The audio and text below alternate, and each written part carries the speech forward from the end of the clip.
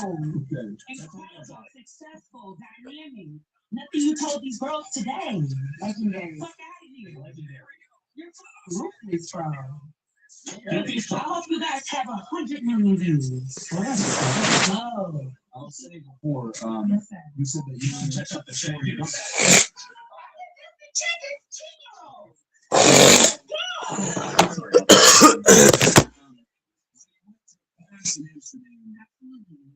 you're in a relationship with the guy.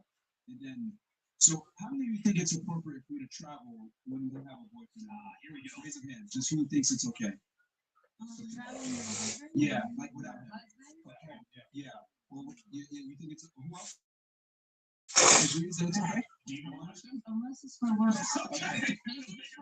Only for work. Okay, raise your hands. I just want to know who thinks it's appropriate. Please raise your hands. Raise your hands. 1, 2, 3.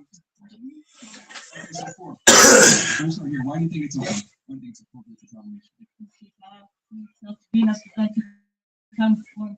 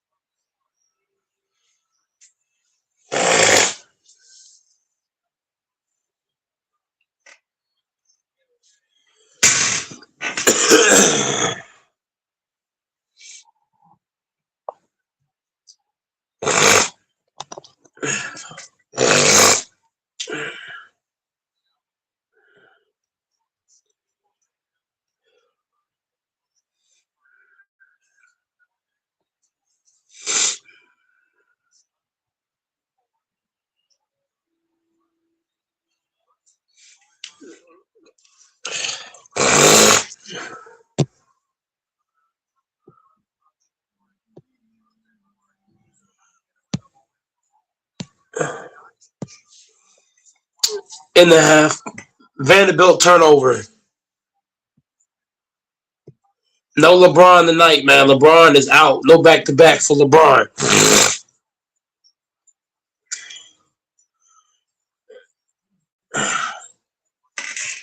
In the half court, the Spurs moving the ball around. Spurs driving. Spurs dribbling the hell out the ball.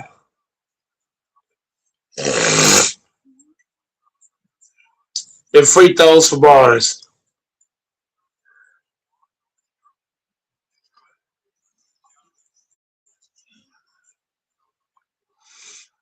Barnes with the first. Barnes makes the first. Barnes almost butter from the free throw line.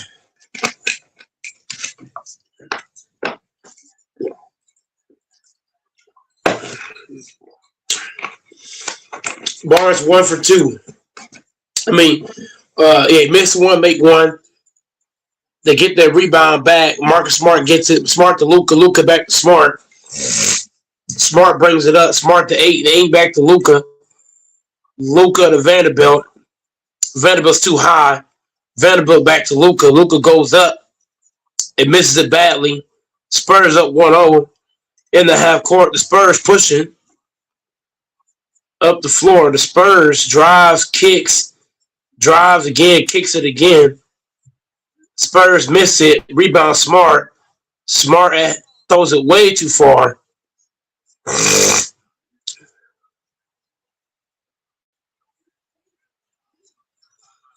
Spurs driving and throws it away.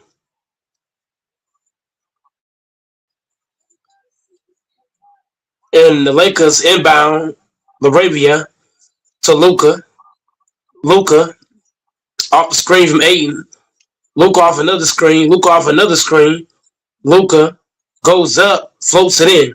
2-1 Lakers in the half court. De'Aaron Fox tries to push, and Luca picks up a silly foul.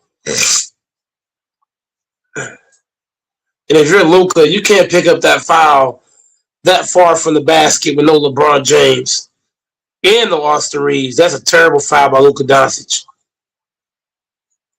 In the half court, the Spurs dribbling the hell out the damn ball. The Spurs pass it. Lakers steal it. Smart to Luka. Luka Doncic pushing. Luka driving the paint. Goes up and one. Misses it. Well, shoot two. Lakers up 2-1. And if you're Luka, you can't pick up any more fouls that far from the basket.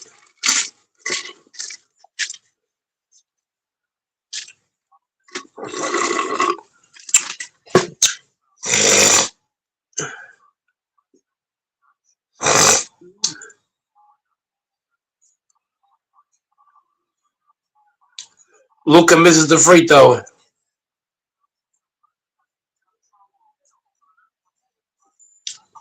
And Luka's struggling from the line the last two games.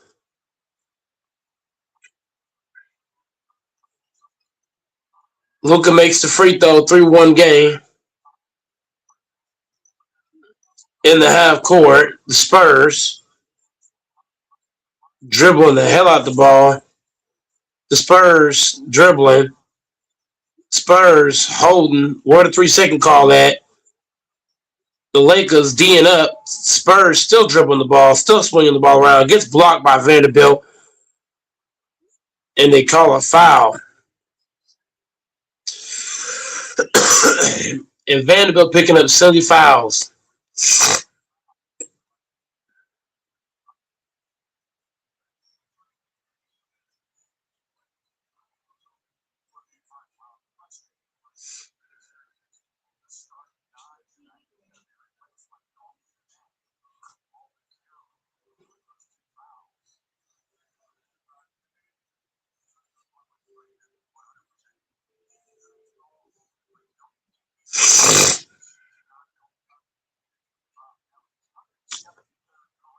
Vanderbilt commits a silly foul to get the Spurs 3 free throws, 3-3. No Hachimura, no Reeves, no LeBron. Again, no Rui Hachimura, no Reeves, no LeBron.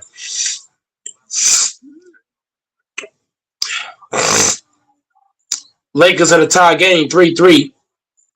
Luka back to the basket. Luka dribbles, goes in the paint, throws a lob to Ayton. Ayton gets swatted. And the Spurs get an easy layup, 5-3 game. 5-3 Spurs. In the half court, Smart dribbling the ball. Luka gets the ball. Luka goes up, throws it to Ayton. And Ayton's got to be able to dunk that. 5-5 game. Tie game, 5-all. And the Lakers are out of sorts defensively. Commits a foul and one for the Spurs. 7-5 ball game. Spurs up by 2.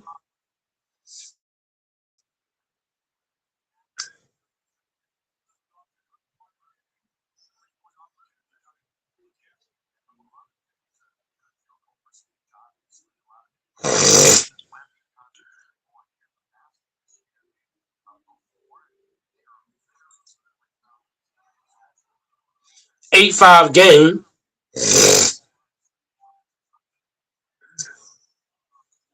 Too much penetration. Lakers don't defend at all. Luka in the half court. Luka with the slow dribble. And the ball's not moving enough. Too much Luka Doncic. Move that ball, man. I mean, damn. I want to see some actions. Some plays range. Just Luka. Smart to connect. Back to Luka. Luca, come on. Luca driving. And the ball never swung.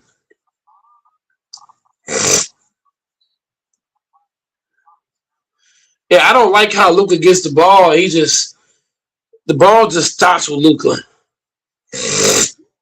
I mean, damn.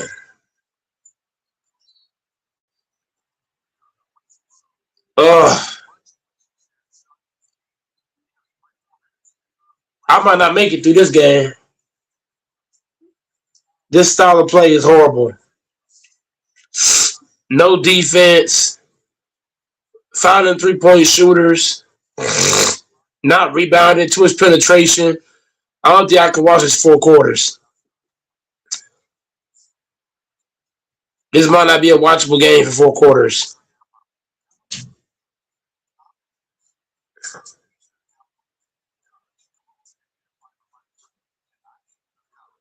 The Lakers are just, ugh.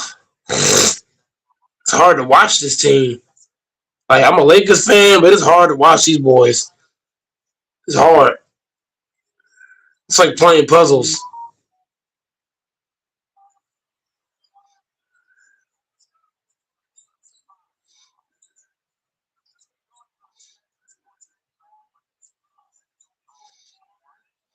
Luca dribbling the fuck out the ball. Luca stops on the dime, fall away. All that dribbling for one fucking shot. 11-7 Spurs up.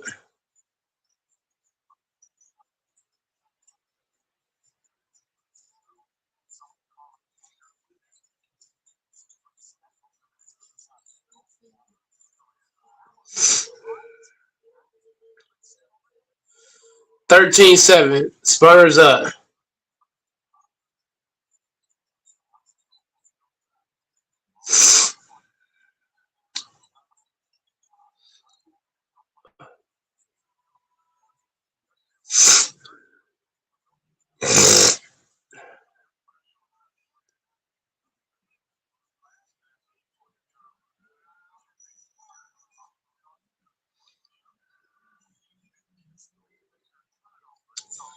In the half court, the Spurs are looking to blow out the Lakers.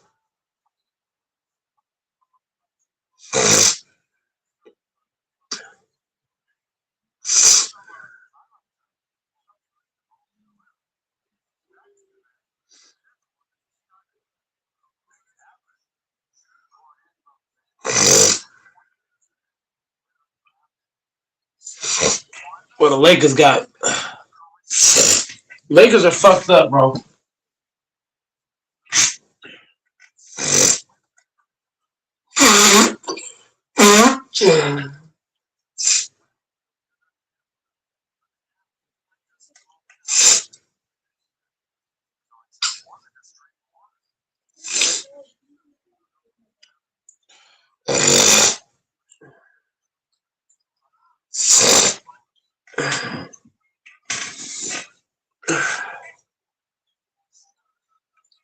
In the half court.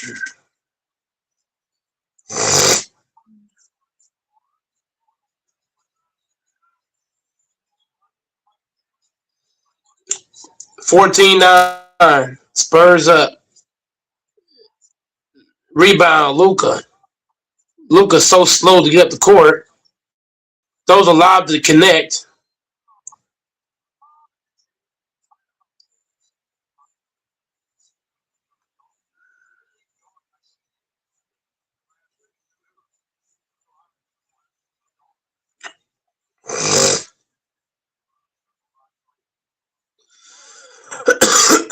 Luca got to push harder than that, man.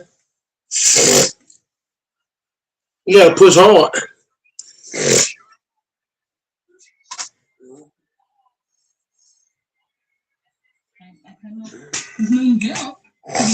No, you. You telling the woman I am.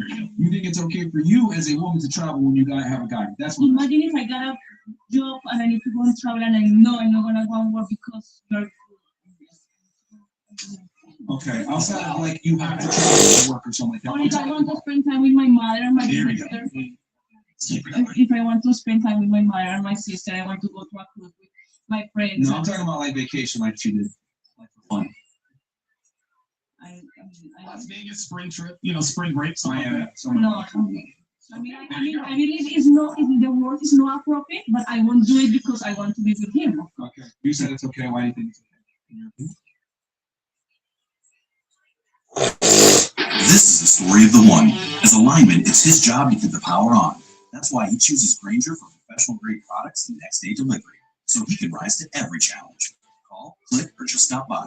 Grainger, for the ones who get it done.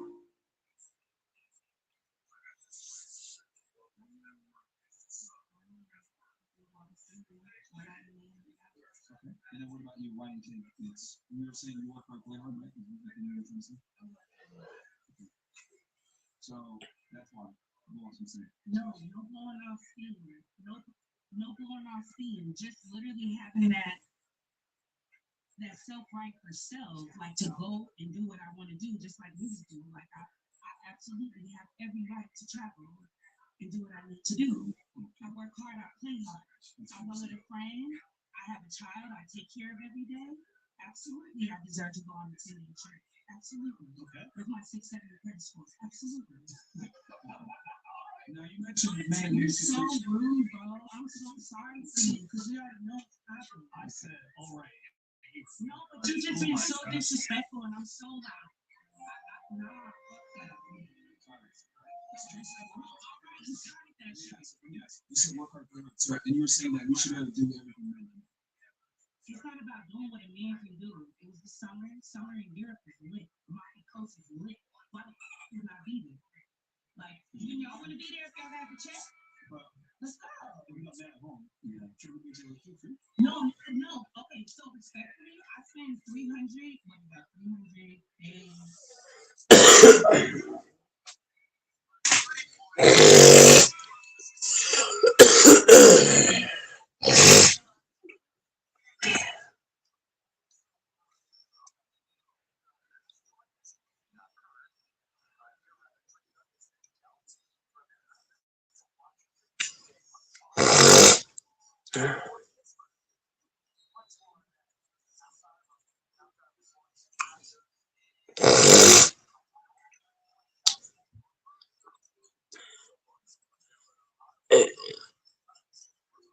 In the half court, the Spurs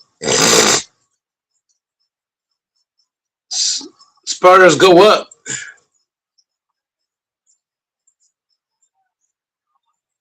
Smart gathers it from Connect. Luka up the court. Luka Doncic 1-on-1. Luka loves turning his back to the basket. Luka drives in, pass to Ayton.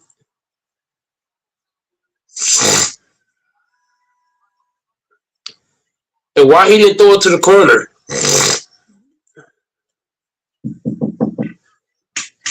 Yeah.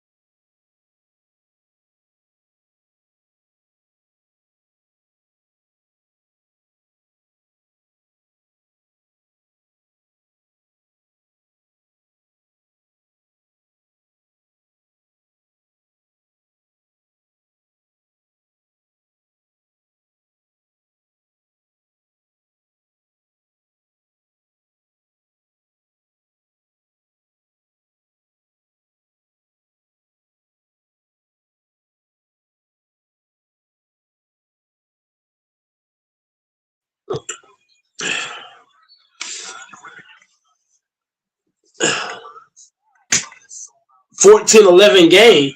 And Victor's back. Oh, the Lakers in trouble.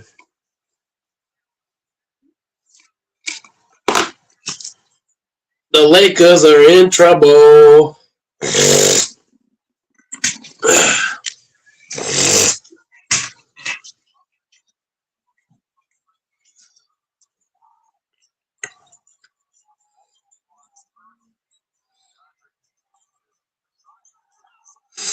And Smart, that's a bad shot. Luca pushing.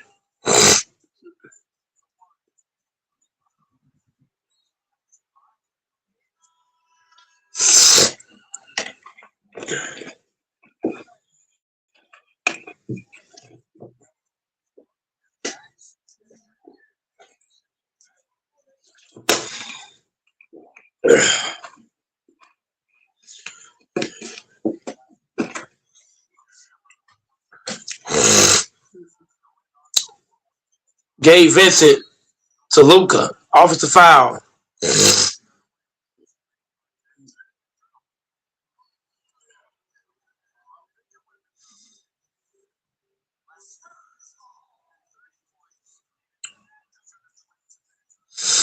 In the half court, 14-11. The Lakers gets dunked on. 16-11. Spurs up.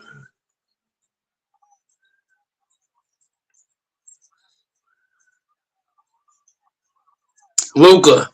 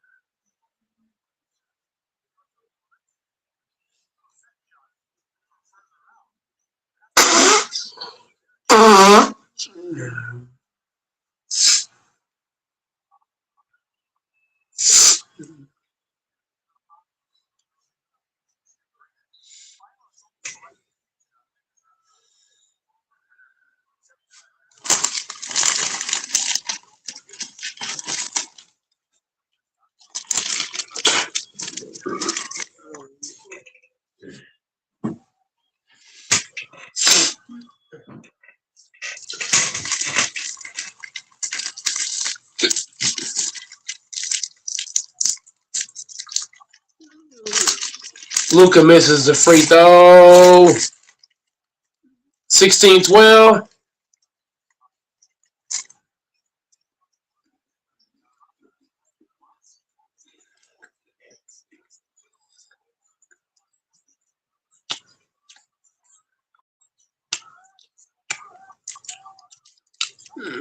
Lakers rebound.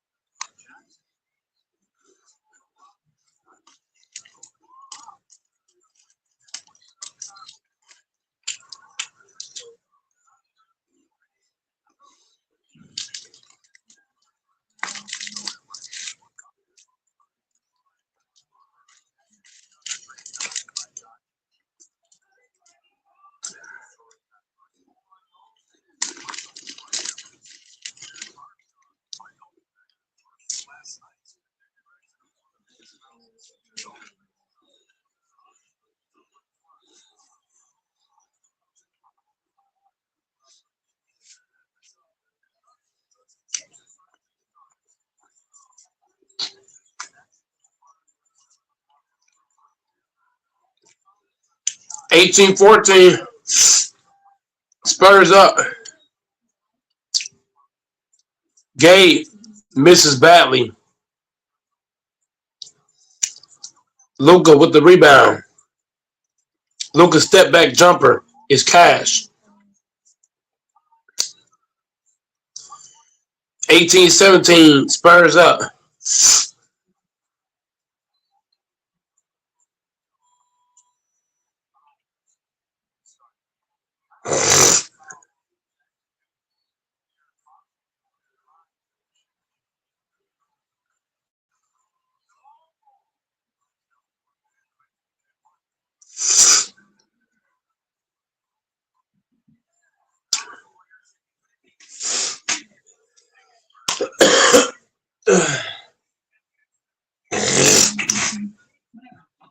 so many days with my partner, I should definitely be allowed to and travel and do my one in another country and just have good, clean fun, which I did do. And I wasn't a pro.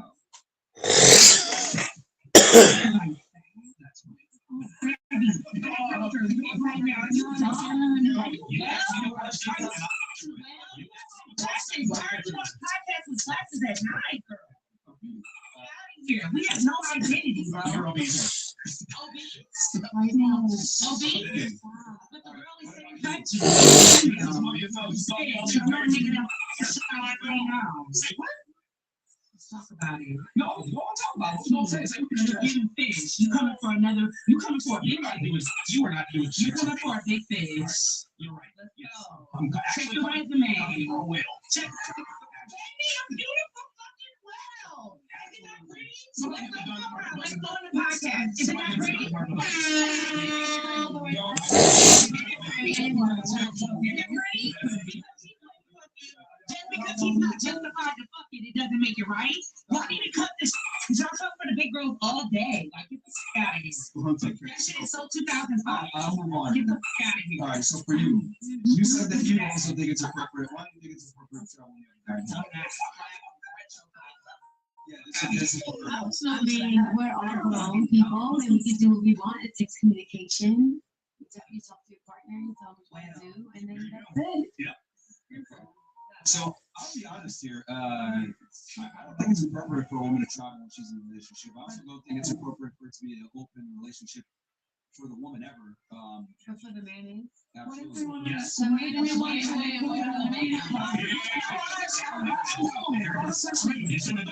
What if we, like, as a woman, unbiased, so what if I want to bring another female into the relationship, Okay. or I want to talk to her a little bit? So you can say, great. I just come to realize that most girls that say that they're bisexual, they're really not. I like my women. Okay, they say that most of the time to be attracted to men. Most of you guys can't stand each other. We don't like each other. That's false. I run a I'd female rather force. female than And we do. You want to know something? Everybody might tell you the whole time. This IQ, this panel is low IQ. Because, and I'll tell you why. That's fine. And I'll explain why. When I say a general statement, right? If that statement applies to you or it doesn't, is the relevance. If I say, right, most women are claiming bisexual, but they're really not, and it's a lie. And go and say,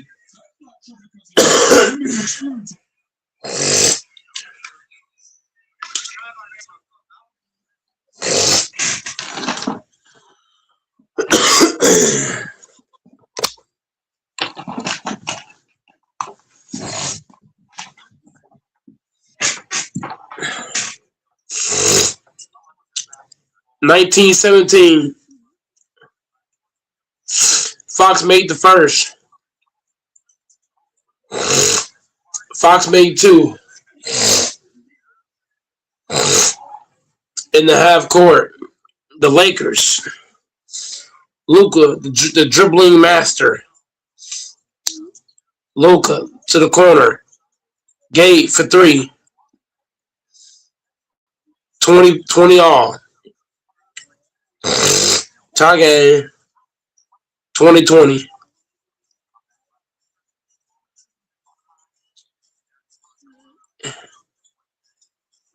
The Lakers play terrible D.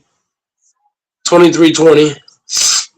In the half court, the Lakers. Luka getting hit, foul.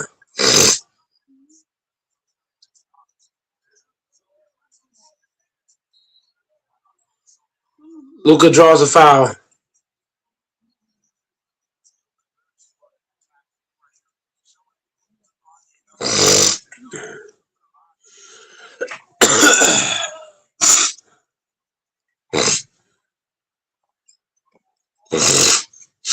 In the half court,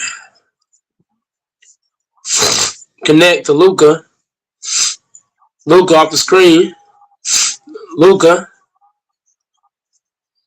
Foul and one.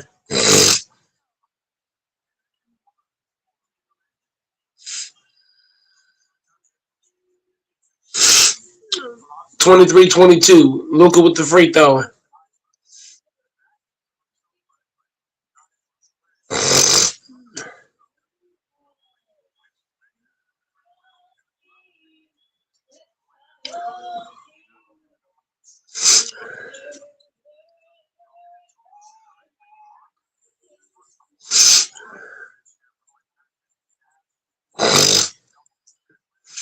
In the half court, the Spurs.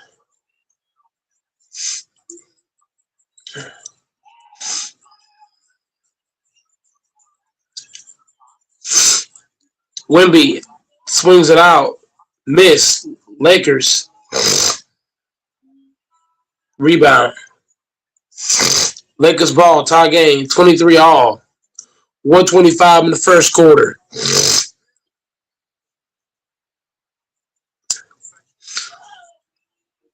$125 in the first. 23 all.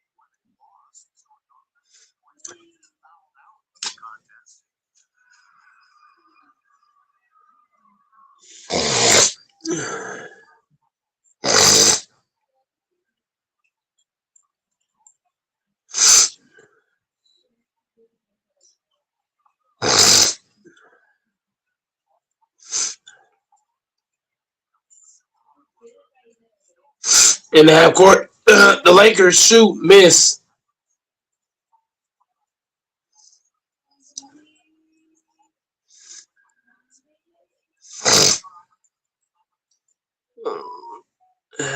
Lakers. Knicks misses. Spurs pushing. Spurs shooting. Easy work. Lakers don't defend. Knicks with the ball in his hand. Knicks with the ball.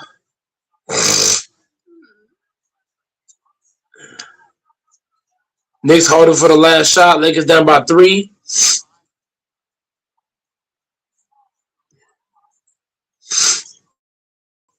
Kleber's shot is broke as a fucking glass can. And Lakers down by 3 at the end of the first.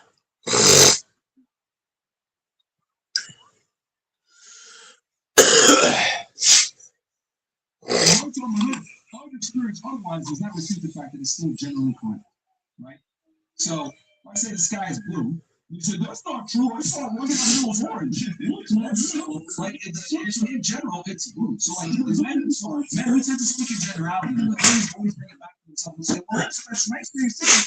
Not about your experience. There's all the respect. I'm speaking in general. Okay. So in general, I say anything. And also, so they can monitor the pictures and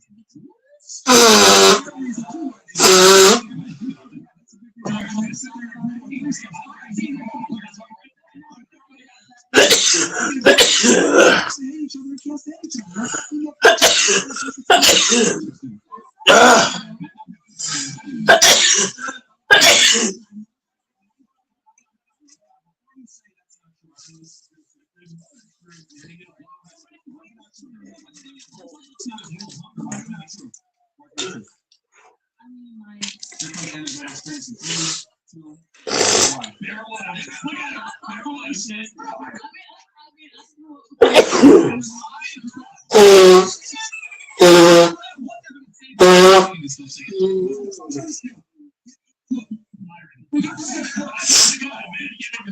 as a female can you have the IQ of a function and you make it through life. Like ladies, why do you guys like to be 1,000? But it's because we Emotion. You cry when I'm fucking talking. Why do you guys do it? Stupid. You guys are so able. Why do you guys take you seriously? Why do you guys here go? Why do you guys want to sit here until you can travel on a trip to a foreign country while I monkey ass club? Like, it is crazy to me how girls are able to make it through life and function with each other. But you guys are and that's cool. That's all too. I mean, fuck. You know, I've noticed that, and then you go and tell me, well, you have a experience. With all due respect, you're not qualified to do this. While here, this is what I meant. Typically don't respect female opinions because you guys typically give your opinions based on experience versus objective reality. And that's what it is. I mean, with all due respect before, you were using what signs or star signs to decide how personality. What? Just happens and that doesn't matter when you're born. Like, how about that? Like being a Leo, women use these ridiculous concepts to justify and rationalize their existence, like or someone else's personality. I don't get it. Go ahead, sure. Okay. Oh, you good? So the thing about it is, like, you guys went in the circle and y'all observed us. What about you guys? Talk about it. No. Talk. Go ahead. Tell me. There's no bio, there's no written communication. It's just a gray area in judgment. Like, is that what it is? Like, is that what we're doing? Sure. You know, ask yourself the same question. So we can evaluate. What? Okay, so there you go. That's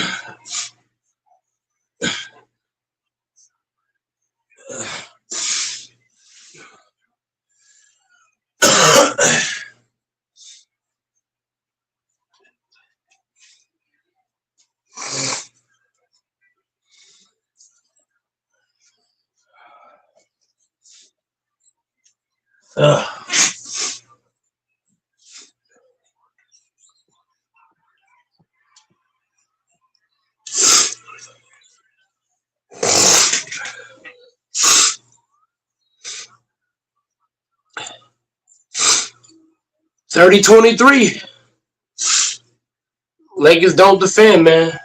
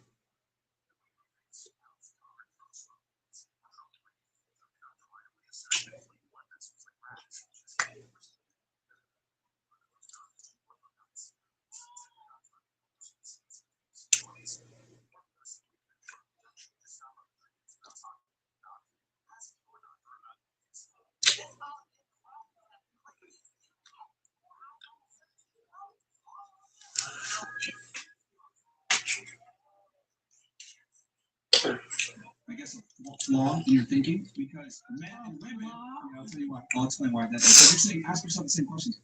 What you don't understand is that we have different standards. You as a woman have different requirements than me as a man. As a man, I'm expected to protect and provide and be a leader. So you as a woman, you're expected to provide nurturing, right? Follow, quiet, right? Don't be quiet. Yeah, we don't like loud. Nope. That's a weak shot. Like, for you to say, so for you to say, okay, I'm supposed to say your questions, that's kind of nonsensical because we don't adhere to the same standards. Every successful man is a Like you wise said a woman. second ago, like a second ago, you said, well, I can work around flavor and I should travel because niggas can do it too. That's something along the lines of what you said. And I would argue, not really, because men, right, number one, when we go out, we do things, and we can have sex with another woman, let's say one relationship, we can still have our self-esteem. We go to come back to a woman like nothing happened. On the other hand, we can come back to a man like nothing happened. You're going to feel guilty, you probably lost love for him, you probably definitely lost respect for him. It's not the same when a woman steps out of a relationship as a man. That's too. No one's saying it's wrong for guys to grow. You said yourself, I'm proud of what you do. You ask me all the time, Donovan, would you let your wife go to Amsterdam and marry?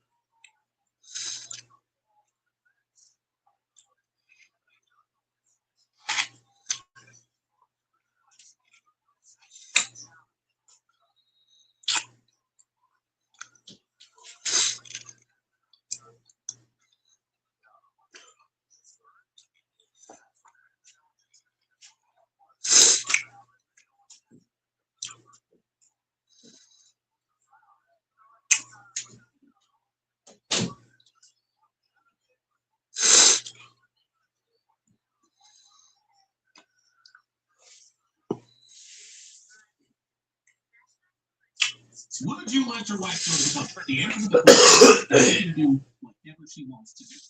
Literally whatever she wants to do. However, if she does go to Paris next year or travels without me, she has effectively ended the relationship. That's not me being controlling. That's me controlling my response. And this is what men have to understand about women. You can't control women, gentlemen. Women are going to do what they want to do regardless, just as men are going to do what we want to do regardless. So if a woman wants to say, so if a woman wants to tell you, hey, I work hard later, I should be able to go here, no problem. Then I also should reserve the right to disqualify a woman for engaging in acts that ultimately lead to infidelity. Because women so shallow. Oh, sure. But women so shallow. Oh my God. Perspectives. It is like they do say a lot of truth because a lot of women, we react off of emotion. Our main thing is emotion. Where men are logical. They go off of the logistics of things. They go off of numbers, and they go off of little emotion, and probabilities. So when it comes to that, that's why I agree with all of this because in all honesty, we react differently because we're more aware of the energy aspect as women compared to men. But men are on the numbers and logistics side of it. So they're not necessarily first off reacting with emotion. They're our first instinct, emotion. So it's a balance. I've been containing myself quite a bit. Yeah, you You guys have been saying all throughout the show. For example, the whole concept of a girl should get married later on. I'm like, oh, dumb that is. I'll tell you why it's dumb.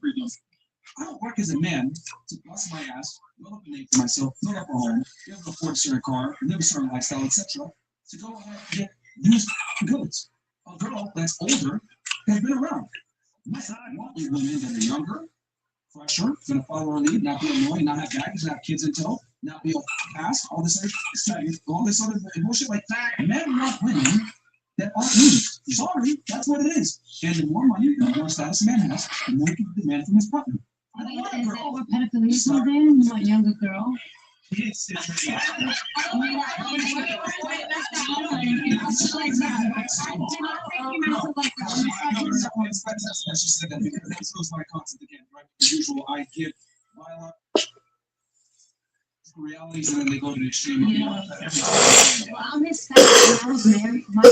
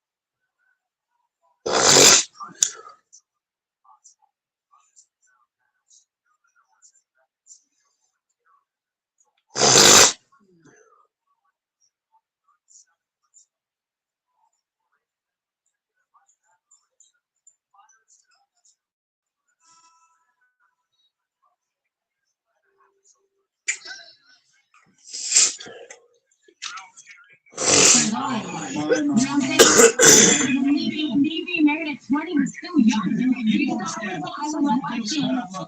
understand that when someone is saying something that's objectively true, right, and then you go ahead and you use your own personal experience to try and invalidate that, makes you low IQ, right? Yeah. It's not that I'm a low IQ. Okay, whatever you want to say. If I'm telling you something that is objectively true, that men in general want younger, more attractive women. Okay, and then you go ahead and say that's pedophilia, and then you use your own You said personal a woman that's not been used or been through men. So you want a virgin. So like I'm trying to explain, I'm trying to understand what you're saying. Yes, You want a virgin woman that's not been. If you let me finish, I'd be happy to actually say that, but you're not letting me finish. So men want women that don't have a bunch of baggage. That's what it comes down to. You're just attracted to that. Just like you want a man that has status and the ability to provide resources and is older, because women overwhelmingly want men that are older than them. So that would, by definition, means that the woman's got to be younger. I mean, just some common sense and logic here. But for you to go ahead and say pedophilia, no. It's just that men typically want younger women because younger women tend to have more fertile genes and they look better, etc. 18 to 24 typically is a woman's prime.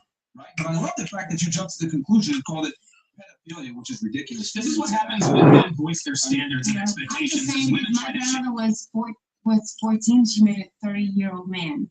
I'm just saying that. My grandmother and my mother had me when she was 17. And I had kids when I was 20. So what I'm saying, what I was saying was, when women are so young, is trying to break that generational gap of being married at such a young age. Well, you know what? Let me tell you this. And just being a woman to have a baby. Sorry.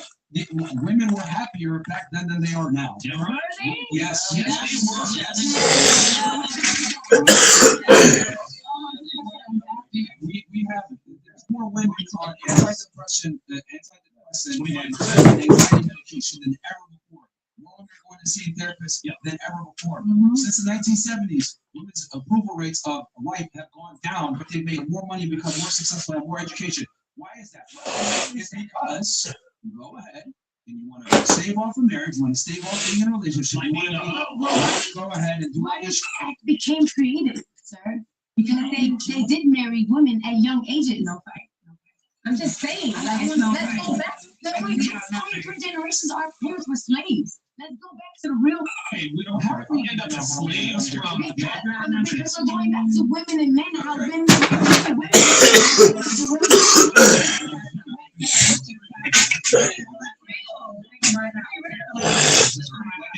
Like I was saying, right? You guys can say all this. Right? What's facts? What is facts? Brown and black women were raped and trained to be domesticated at a young age. To the point where in Dominican Republic to this day, they train women to be domesticated instead of to be a housewife and a mother instead of being educated. So low IQ generational curses. Don't come on at us so we have no IQ because we weren't trained that way. We weren't taught that. So we were taught to take care of a house, cook, clean, and have babies. It's low IQ that you can't even address what I was going to say. What I'm saying before, she's not even on topic at all. You just went into a whole other tangent of slavery that has nothing to do with what I was talking about. Women being hoes, that's where slavery comes from. Oh my. Twerking, that's where slavery comes from. Let's go back. Okay, so. Sideways.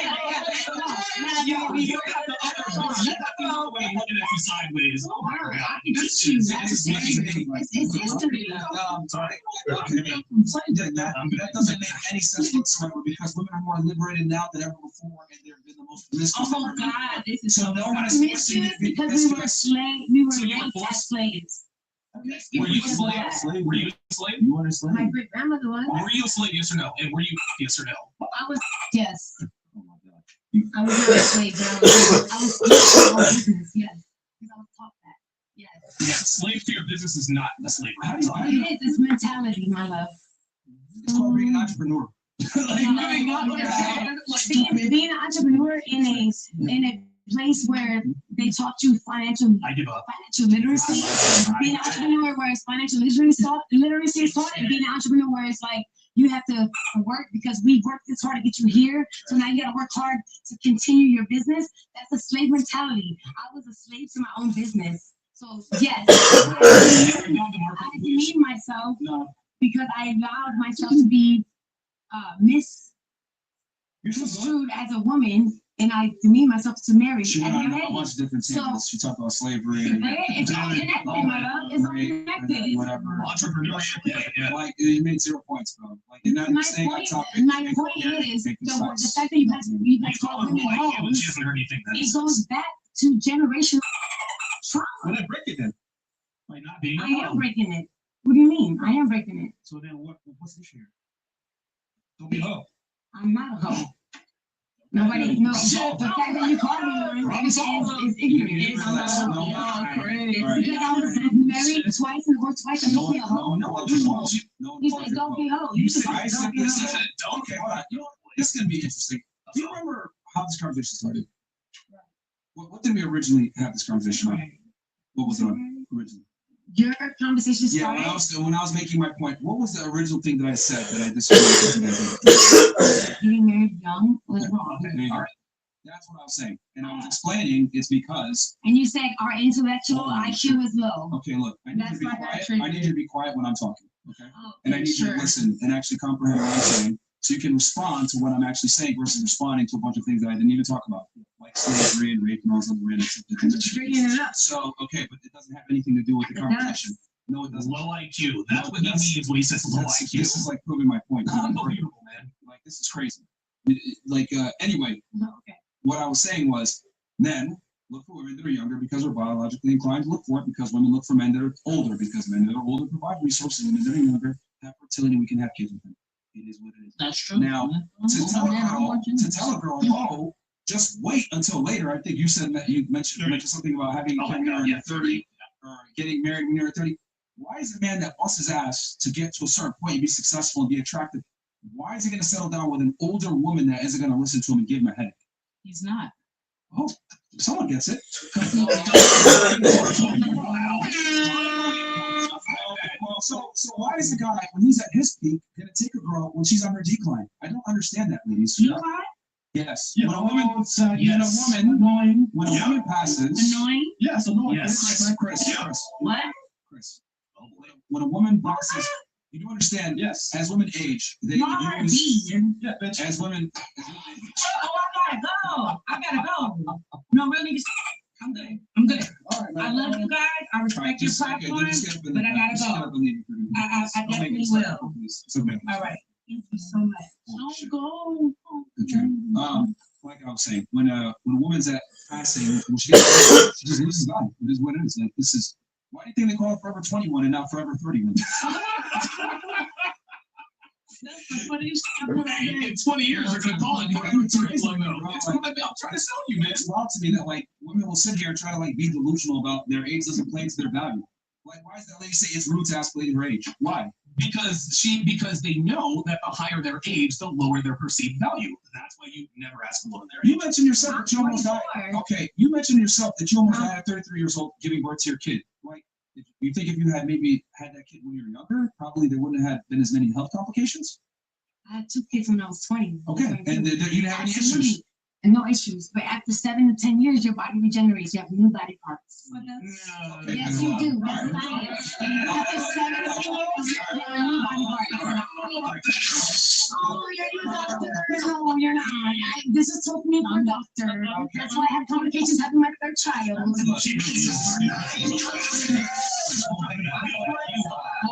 I cannot my body get back in.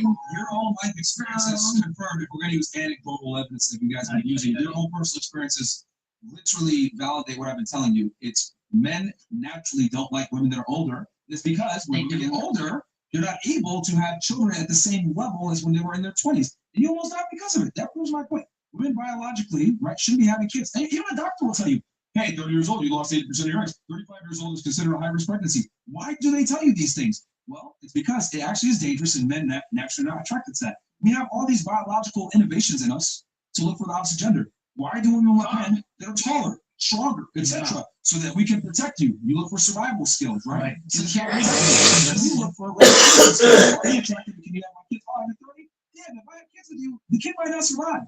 Like, this is a millennia of human programming that's put into us for survival. This is why men actually look for women that are younger. So for you guys to sit there and say, well, I think you should get married when you're older. Well, good job. You just shot yourself in the foot. And the men that you find attractive aren't necessarily looking for you. I'll tell you, I'm a multi-millionaire. Think I'm gonna date a girl that's in her 40s? Get out of here. Y'all are crazy. No, I didn't bust my ass to get to a certain level to go ahead and sit here and deal with rambunctious women that call themselves alpha females and tell me, you're wrong, and then give me their personal experience, and I tell them, this is not how things go. We don't want to deal with you guys, okay? I'm just telling you guys your face. Men don't like older, rambunctious women that don't follow their lead. So we go with younger, more attractive girls that are going to shock when we talk. Because we don't give a fuck about your guys' opinions, because you guys live life on easy mode. Ta-da! I can't go on OnlyFans and make money. I can't be a model or do this extra stuff that a lot of you guys do. I have a dude take care of me for 5 years, and I find out I don't want to be there no more because I can't go on trips anymore. We don't get these luxuries that you guys do. I can't work at Twin Peaks and be a moron.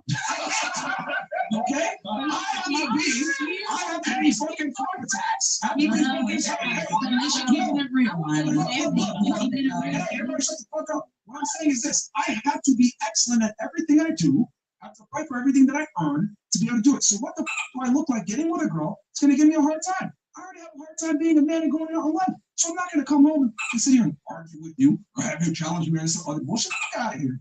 The world already challenged me. I don't need you to challenge me. Man. I need you to be cute and shut the fuck up. That's what men want. No one ever tells you guys this shit, though, which is why you guys stay single, become whores, get on antidepressant medication, can't find a guy to take you seriously. He texted me, but he won't text me back now. I hooked up with him. What's going on? Why doesn't he like me? I'm telling you why he doesn't like you. You're fucking annoying a lot of the times. That's what it comes down to.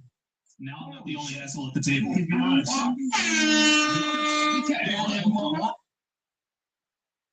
Olay is changing my shower game with 5 stages. Olay Super Serum Body Wash.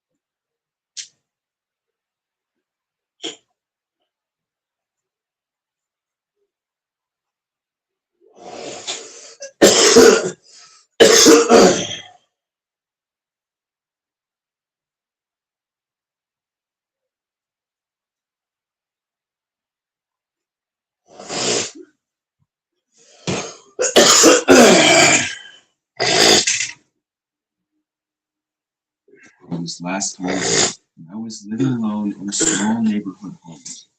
It was one of those places where everything in my backyard turned into trees and undeveloped gardens.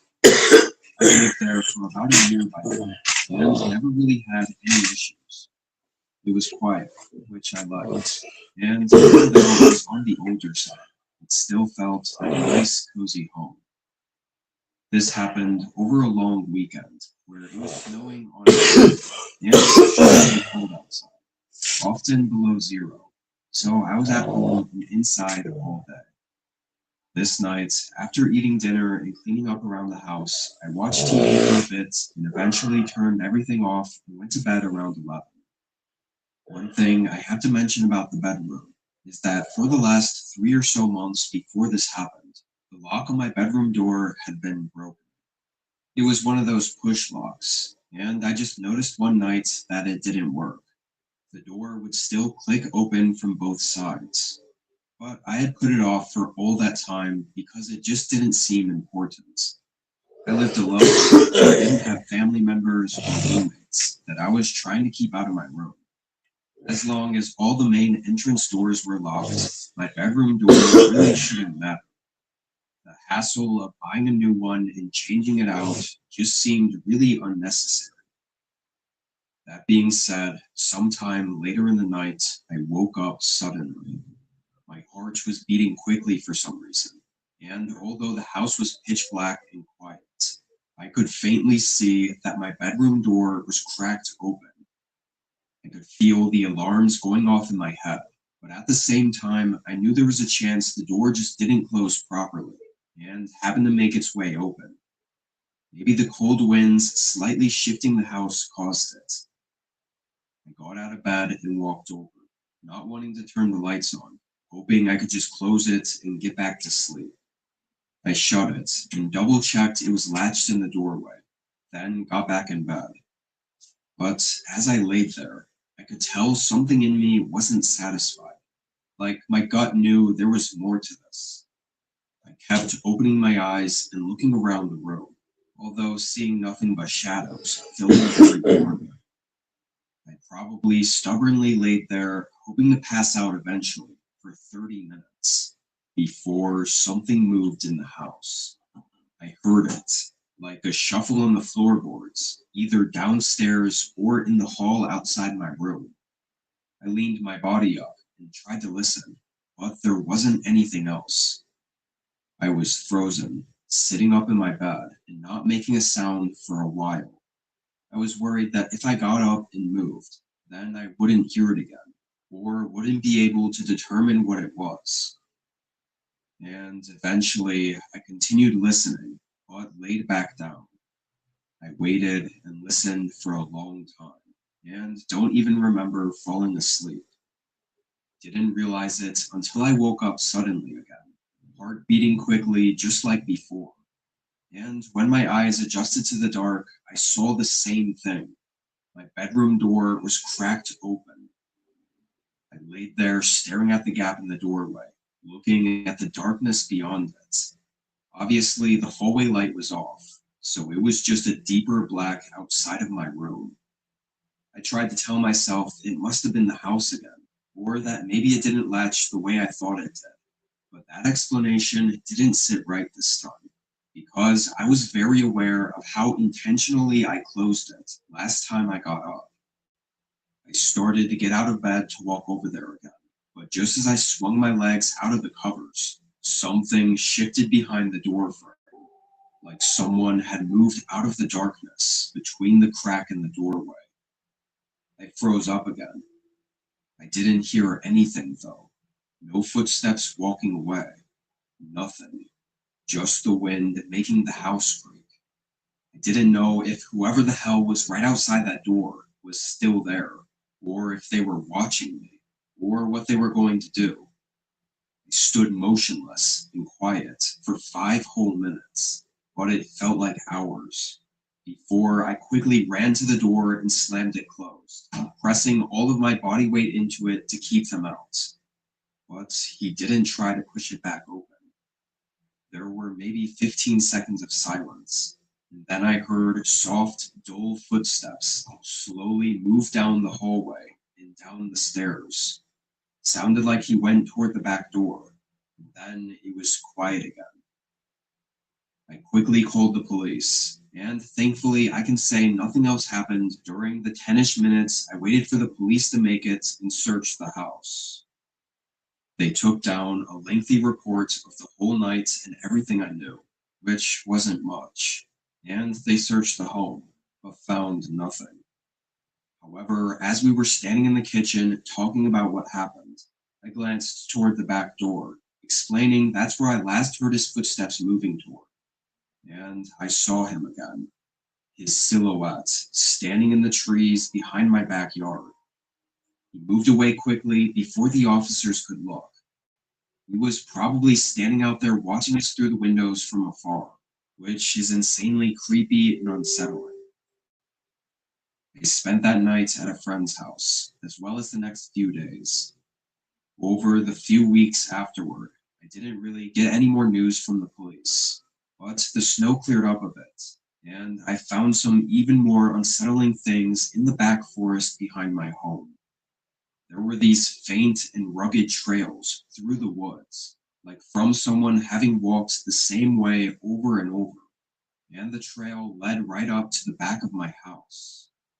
Whoever this guy was, he'd been stalking me for a while, long enough to have even naturally made a footpath in the forest.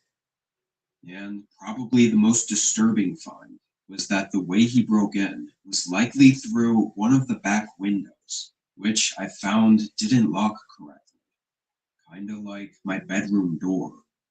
Could just be a coincidence, but seeing as he'd been stalking me for a while, there's a chance that that night wasn't the first time he was in my house. And the broken lock on my bedroom door might have not been some random, unrelated occurrence either. Needless to say, I moved out and far away from there. I just really hope I wasn't followed.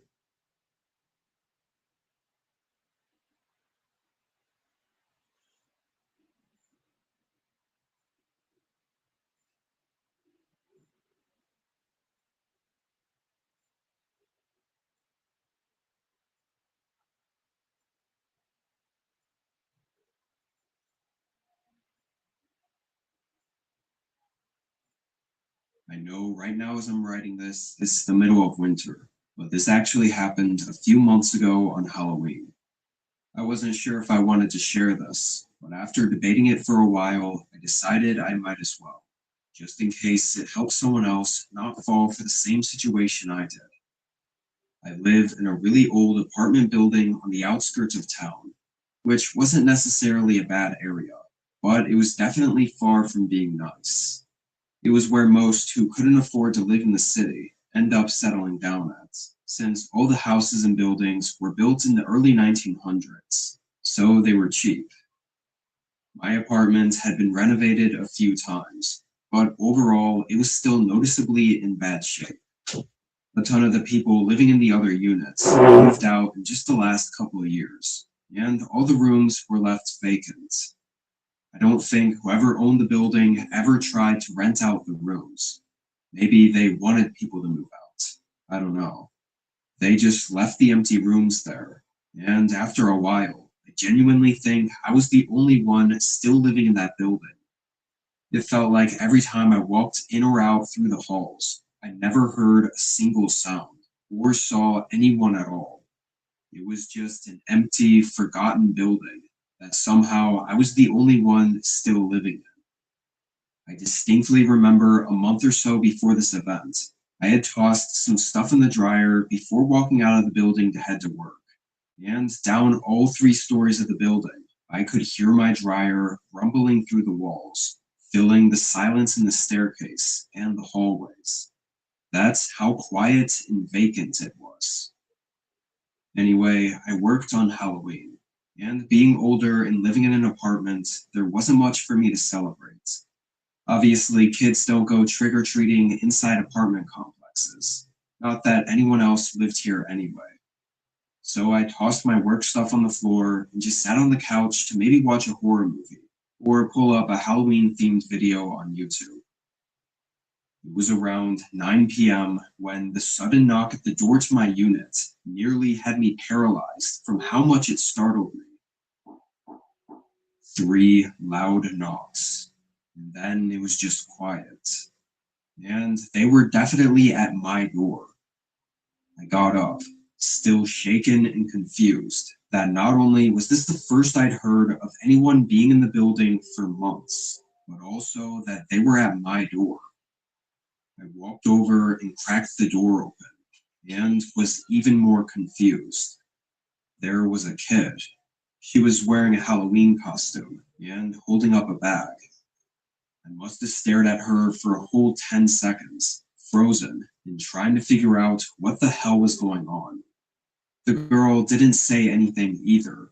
She just stood there, looking at me through her mask. The bag she held up was empty, no candy in it, and I felt bad that I didn't have any to hand out. But I was more focused on figuring out where she even came from. How did you get in here? Do your parents live in this building? She didn't speak. Didn't really seem fazed by the question either. Honestly, had no emotion. I leaned my head into the hallway and looked down past the girl. No one else was out there.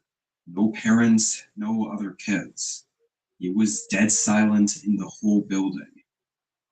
I was about to ask another question, but she suddenly turned away and walked down the hall to the staircase and left. I stood there for a minute, hearing her go down the stairs and seemingly out of the building. Didn't knock on any other doors or stop at any rooms. Something was really strange about that. I closed and locked my door behind me, but I felt like I needed answers. All these months of not hearing or seeing a single person or sign that anyone else was in this building. And then suddenly one night a girl shows up at my door. It just didn't seem right. I spent a few minutes trying to look out the windows at the parking lot in front of the building, but my car was the only one there, just like it always was, and no one else was outside. It was dark and vacant. After a few more minutes of thinking about it, I threw on my jacket and decided to head out to look around. I went into the hallway, stopping to listen for a moment, then walked down to the staircase. As I walked downstairs, the building seemed just as dead as usual. No signs of anyone else on any of the other floors. When I got down to the bottom, I looked outside from the front door. The girl was definitely gone now, and there was no one near the building whatsoever. I know it was Halloween, but this kinda had me legitimately creeped out. And as I was closing the front door, I noticed something else. The keypad next to the door had a blinking light. Now, this was just one of those old keypads with the buzzers that I guess used to work, but since I'd been there, it wasn't functional. I always used my physical key, and even if you press the buttons on the keypad, it wouldn't light up or show any signs that it was working. I assumed it was completely disconnected. So seeing the light suddenly on and blinking was pretty strange. I closed the door and tested to see if it locked, thinking maybe the blinking light meant the door wasn't locking properly. But it seemed to lock just as usual, so I started heading back up to my unit. I didn't like the feeling of being outside of my room, not with the strange things going on this night. I walked up past the first floor, and then the second, but stopped in my tracks as I passed the hallway. I backed up and looked down it, confirming what I saw out the corner of my eye. One of the unit doors was open. That had just happened during the couple minutes between me walking downstairs and coming back up. Hello? My voice echoed down the hall, and there was not a sound in response. A chill hit me. I quickly hurried up to my room, getting in and closing the door behind me. I felt like my whole body went into panic mode for a second. I took a deep breath and started to walk into the living room before sudden loud knocks hit the door behind me. I hadn't even been inside for 10 seconds. I called out hello again as I stared at the door. The person knocked again. but didn't say anything. I quietly walked up to the other side of the door, and I looked out the peephole. I saw a man. He had full black clothing and a hood draped over his face. He hit the door again and stood right up to the door, like he was pressing on it, so that as soon as I turned the handle, the door would fly open. I took a few steps back, and suddenly I heard something else. Footsteps from the outside hallway. There was more than one. I heard them start whispering, but all I could hear were low mumbles through the thin walls. I could feel that whatever this was wasn't over. I got my phone and dialed 911, then tried to find a place to hide. It was just a one-bedroom, tiny apartment, so my options weren't great. I decided to go out onto the balcony, which had blinds covering it. And not a minute later, there was a slight thump inside the building, and then I saw light slowly shine into the room as the door creaked open. I was looking through the small cracks between the blinds. Two men walked in and started looking around. My heart was racing. They were inside for a while, even coming right up near the blinds to the balcony, but eventually left. I waited out there in the cold for 10 minutes before cops got there. No one else was inside the building. And from the investigation, I did find out that I was the only one living in the building still, at least legally. No one else should have had access aside from the owner. But I didn't get many answers as to what was really going on. It felt like the men had used the little girl to condition me to open the door, so that when they knocked, I wouldn't think twice and would just open the door. I moved out in the following days, and it seemed like after moving away, everything died out. The police stopped giving any updates, and the whole situation faded into nothing. I don't know what those men wanted from me, or what was really going on in that building, and I'm thankful I didn't have to find out that night.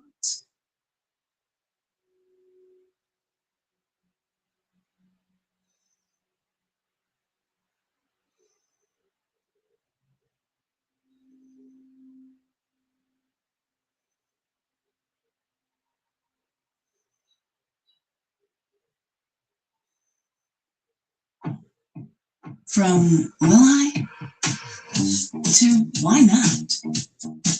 From can I to yes, I can.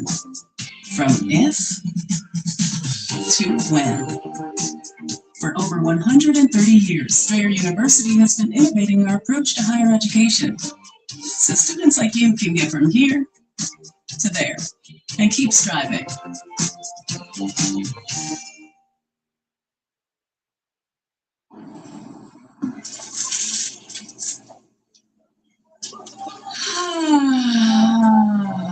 Wow. Every time. Yeah, every time.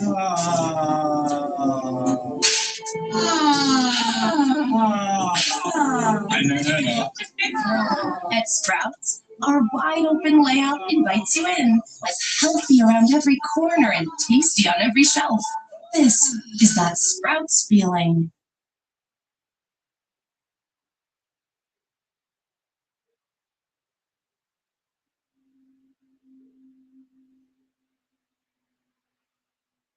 I used to work the night shift at a small shipping warehouse right outside of town.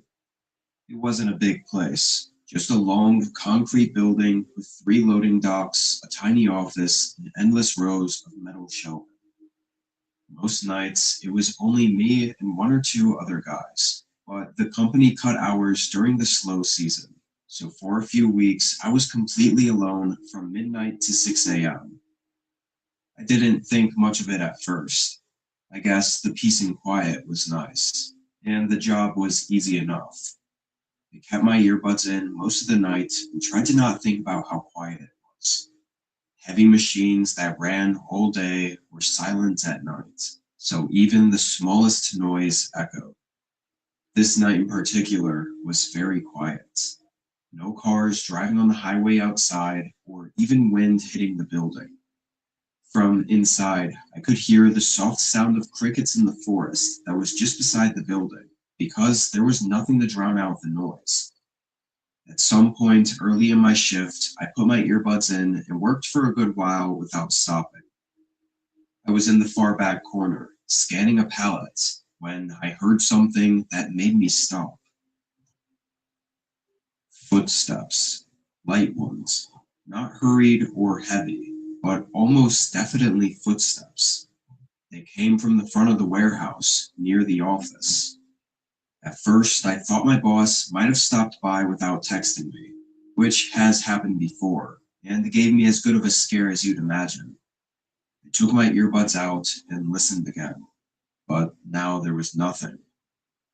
After a minute, I told myself I imagined it, but then just as I started getting back to work, I heard them again. Just a few footsteps, slow and spaced out, like whoever it was wasn't sure where they were going. John, that you? I called out my boss's name, but he didn't call back, and the footsteps seemed to stop too. I walked toward the front, trying to act like I wasn't nervous. The warehouse lights didn't reach the office area that well, leaving that part of the building dim and shadowy. I flipped on the office lights and checked inside. I even checked the break room and found nothing. Didn't know what else to do other than shake it off and get back to work. Usually I didn't get worked up about stuff like this, so I knew either tonight I was just feeling off or something was actually off about the warehouse. Another hour went by, and I'd finished scanning what I needed to and headed back to the office to log everything and check on a couple of things. Like I said before, the office was kind of in the back corner of the building. I sat down and started doing all the boring computer work of just clicking through things and adjusting the numbers from the scans. I was in there no more than 5 minutes when, for some reason, I looked up at the hallway window, the one that overlooked the warehouse floor. Someone was walking between the shelving rows, just a silhouette, barely visible, but I felt like even from the quick half look I saw, the movement was clearly someone walking. I stood up so fast the chair tipped over, and I shouted hey at them to try to get them to stop. My voice resonated down the warehouse, but after they disappeared out of view behind the shelf, I didn't see anything. I grabbed the nearest thing I could find to defend myself, some old metal tool from the desk, and stepped outside the office. I started slowly walking down, and I kept calling out something along the lines of, "Who's here?" and "You can't be in here," over and over. No matter how hard I tried to fake it, my voice didn't sound confident at all. I moved aisle by aisle, checking corners and even looking behind boxes where a grown adult couldn't possibly be hiding. And yet I still found no one. Eventually, I made it to the far back wall, and every row behind me was empty. I sort of stared at the warehouse with this blank stare, trying to understand this. The only other place I could look were the couple side hallways that I guess if it really was a person I saw, they could have snuck into, but I felt like I would have heard the heavy metal doors opening and closing. But there was no way I'd be able to get back to work without checking. I opened one of the doors and looked down. This area I hadn't really been to. I think it led to all the managers' offices and stuff like that I had no business ever being in. I didn't see anyone though, so I turned around and let the door start closing behind me. And just when I did, I heard the sound of a door opening from down the corridor. I quickly spun around and grabbed the door before it shut, looking down the hall again. There was a man now, standing right at the end of the corridor. He looked early 20s, but not like the normal young guy you usually see. He looked disheveled and crazy, eyes wide open enough for me to see them from all the way down at the other end of the hall. I don't know if he was on something or what, but it was horrifying and disturbing the way he looked at me. I called out, asking what he was here for, and telling him he needed to go. The guy didn't even look like he comprehended what I said. I called out again, trying to sound more aggressive, and mentioning that I'd called security, which was a lie, but I hoped it would work. He started taking a few steps forward. I couldn't tell if he was complying with me or just trying to close the distance, so I just stood in the doorway trying to talk to him still. I think it was when he was about 15 to 20 feet away that I noticed something in his hand, and by the time I looked back up at his eyes, he lifted his arm and hurled it at me, chucked it with all of his strength, sending it flying right at my head, only missing me by a couple of inches and hitting the door frame beside me. It was a hammer or a large metal wrench. The harsh metal echo it made when it hit the door frame felt like it burst my eardrums. I immediately turned and booked it out of there, hearing the guy chase me like his life depended on it. I looked over my shoulder a couple times, seeing him still just 10 to 15 feet behind me, with that horrifying look in his eyes. I made it to the office and locked myself in, hearing him slam his body into the metal door and try opening it. Luckily, this office was solid, only having that metal door and the window, which was the super sturdy kind, like maybe 4 inches thick of heavy-duty glass that isn't supposed to shatter in a rough work environment. The guy moved around to the window and started ravagely slamming his shoulder into it and punching it. He looked absolutely insane, but he eventually realized he couldn't break in and turned around and just walked away, slowly making his way down to the other end of the building and I'm assuming out the back door. I was already using the office phone to contact the police by this point, but it took forever for them to get to the warehouse, so the guy really could have been anywhere by this point. This wasn't some fancy new warehouse either, so the cameras were awful. It showed us the guy breaking into one of the doors and walking around, almost stalking me during my whole shift, but there were no clear views of his face to identify him with. Wasn't any way to know why he broke in or was trying to attack me either. I stayed at that job for a while afterward, and the event almost started to not even feel real because of how crazy it was. Eventually, though, I did leave and get a similar gig somewhere else, figuring it wasn't worth hanging around with the chance the guy could come back looking for me.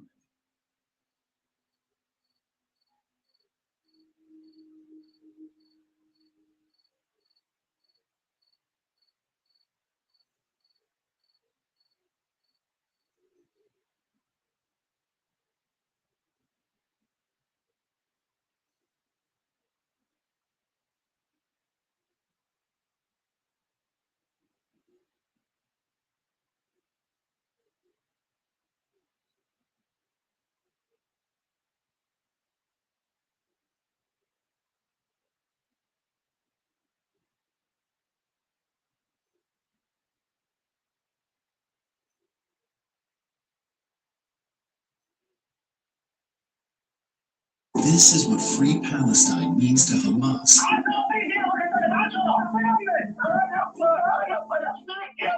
Bragging to his mother? Really? They want to kill all Jews. Hamas must go. Choose freedom, not terror.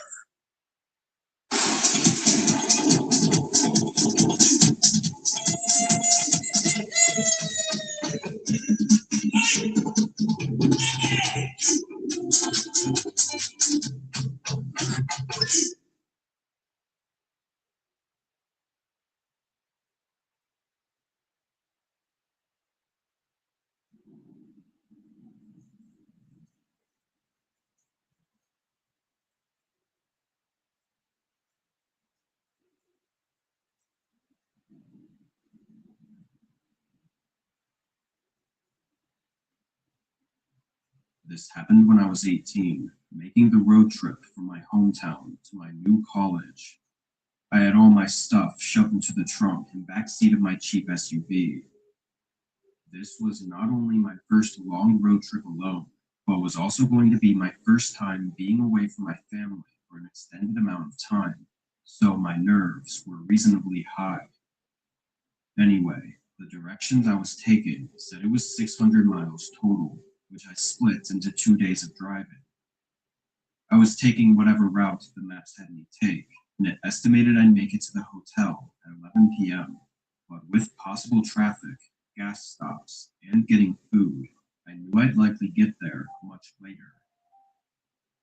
By 7, the sun was fully gone, and most of the cars were gone too.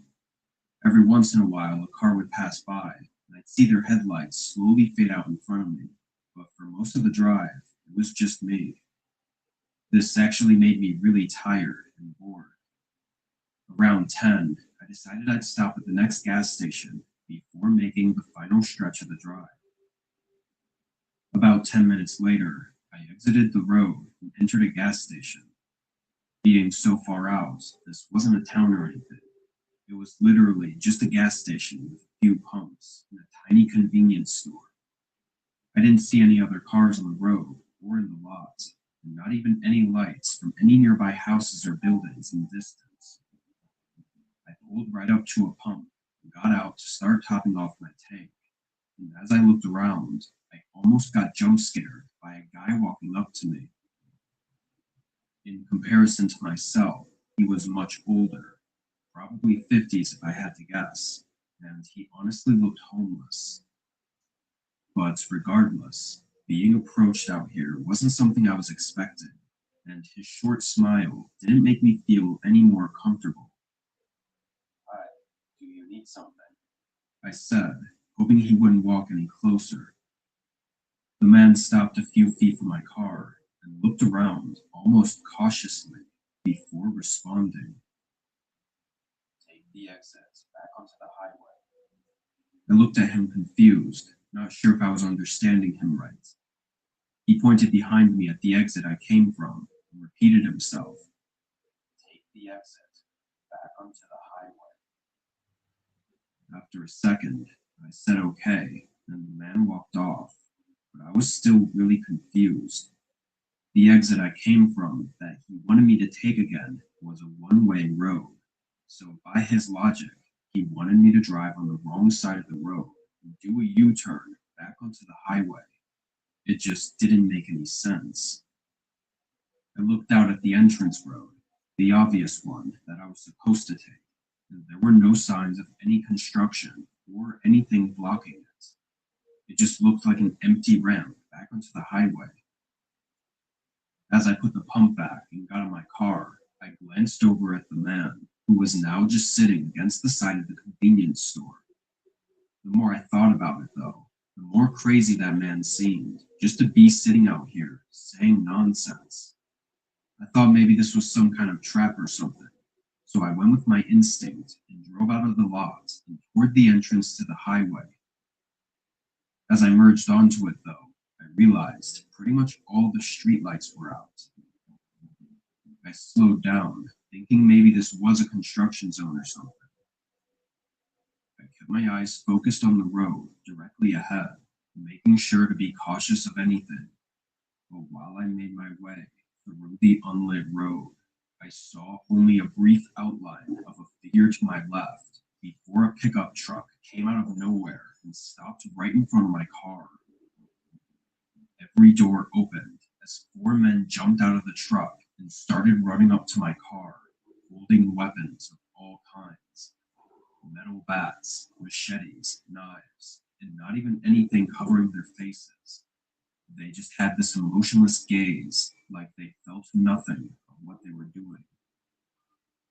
I quickly started backing up as they got just a few feet away from my windows, and once I got far enough back, I suddenly saw the outline of dozens of people coming out of the shadows off the side of the road. A few even tried chasing my car as I frantically reversed out of there. As soon as I could, I turned around and sped off. I called 911 once I felt I was safe, but for some reason, I never got a call back. No update on it at all. almost like they didn't even check on it. Ironically, though, it was the creepy old guy at the gas station that tried to prevent me from even getting caught up in that mess. Or at least that was what I assumed he was doing. Either way, I was incredibly lucky to get out of that with my life, as I have no idea what that was or what they were all planning to do.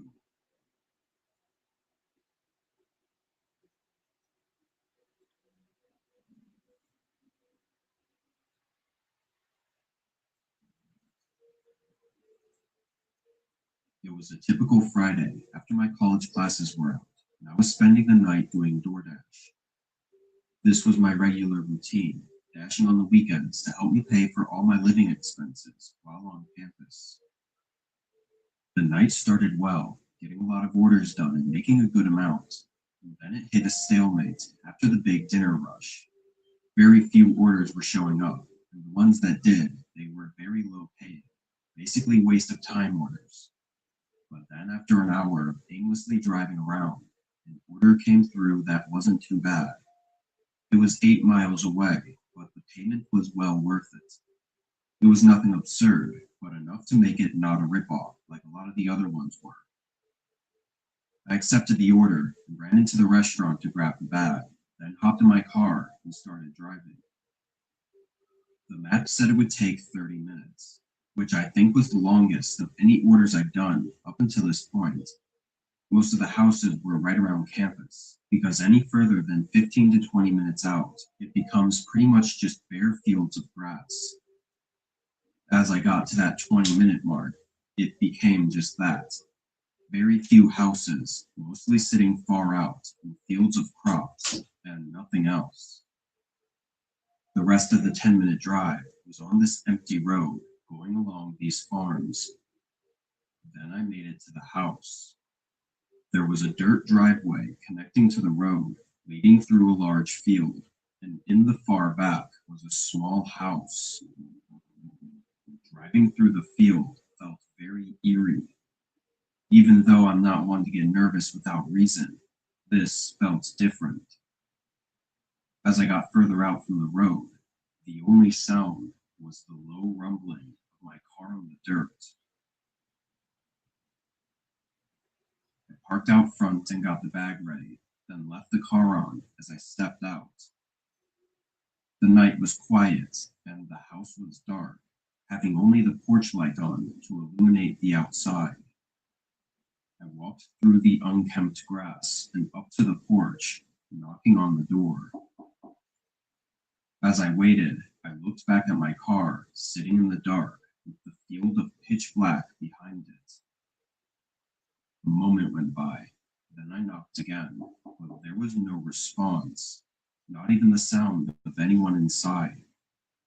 It didn't take long for me to realize the strangeness of the situation, seeing no lights on in the windows and noticing how decayed the house looked up close. The only thing that made me think it couldn't be abandoned was that I had an order for this address and the porch light was on. I looked at the light, thinking, why would that be the only light? But by some odd chance, I happened to recognize the top portion of the casing having a cheap solar battery. It was just an automatic light that charges during the day and turns on in the evening, meaning nobody had to be here to turn it on. Just as I was piecing this all together, though, I heard a rumbling sound behind me. I turned, seeing a car driving down the dirt path and coming up right behind my car. I stood there and stared at their headlights until a man stepped out. I yelled from the porch, asking if this was his order, but he didn't reply. He just stood right next to his car and didn't move or speak. I felt my adrenaline spike as I began realizing how horrible the situation likely was. The silence of the night only reminded me that there was nobody here to help. I was stuck in the middle of a field between an empty house and a stranger. In a split-second instinctual reaction, I dropped the bag and sprinted off the porch, running behind the house and straight into the field of grass. I looked back, seeing the man coming up behind me. Frantically, I continued running, and the further out I got, the thicker and taller the grass became, until it was covering all views of direction. By then, I knew the guy had no chance of following me. I slowed down, catching my breath as I carefully moved through the crops and tried to be quiet in case the man was still trying to find me. Eventually, I made it to someone else's yard, and from there I got to a road where I had enough signal to call for help. Police picked me up and went to check on my car, but of course, the man was gone by then. I was surprised though, because my car hadn't been looted, and the bag of food was still on the porch of the abandoned house. But that could only mean that the man had other intentions, likely far worse than just robbing me.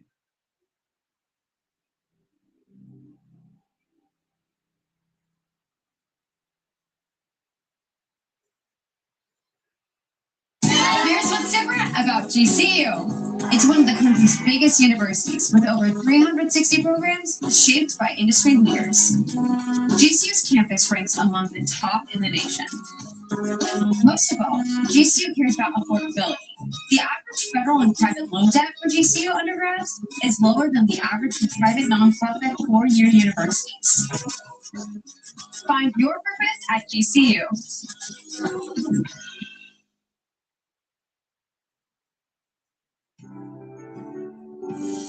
We are your aunties, we love you, but we don't always say it out loud. Instead we put delicious food in your mouth. Have you eaten yet? Sometimes aunties make trouble with emotional expression. So we should always ask one question. Have you eaten yet?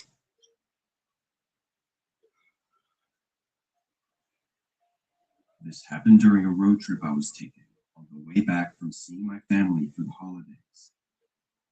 I'm not usually one to drive more than a couple hours because I much prefer flying, but this year the tickets to where I was going were way more expensive for some reason.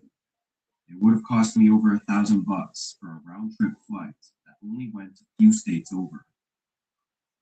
I had planned everything out so that I'd get home a few days before I had to go to work, but a snowstorm blew in on the day I was going to leave, so I had to stay an extra 2 days before finally starting the drive. The roads were empty since it was past the holiday rush, and most of the drive is pretty out of the way from the big cities. The hardest part of it was always staying awake and fighting the boredom. The first 8 or so hours went by without any trouble though. Sure, I was tired, but the snow on the road kept me awake and attentive. It was about 10 p.m., and I had a hotel booked in a small town just 2 hours further ahead. But as I drove, a small light came up in my mirror. It was the headlights of someone behind me, which was actually the first person I'd seen on the road with me in over an hour. Their lights were getting bigger quickly, though, showing that they were coming up really fast. And soon, I could see that it was actually a large van of some kind. It was only a one-lane road, so I couldn't get out of their way, but I figured they would still swerve around me, given they were going so fast. Once they reached the back of my car, though, they matched my speed and stayed behind me. After a few seconds, I realized they weren't trying to get around me, and we drove like that for almost 10 minutes. It was kind of unnerving, being that it was only us on the road, and yet this huge van was trailing right behind me. It wasn't a normal following distance either. They were so close that I couldn't even see their front bumper or license plate in my mirror. Maybe I was quick to feel uneasy about it, but an exit came up for a gas station, and I chose to turn off, hoping they would stay on the road and that I could put some distance between us. But as I veered off and down the exit ramp, they stayed right behind me. I pulled into the gas station and parked at one of the pumps as the van pulled into the pump behind me. At this point, I just didn't know what was happening.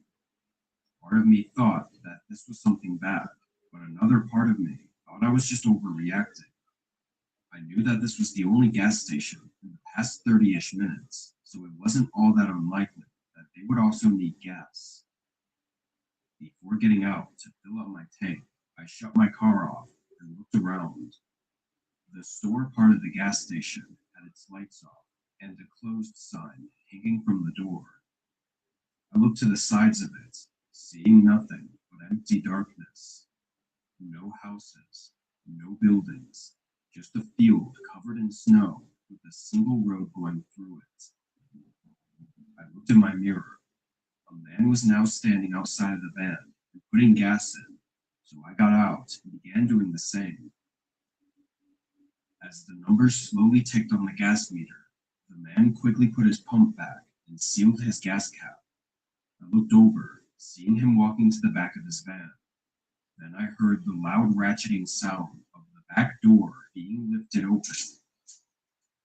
There was something in that moment, maybe a gut feeling or just an instinct of some kind, that told me to get out of there. I pulled the pump out of my car, and not even a second later, 3 men were sprinting at me from around the back of the van. I dropped the pump on the ground and quickly got in my car, locking the doors just as one of them grabbed the handle and tried to rip it open. I was shaking and moving as quick as I could to get the car up. All 3 of them went around trying each door, but then immediately sprinted back to their van before I'd even had the chance to pull away. When I did, though, I saw them drive away soon after, going in the opposite direction, down the way we had come from. I let the police know what happened, but never even got a call back with any updates. I think it's obvious they were trying to abduct people under the cover of night on the vast, unpopulated highway. What's terrifying is how confident and, for lack of a better word, professional the whole operation was. It seemed that as soon as they realized I was securely in my car, it wasn't going to be effortless. They fled the scene without even needing to communicate with each other. It was like they had done it many times before. What would have happened if they'd gotten me? I don't know. But I urge everyone to learn from my mistakes, because you may not be as lucky as I was.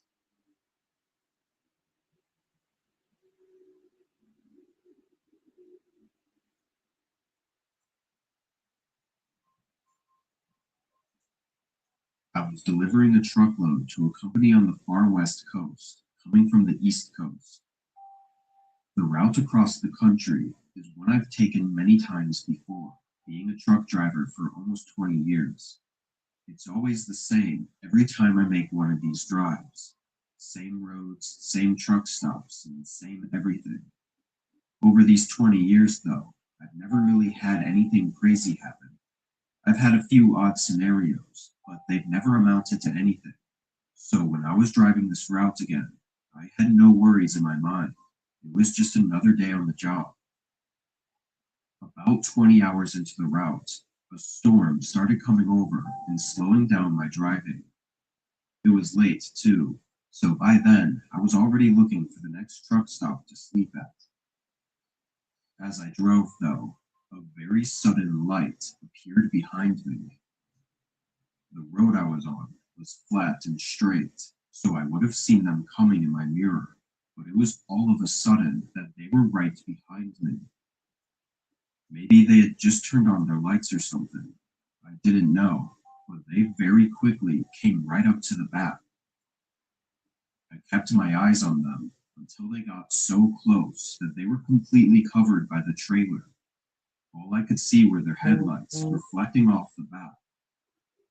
But then their lights shut off. I maintained my speed and kept looking back at my mirrors, trying to see if they were still behind me, but I had no way to know. For someone to turn off their lights in the middle of a heavy storm was insane, though, and to be tailing behind me so close was just as insane. Thankfully, the sign showed a truck stop was only 5 miles ahead, so at least I knew I was close to getting away from whatever this was. I didn't want to jump to conclusions based on just some weird behavior, but as a trucker, it's hard not to think about the possibility of it being an attempted robbery, especially when alone on the road at night. For the rest of the 5 miles, I saw no signs of them behind me. I was still on edge because I couldn't really see anything anyway, but I started feeling less worried as I was coming in on the truck stop. I pulled in, trying to check my mirrors to see if they followed, but with the rain and lack of lighting, it was really too hard to tell. The truck stop was mostly empty though, aside from a few trucks at the gas pumps. I pulled off to the side and parked in the middle of the lot. After waiting a minute and getting some of my stuff organized, I opened the truck door and leaned my head out, looking along the side of the trailer. I was drenched from the rain in just a matter of seconds, but from what I could tell, there was no car behind me. I closed the door and finally felt a bit of relief, grabbing my pillow and blanket from the passenger side. I locked the doors, turned off the truck, and tried to get some shut-eye. The rain pounding on the metal roof made it easy to fall asleep, blocking out any possible sounds coming from other trucks pulling in and out. When I woke up, though, I felt I had only been asleep for a few minutes. I looked around, seeing it was still dark out, and the storm was the same, if not worse. But before I could check my mirrors, a loud thump shook the truck.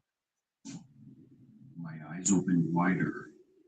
I reached for the door handle and opened it, looking out at the back of the trailer. Through the rain, I could barely see the outline of a car with its headlights off, and 2 men moving around in front of it. Terrified, I hesitated to step out and confront them, and as I sat there in that moment of hesitation, the door suddenly slammed against my body, shoving me back further into the driver's seat. Another man stood outside, yelling at me to stay where I was, then slamming the door again.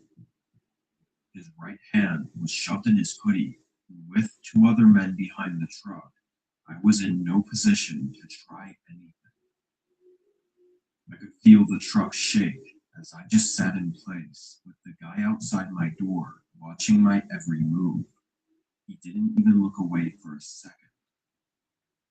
This went on for a few minutes, then they ran back to their car and drove off. I was still in shock, watching their car disappear onto the road. I called the police and put in a report, but no information ever came up on who the men were.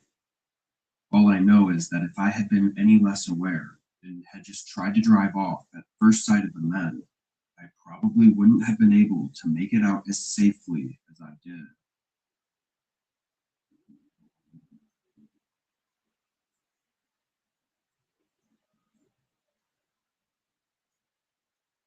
In 2019,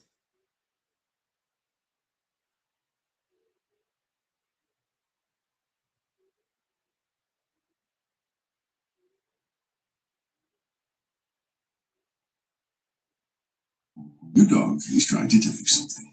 Fresh flavor, gourmet variety, and love story too. Now serving Jinx, your dog's one-way ticket to culinary paradise. But why stop there? Bone broth, high-protein toppers, I'm listening. And low-calorie, nutrient-packed drizzle, all at an affordable price. Now that's a game changer.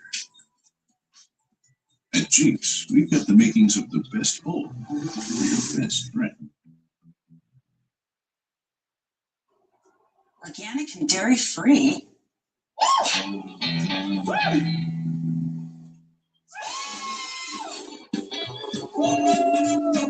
we go. Third time today.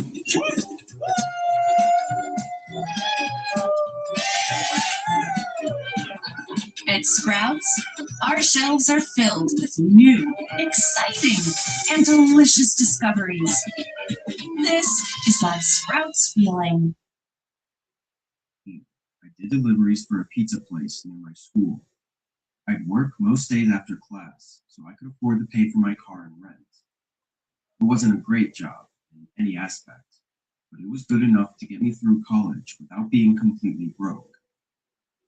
This night was no different than most in the beginning. I clocked in at 6 and delivered for 3 hours straight, then took a lunch break and started again at 9:30. I picked up the next order and started heading to the place.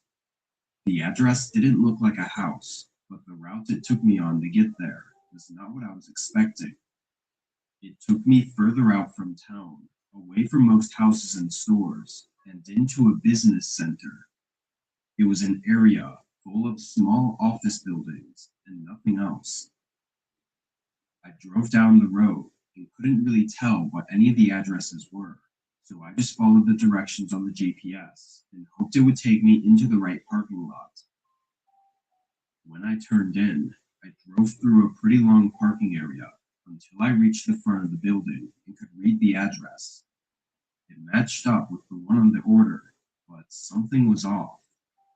The parking lot was completely empty, not even the streetlights were on, and the office building had no sign of anyone being inside. I double-checked the address, thinking there must have been a mistake, but it all checked out.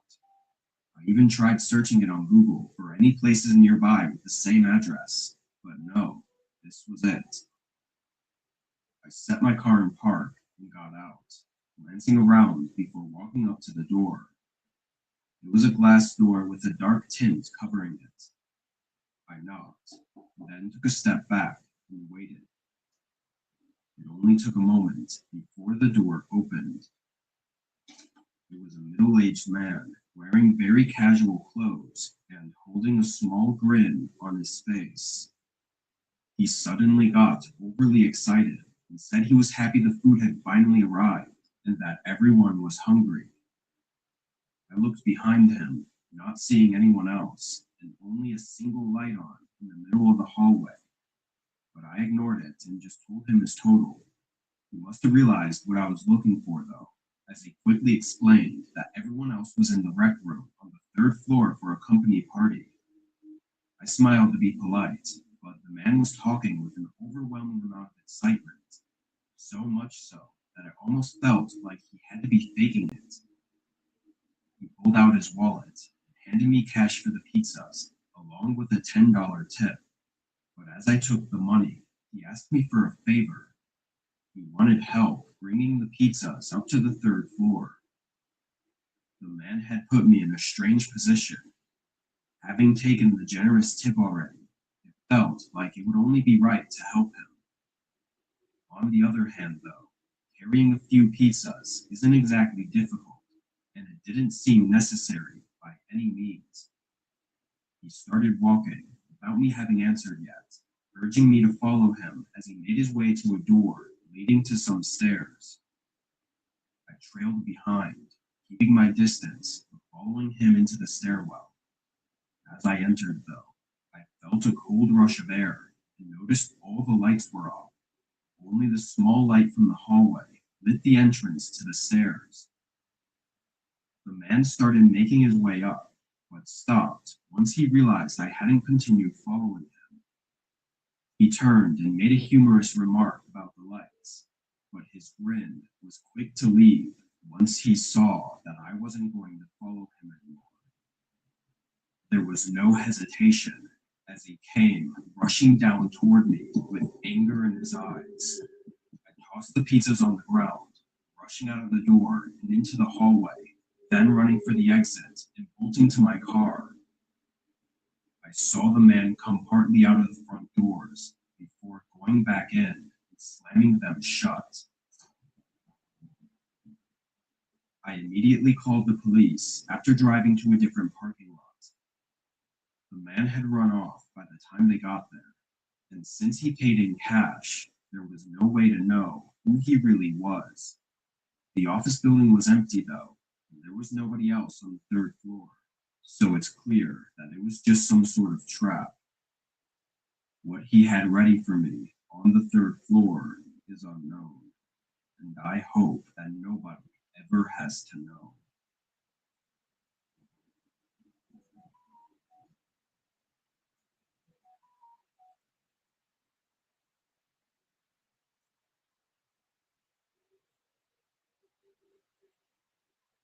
I used to deliver Chinese food for a local restaurant.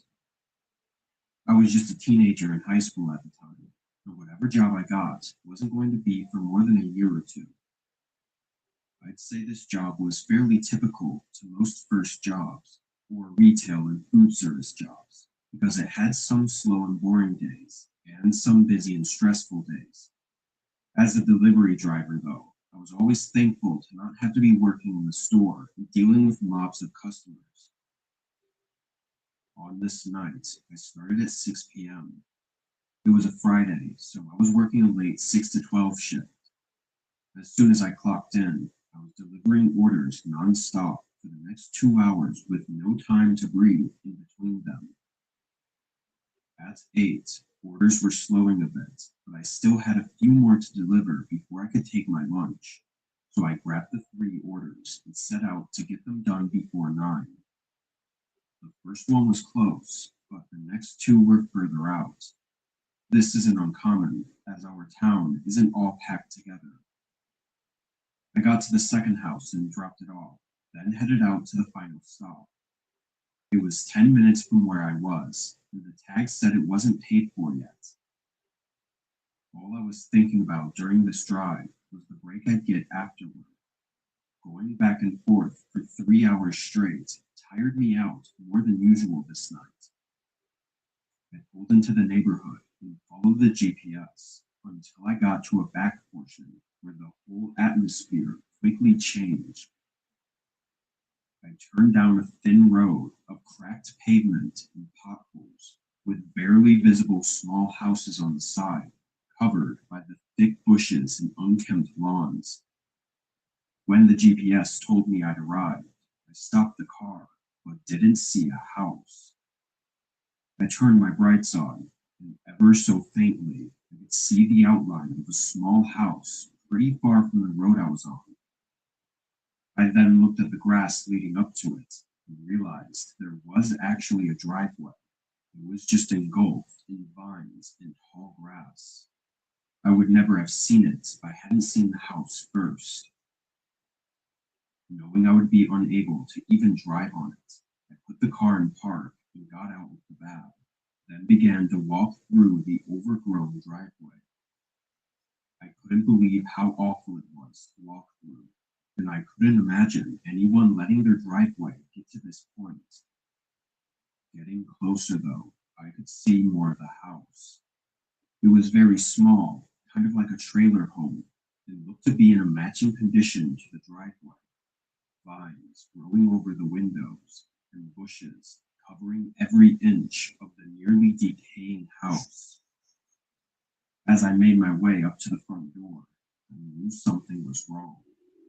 I knew it in my gut and in my head, but I was just some kid with a first job that was scared to lose it, so I felt like I had to do my job, which was to deliver the order to this address. I pushed all my bad feelings aside and knocked on the door. Right away, I heard footsteps coming up to the door. It opened, revealing a young lady behind it. At first, in the dim lighting, she looked very normal, and I felt a huge relief. But it only took a few more seconds to realize that her normal look was eerily out of place.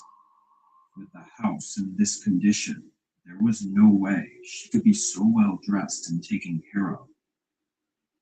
As these thoughts scrambled through my head, she opened the screen door and said in a creepily calm tone, "Come in." Everything hit me in that moment as I stumbled back a few steps and decided that I needed to leave right away. I turned around, and only a second after beginning to leave, I thought from the side of the house. I looked over, seeing 2 men running out from behind the house and sprinting through the bushes toward me. I dropped everything and started running. I did everything I could to get through the thick grass and vines, but just as I reached the end of the driveway, I stumbled to the ground, tripping over something. I hurried up, hearing their footsteps closing the distance on me. I couldn't even get myself to look back as I ran straight into my car. Turning it on, the men immediately stopped and ran back to where they came from. With my whole body still shaking from the adrenaline, I turned the car around and drove away. Of course, I let my boss know what happened, and he urged me to call the police and report it. I was really relieved to know he didn't care about the order, and only for my safety, which, looking back on it, it would have been horrible if there were any other way. Police interviewed me and my boss and did a whole investigation, ultimately unable to find any of the people. The property I was on, though, was actually state-owned, and the trespassing sign at the beginning of the road had been dug up and thrown into the tall grass. Their intentions are unknown, but it seems like the most obvious possibility is likely the answer. I just hope nobody else has to go through what I did, or if they do, I hope they can be as lucky as I was to get away.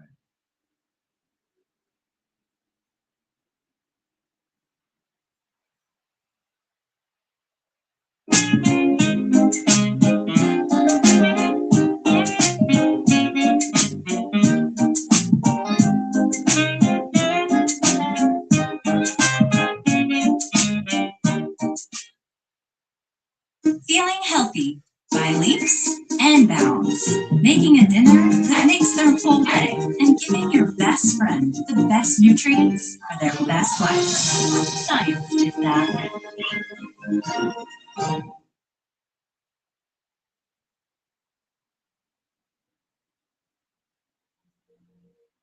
I had some spare time this night, and having chugged a few coffees earlier in the day, I figured I'd use this energy to go out and make some money. I was delivering for DoorDash, cruising on the highway to my next delivery. It was super late, the roads were empty, and the night was very peaceful. Basically every delivery driver's dream. On my way there, though, my phone started buzzing. It was the customer calling me, but before I had a chance to answer it, they hung up. Since it only rang for a couple seconds, I thought it must have been an accident, but in case not, I redialed their number. It rang for a while, but they didn't answer. I shook my head and blew it off, not thinking about it for the rest of the drive. I got off the highway and drove into the neighborhood. It was a very regular street with average houses. When I got up to the house my delivery was for, I parked right in the driveway and started walking up to their porch. As I was setting down the bag, I saw that the front door was cracked open. I didn't know if it was meant for me or not, so I just lightly knocked on the door and called out that I was dropping off their food. As soon as I did, I heard a somewhat disturbing sound come from down the hallway. It was a muffled thump that almost mimicked my knocking, like someone was banging on a door. A bit shaken, I opened the front door wider and called out again. I wasn't sure what to say, so I just repeated myself that I was delivering their food. A few quiet moments went by, then I heard a door open from the back of the house, and a guy came around the corner. He looked distressed and bothered, but I couldn't tell if it was because of me or something else. The guy walked down the hall and right up to the doorway I was in, not saying a word as he started to reach for the bag. But that's when I heard those thumps again from down the hallway. I looked past him in confusion as he turned and looked as well, then quickly turned back and looked at me, recognizing that I heard it too. "Is everything okay?" I asked carefully. The sound echoed through the walls again as the man just kind of stared at me as if he were trying to think of what to do. "Why don't you bring the food inside for me?" he said, almost in a demanding tone. Nervously, I picked up the bag, but quickly realized how terrible of an idea this was. I felt threatened, like I had to follow him, but I also had a feeling that if I did, I wouldn't be making it out of it. In my hesitation, the guy's face showed he was even more bothered, angry even. He then reached out and grabbed the food right from my hands, then slammed the door in my face. Stunned, I stood there and listened as his footsteps went down the hallway, and the thumping stopped. I couldn't do anything else at this point, so I hurried off the porch and got in my car. I ended my DoorDash after that one and ended up reporting the really disturbing scenario to the police. I think what ended up making me report it was that the man tried to get me to go inside his house. If not for that, I may have not felt there was enough evidence to get me to do anything. Unfortunately, though, police informed me hours later that the man declined that anyone else was there and declined their request to search his home.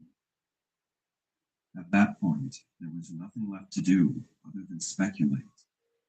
I believed there was something truly horrible going on, and he was possibly ready to do the same to me, but I don't think we'll ever know for sure.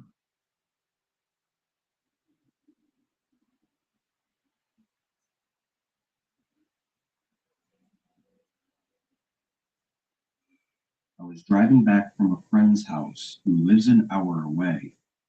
We lost track of time, so I didn't leave until around 2 a.m. I was really tired, and the drive was really boring. Most of the way home was a long straight road that didn't seem to have a single other car on it. For the first 20 minutes, it was just me staring at the endless pavement ahead and trying to not let my eyes shut. But then my headlights suddenly lit something up on the road, way ahead of me. I couldn't tell what it was at first, but as I got closer, I had to slow down and eventually stop. There was a semi-truck parked in the middle of the road, blocking both lanes. I sat there for a few seconds, having no clue what I was seeing.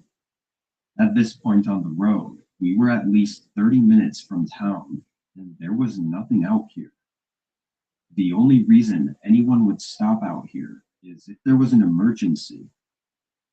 I looked to the right of the truck, and there might have been enough room for me to get around the trailer, but there was a steep hill on the shoulder that would have been really risky to drive on the edge of. The other side of the truck had trees too close together for me to drive between.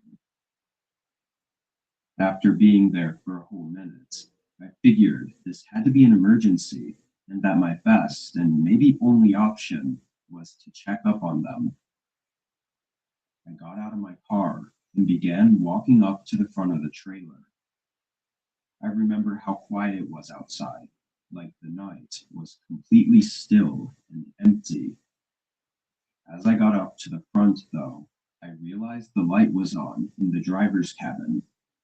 I went up to the door and lightly knocked on it, then called out, asking if they were okay. The window was way too high up to see through, so I couldn't really see anything from the ground. After a few seconds, there was still no response.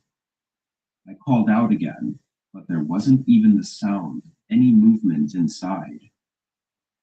My gut was telling me that something was seriously off about this. I looked down the road ahead, then back at the road I came from, seeing nothing but fog in the distance, which only reminded me how far away I was from anyone else. I grabbed the side of the door and lifted myself up onto the steps, then looked inside the window. There was stuff scattered everywhere, almost looking like they'd crashed or something, and making the whole cabin a total mess. But nobody was inside. Then I noticed the door on the other side was wide open. I stepped back onto the road and began walking around the truck to investigate the open door, but was stopped in my tracks when I saw a man in the forest walking up the side of the hill.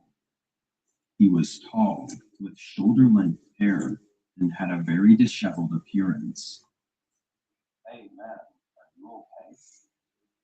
The man didn't look at me, but continued coming up through the forest and onto the road. In the faint light coming from my headlights, I saw dark red stains all around his clothes, and his face was covered in dirt and grime. Thinking he was clearly not okay, I offered to help, but he continued to not even acknowledge me. That was until I said I could call 911 for him. He immediately stopped walking and shot a look at me, holding eye contact for a few long seconds. "I'm fine," he said in a deep, threatening tone. I stopped talking and watched him get into the truck. Then I rushed back to my car as the truck started driving away. I turned around and drove right back to my friend's house, where I called 911 and gave every detail I could remember. Unsurprisingly, the case never went further than that. What happened on that road is still a mystery, one that still terrifies me. The way the truck was stopped, being sideways, with the cabin looking as chaotic as it did, I think something or someone forced them to stop. What happened afterwards is debatable, but the man I saw probably wasn't the original truck driver, and I think we can all assume what likely happened in the forest below the road.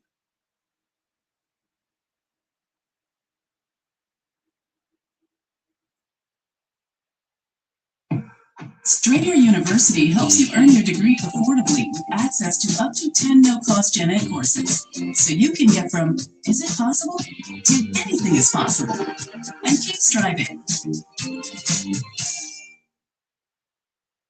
If you're ever seeking comfort, imagine a time in your life. It's beautiful and tender as orange chicken, walk tossed in a sweet and spicy sauce, or a memory that leaves you feeling warm, like a bowl of steamed white rice. Think of things that feel good. A medley of broccoli, kale, and cabbage. There's goodness out there, all contained in a box of stir-fried noodles.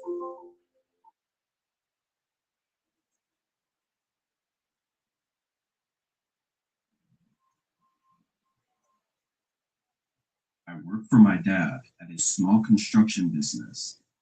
He runs a yard and warehouse full of materials, as well as manages the job sites the workers are at. Since I was only 17 at the time, my job was to basically be the errand boy. I'd drive materials back and forth and pick up anything that was needed. Depending on the job, though, some materials would need to be there before workers arrived, because they would need them so they could get to work right away in the morning. So every once in a while, during busy weeks, I'd have to start work really early, like 2 or 3 a.m., to make sure I could drop everything off in time. Obviously, this was only during the summer, when I didn't have school, so I really had no excuse for not being able to work.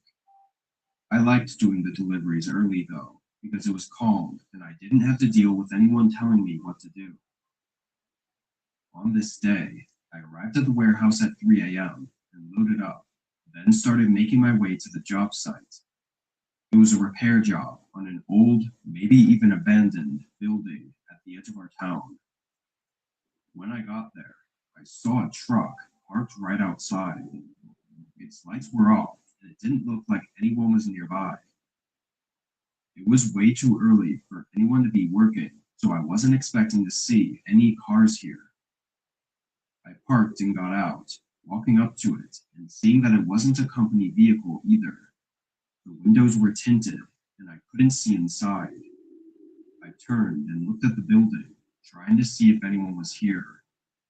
I called out, asking if anyone was inside, but got no response.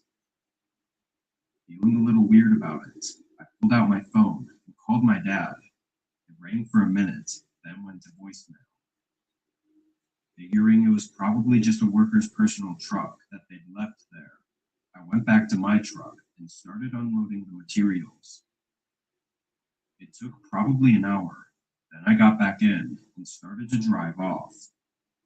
As I left the area, though, I looked in my rearview mirror, and suddenly, the truck's lights turned on. I practically slammed on my brakes, stopping on the side of the road and watching as the truck started to back out. Someone was in there the whole time.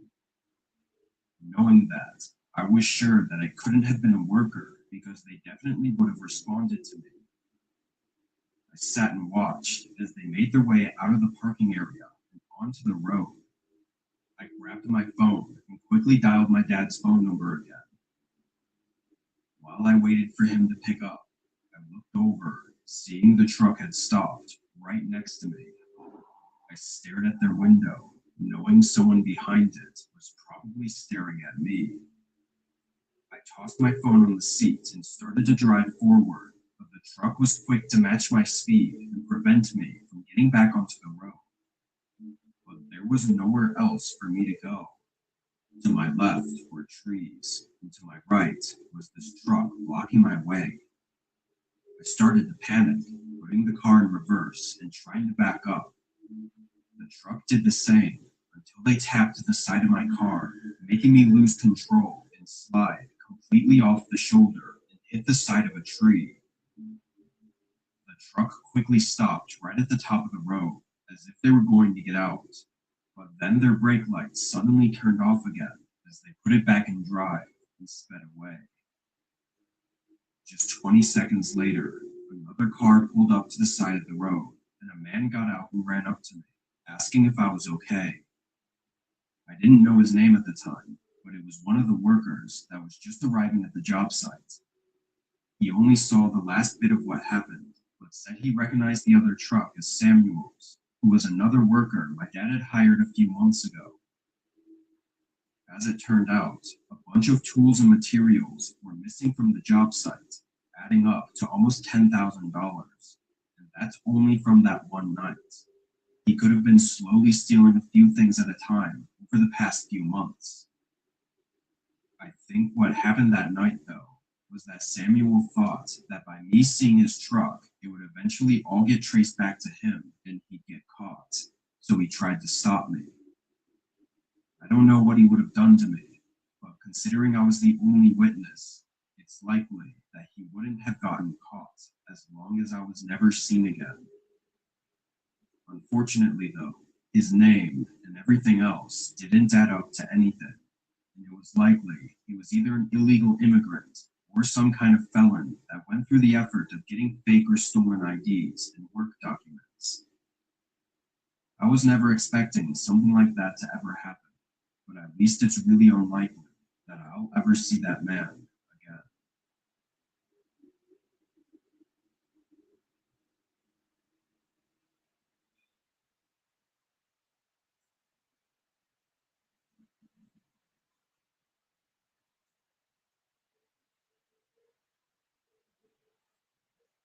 I'm a local truck driver for a common grocery store in our city.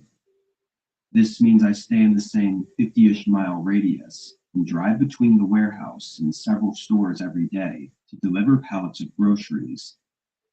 I don't have to make any drives more than 2 hours long, so every night I get to go home at a reasonable time and sleep in my own bed, rather than at a truck stop like most cross-country or regional truckers have to.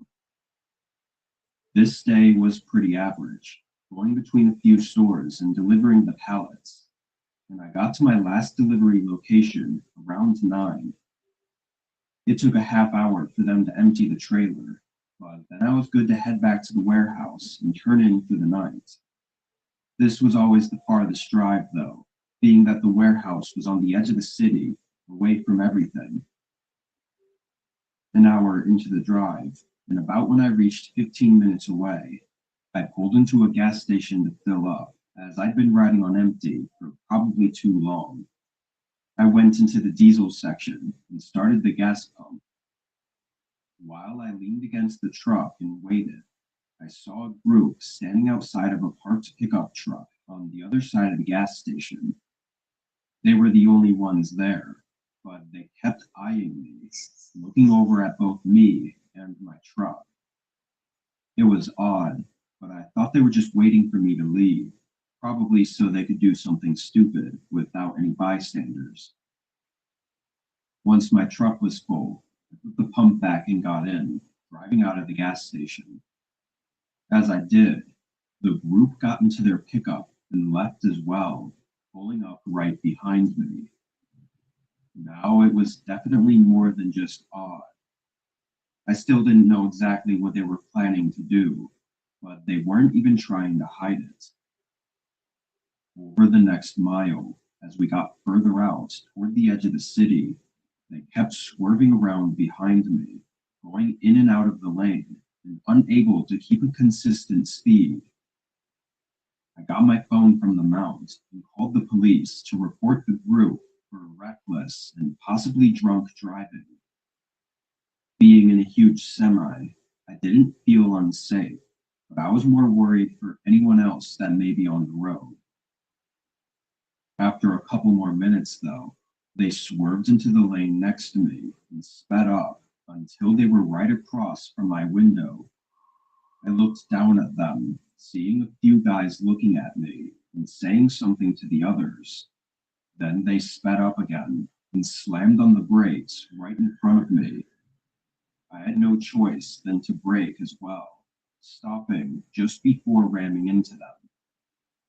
As soon as I did, all the doors swung open and 4 of them came running to either side of my truck, trying to open the doors and get in.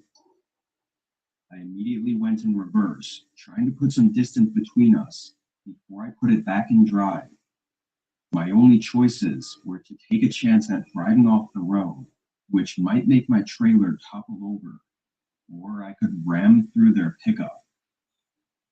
Obviously, I went straight through their truck. All 4 of them ran off the road just before I hit it, and after 30 seconds, I was long gone. By the time I got to the warehouse, police had shown up to the scene, finding their pickup on the side of the road, and all 4 of them standing by it. As the officer put it, they were all intoxicated, but not willing to cooperate in explaining what they were doing. Whatever they were trying to do, it was pretty scary having 4 drunk and aggressive guys trying to break into my truck. Although it all happened so fast, it maybe doesn't seem that bad. I think if I'd not acted so quickly, it easily could have escalated to something truly awful. But there's really no way to know what could have happened.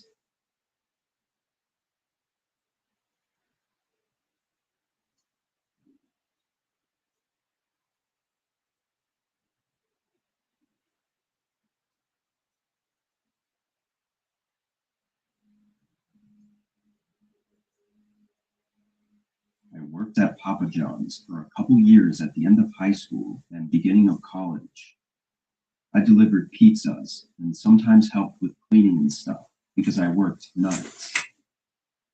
This was my normal 4 to 11 shift on a slow weekday. By 10, we weren't getting any orders, so we started cleaning and preparing for closing so we could leave right at 11. But at 10:45, the store phone started ringing. I let my manager pick it up, and from hearing what he was saying, I knew someone was placing an order. Despite my shift ending in 15 minutes, I still had to deliver the order, so I was visibly annoyed. I waited for the pizza to be ready, then left just before 11. The address wasn't too far, I think just under 10 minutes away, but when I got there, I was a little bit confused. There was a long driveway going into the trees, but I couldn't see any houses or lights at the end. I looked back at the map, zooming in and seeing that there was a house. It was just really far down. I turned onto the driveway and put my brights on. After the first part that connected to the main road, it became a gravel path and was honestly hard to follow because it was thin and the trees were really close to the sides. Eventually it opened up a bit, and across a small field was an old wooden house. It was too big to be a cabin, but it definitely was giving off that middle of the woods cabin type feeling. There wasn't exactly a place to park, so I just stopped in the gravel and got out. A few of the outdoor lights were on, but they were not bright at all, and most of the woods surrounding the area were completely dark. I started walking up to the door, hoping to do this quickly because something was starting to make me feel off about this place. I got up to the porch, and just before I knocked, I heard something behind me. It was leaves crunching in the woods near the gravel driveway that I'd just come from. I looked out there for a second, but it was too dark to see anything, so I turned back and knocked on the door. While I waited, I looked back at my car, wishing I'd left the keys inside so the headlights would stay on. Even from the porch, it was hard to see any more than just a small glare coming from the plastic reflectors. The rest of the car was not visible, falling past the dim lights coming from the house. I heard footsteps inside, then the door opened. It was an old man with short black hair and glazed over eyes. "I have a Papa John's pizza order for you," I said, holding out the box. There was a slight pause before the man slowly reached out and took it, looking me in the eyes the whole time. He set it down on a table next to him and got his wallet out, slowly counting through some cash when I heard it again. Leaves crunching behind me. I looked over my shoulder toward my car where I heard it coming from, but just when I thought I might have seen something, the man grabbed my shoulder. "Here, for you," he said, holding out some cash. I took it, then quickly looked back at my car, but didn't see anything. And a few seconds later, I was shaken by the man slamming the door behind me. Before leaving the porch, I got my phone out and turned the flashlight on, then hurried back to my car, shining the lights in all directions, but not seeing anything. I got in and made a small U-turn, then drove out of there. My unsettling feelings stayed with me the whole drive back, and after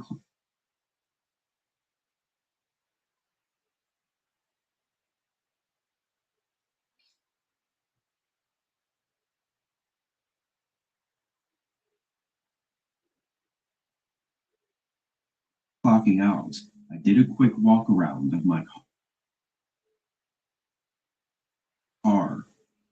For the most part, everything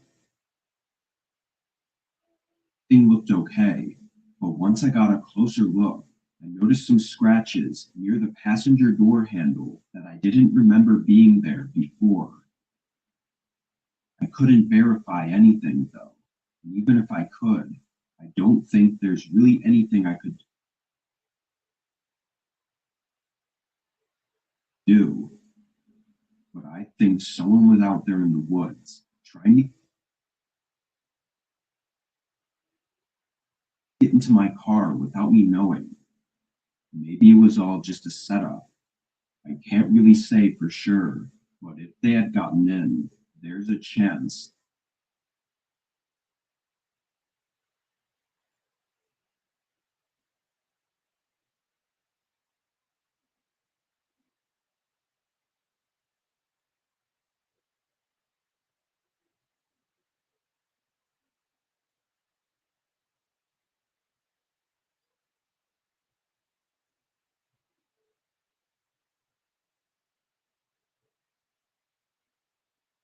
they would have hid in the back seat and waited for me.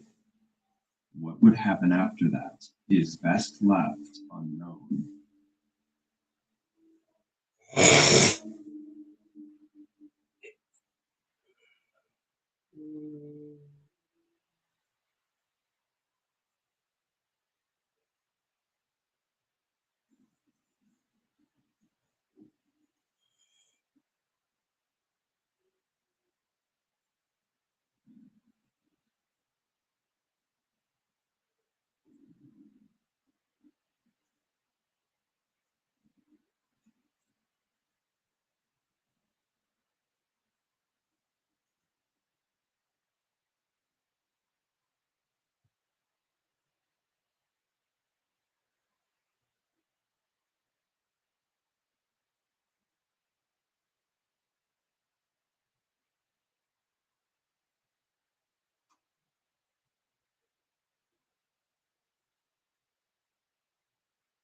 Bespoke jeans are a Wrangler denim that's all about stretch and comfort for women. They're stretchy, they form fit to your body. Bespoke is for everyone and for everybody. I love these bespoke jeans. Pack your appetite and feed your taste for adventure with Schlotsky's new Greek Trio.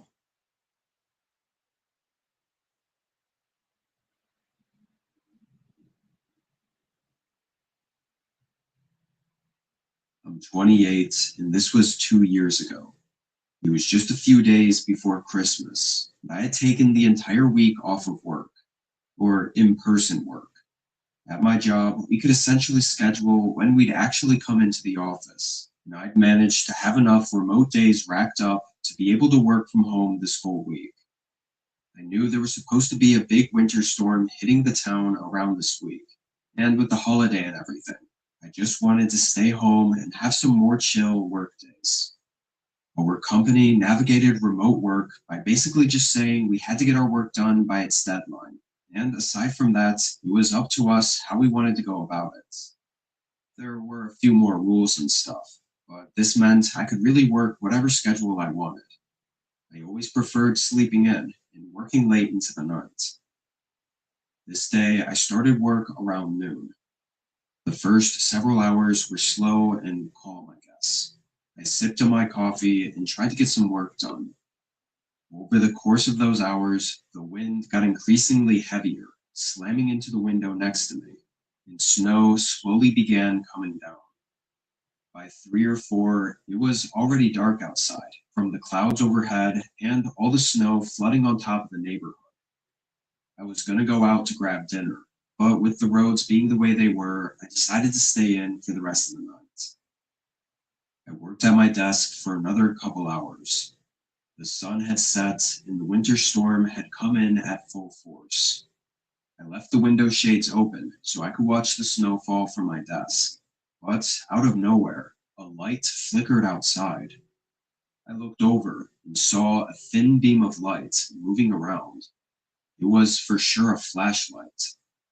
I leaned back from my desk and looked at the window for maybe 10 seconds, watching the flashlight move around outside the window, before getting curious enough to get up and walk over to the window to see what was going on.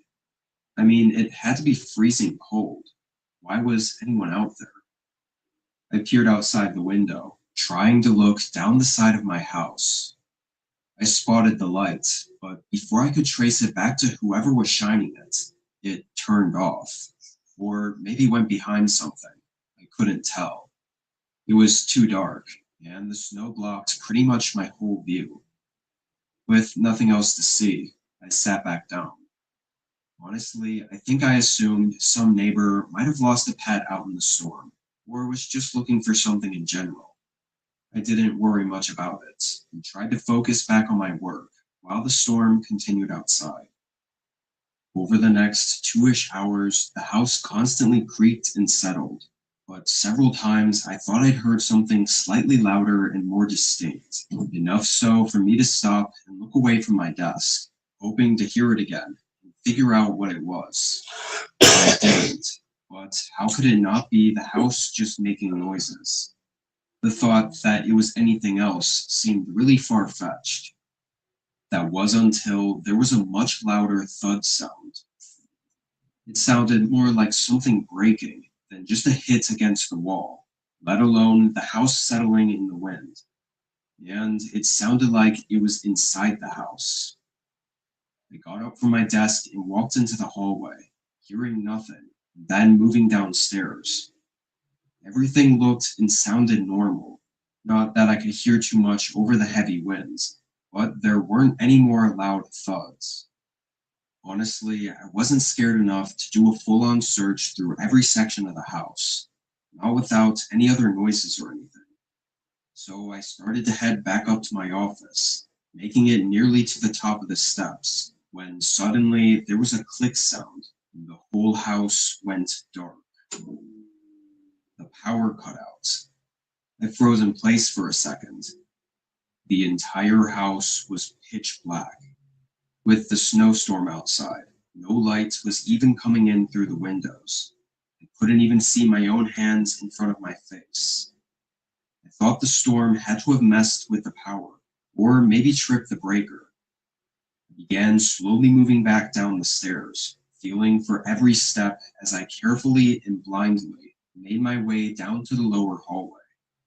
The basement door, which led to the breaker box, was at the far end of this hallway, so I started following the wall, tracing my hand against it to keep myself going the right way, when I started to hear something.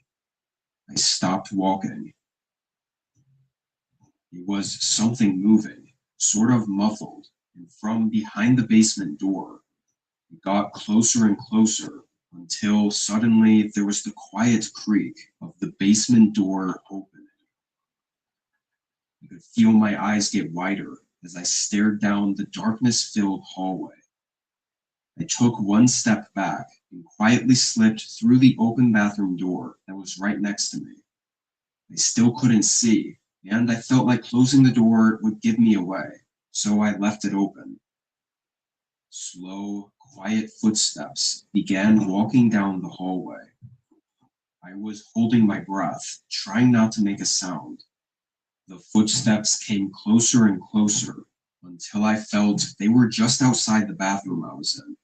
Then the footsteps passed right by the open doorway. I never even saw them, walking just 2 or 3 feet from me. That's how incredibly dark it was.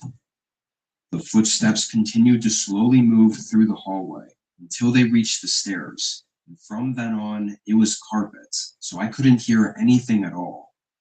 Suddenly, the sound of the snowstorm outside took over my hearing again, almost feeling amplified by the emptiness inside the home.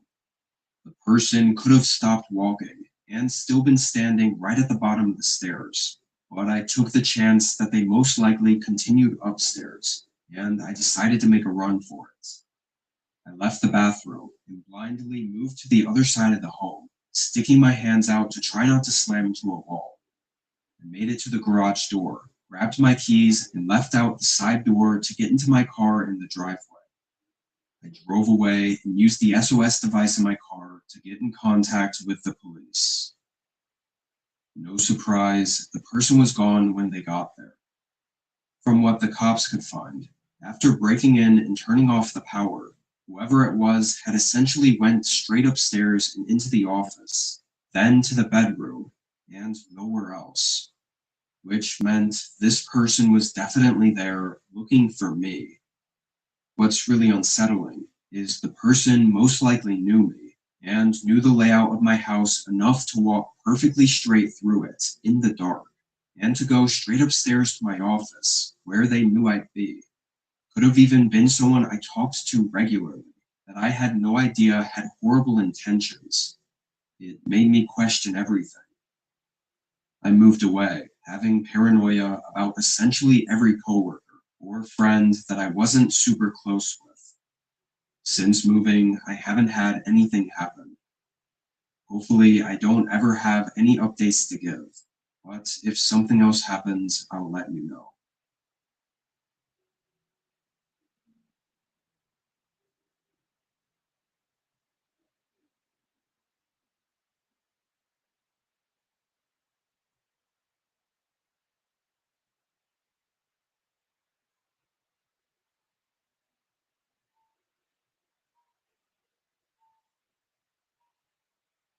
I'd been driving since early morning, trying to make it from Minneapolis to my sister's place in Montana before the weekend.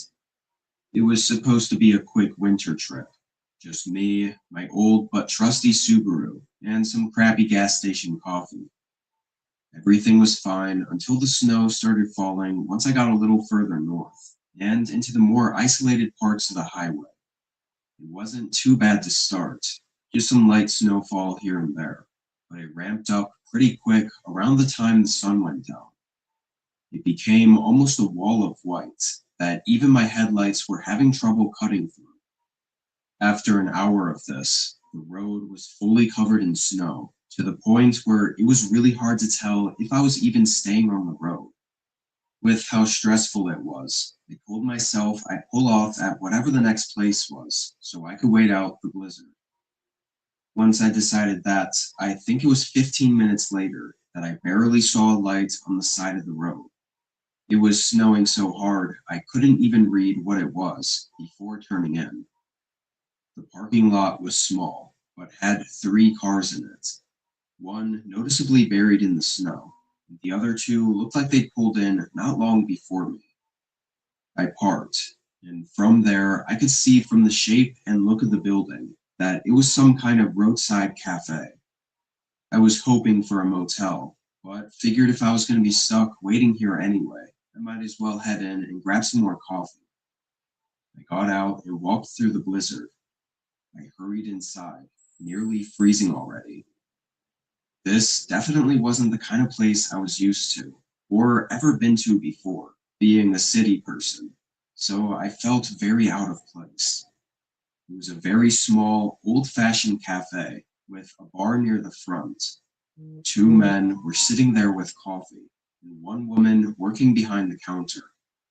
When I opened the door, though, it was very quiet inside. None of them were talking or anything. However, they all looked over at me and greeted me right away. Felt like I walked in during an awkward silence or something. I thought I was just overthinking it, though. I sat next to the men. Turned out both the guys had the same idea as me, pulling in to escape the blizzard. I ordered a coffee from the woman working there and took the mug over to a seat by the front window, watching the snow continue coming down outside and covering our cars. I also had a weird feeling about one of the men over at the bar. He was older, maybe 50, and the best way I could describe him is that he looked half dead. I don't know if it was from the weather or boredom, or if he was just having a bad day. Strangely, after I left and sat at the window, all the conversation stopped again, and the place was quiet, just like it had been when I first walked in. We all sort of sat there in silence for a few minutes, before suddenly one of the men got up and said something about trying to reach his nearby cabin before the roads get closed. Nobody else said anything. I watched him through the window, walking out to his car and getting in. He sat inside there for a minute, probably waiting for it to warm up. Then the other guy also got up, and without saying anything, left the cafe. I moved from the window back to the bar, immediately asking the worker what was up with those guys. She shrugged, saying they pulled in around the same time, and looked like they were arguing in the parking lot before coming inside. From there, they didn't say much of anything. Figured it was just road rage, or something like that. I stayed at the bar for a while, talking to her about the blizzard, and just a bunch of small talk. Over those 30 minutes, nobody else walked into the cafe. Eventually, I made my way back to the window to check on the snow and see if it had settled a bit. That's when I saw both of the men's cars still there. However, neither of them were inside the cars or outside the cars. They were just gone. This immediately sent a chill through me because it had been a while since they left the building. No way they were out in the blizzard for that long. I went over to the front door for a closer look, then decided to take a few steps out and look around. The sharp cold instantly hit my face, and the snow, while not as bad as before, still made it difficult to see. Aside from the harsh winds, it was quiet out there. No signs of either of the men. It actually gave me a really uneasy feeling, to the point where I wanted to leave. I dragged my legs through the snow to my car. Plan was to turn it on and let it warm up while I waited back inside before leaving. But it wouldn't start. Not like it was struggling to start, though. It wouldn't even turn on in the slightest, or make any sound when I turned the key. It had only been maybe 40 minutes since I'd arrived at the cafe, and my car hadn't had a single issue before this night. My gut knew one of the men had something to do with this. I know maybe at this point that sounds crazy, like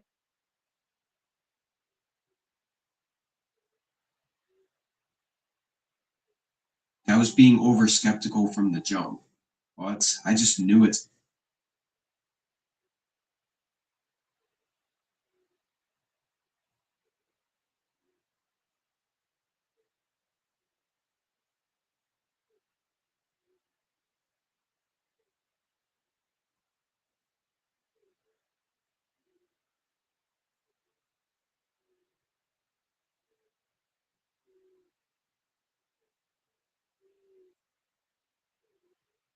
somehow.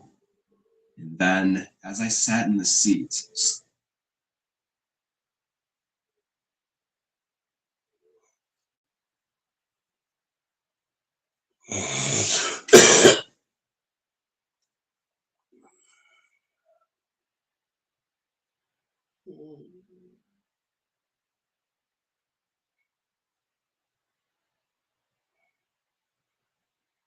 still trying to get it to turn on, I saw someone.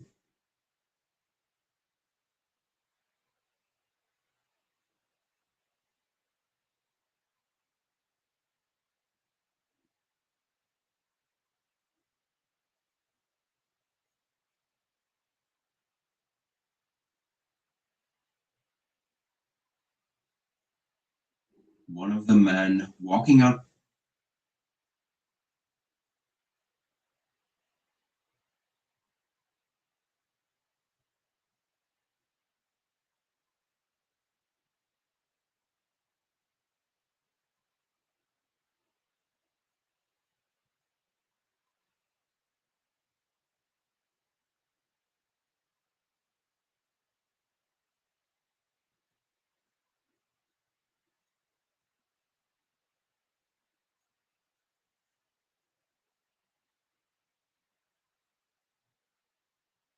The woods behind the cafe.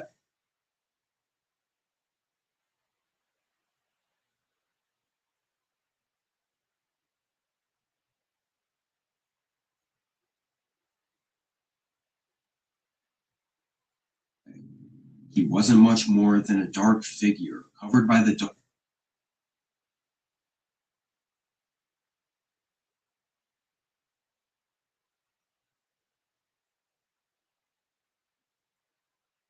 darkness and the blizzard of snowfall.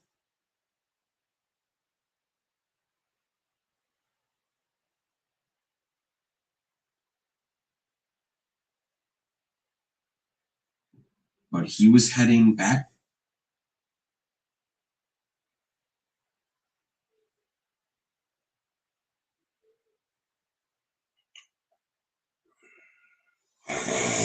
toward the farms. He quickly got out and rushed inside.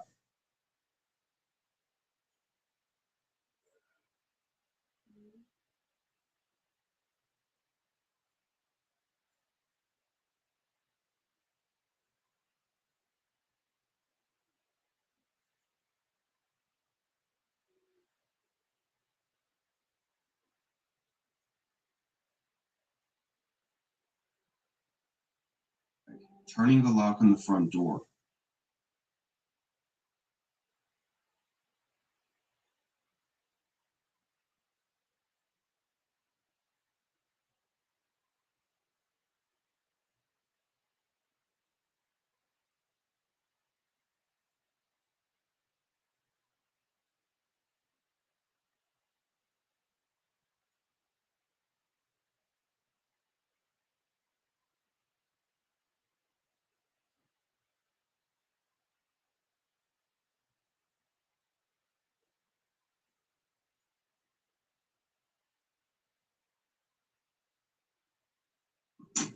The woman asked me why I did that and what was going on, to which I quickly explained and told her to call 911. She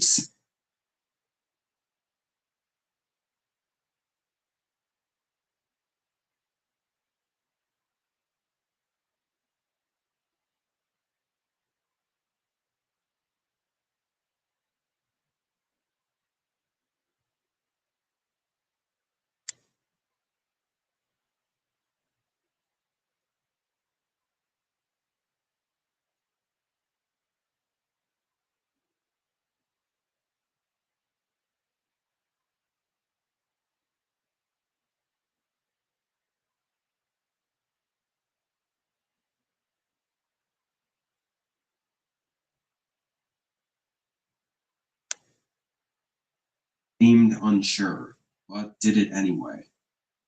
A minute later, the man showed up at the door. He tried to walk in, pressing on the door.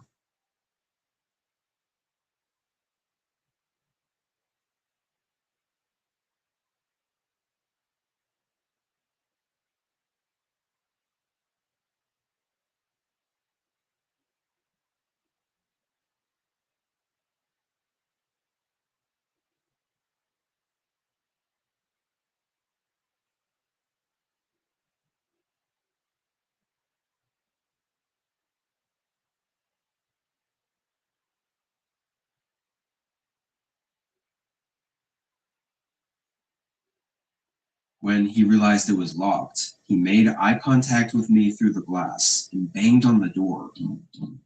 His eyes were bloodshot and his face was pale.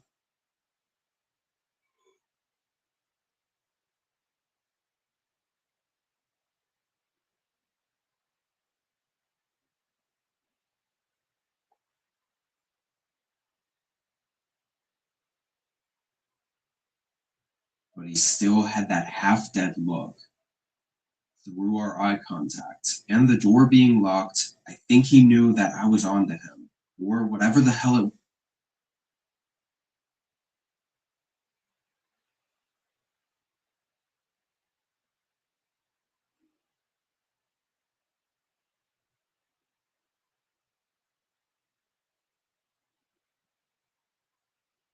was that was going on. He didn't stay more than 10 seconds before running to his car. When the cop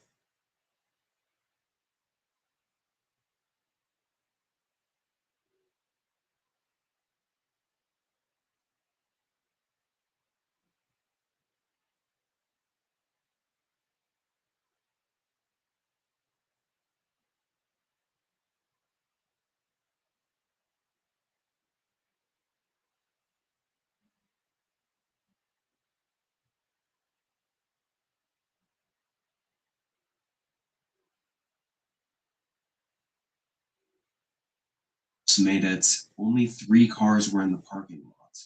Mine, the woman's, and the other man's. The creepy guy made it out.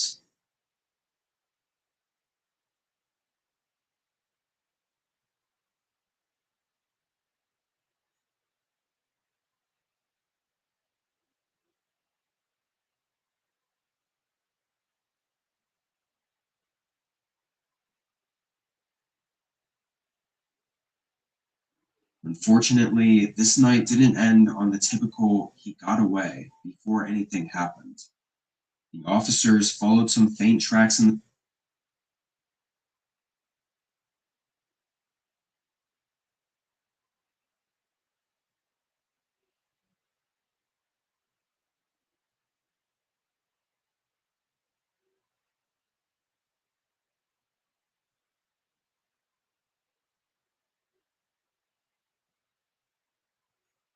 snow into the woods behind the cafe and found the body of the other guy. None of his things were missing, though. It looked like it was just an act of violence.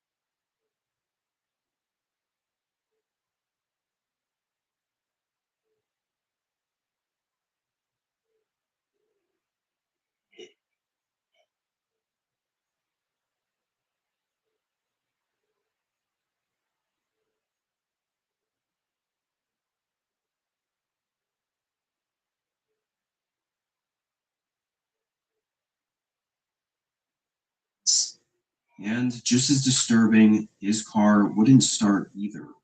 They found that it had the exact same issue that my car had, which was the ignition line.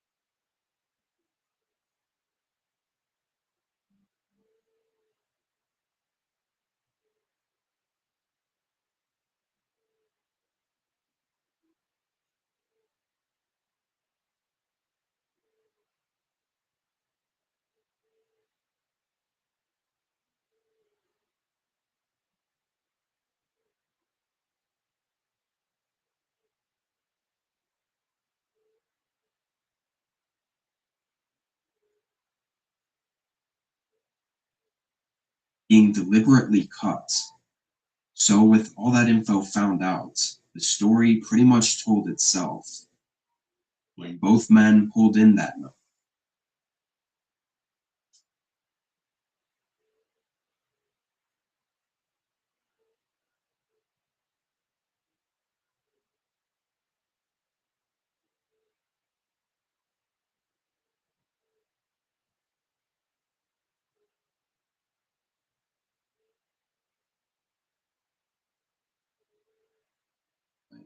At some point, the creepy guy cut the line to prevent him from leaving. Then he just waited for him to head back outside, where he then followed him out and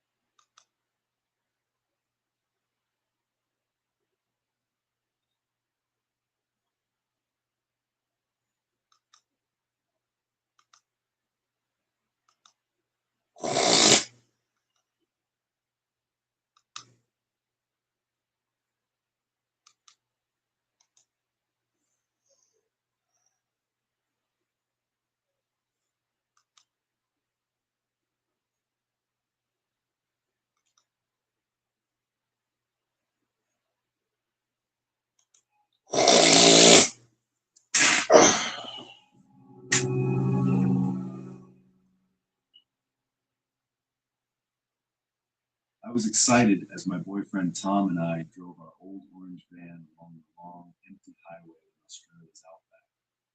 We'd been traveling for weeks, visiting beaches and small towns, and now we headed towards some big red rocks that people said were amazing to see.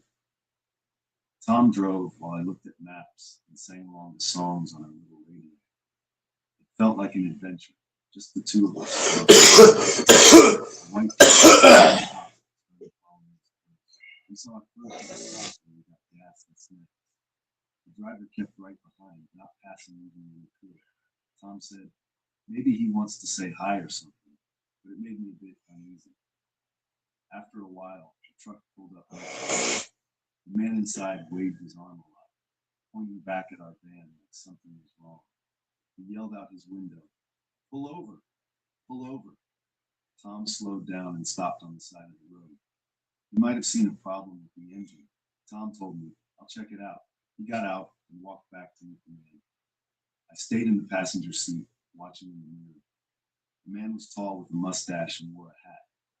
He pointed at the back of the van and said something about sparks coming from the pipe. Tom nodded, and we both went to work. I slid over to the driver's seat, just in case we needed to go quick. The man and Tom talked more. See, right there, the man said, his voice deep and calm. You got sparks shooting out. Could start a fire. Tom leaned down to check. Then a loud crack rang out, like a firework was sharpened. I jumped and looked back. The man came around to my window fast, holding a small silver gun pointed right at me. Get out, he said, his eyes cold. Don't scream or I'll shoot. My hands shook as I opened the door. He grabbed my arm hard and pulled me out. Where's Tom? I asked, my voice small. He didn't answer. Instead, he pushed me against the van and tied my wrists behind my back with black plastic strips. They cut into my skin. Please, what do you want? I begged. Just let us go. Shut up, he growled. He tried to tie my ankles too, but I kicked him. Stop that, he said, pressing the gun to my side. I went still, scared he would pull the trigger. He wrapped tape around my mouth, but I twisted my head. Hold still, he ordered. Then he dragged me toward his truck. I saw his dog inside, barking loud. My mind raced. What was he planning? Rob us? Hurt me? As he opened the truck door, I yanked away with all my strength. The ties hurt my wrists, but I ran into the bushes off the road. Thorns scratched my legs, but I didn't stop. Come back here, he shouted, running after me. I dropped to the ground behind a thick bush and curled up small. My breathing was loud in my ears, but I tried to hold it. He came close, shining a light around. The beam swept over the ground near my feet. I know you're out here, he called. You can't hide forever. His footsteps crunched on dry leaves. He passed by once, then came back. I could smell his sweat. The dog barked from the truck, making him turn. He walked away, but then returned, closer this time. The light hit the bush above me. I squeezed my eyes shut, sure he would find me. Minutes passed like hours. He muttered to himself, where is she? And kicked at rocks. The third time he came near, his boot almost stepped on my hand. I bit my lip to not make a sound. Finally, he went back to the truck. I heard him drive off a bit, then stop. Was he waiting? I stayed hidden, wrists aching from the ties. Bugs crawled on my arms, but I didn't move. Later, I heard a big truck coming down the highway. It was one of those long ones with trailers. I waited until the man's truck sound faded, and I stood and ran to the road, waving my bound arms. The big truck slowed. Two men inside were surprised. Help me, I yelled, pulling the tape off my mouth. The man shot my boyfriend and tried to take me. The driver opened the door. What happened? He asked, helping me in. His friend cut the ties with a knife. Some guy pulled us over, said something was wrong with our van, I explained, tears coming out. He had a gun. I heard a shot. Tom, I think he's hurt bad. They looked at each other. We need to get you to town, the driver said. Police can help. They drove me to a small place with a bar and phones. I told the people there everything. He was in a white truck with a green top, I said. Tall guy, mustache. The lady gave me water. You're safe now, she said. But I couldn't stop shaking. Police came soon after. They asked questions over and over. Show us where it happened, one officer said. We went back in their car. The van was gone, pushed into the bushes. There was blood on the ground where Tom had been. That's his, I whispered. They searched with lights, but no Tom, no man. Days turned into weeks. I stayed in hotels, talking to detectives. They showed me pictures of trucks and men. One day, I saw his face in a photo. That's him. The trial came later. I had to tell the story in court, facing him. He stared at me, no smile. Lawyers asked if I was sure. Yes, I said. I'll never forget. They found his DNA on my shirt in our van. The judge said he was guilty of killing Tom and attacking me. But Tom's body was never found. That hurts most. Even now, I think about that night, hiding in the dark, hearing him search. What if he had found me? Australia was supposed to be fun, a dream trip. Instead, it became a nightmare I can't escape. If you're traveling far, be careful who you trust on lonely roads.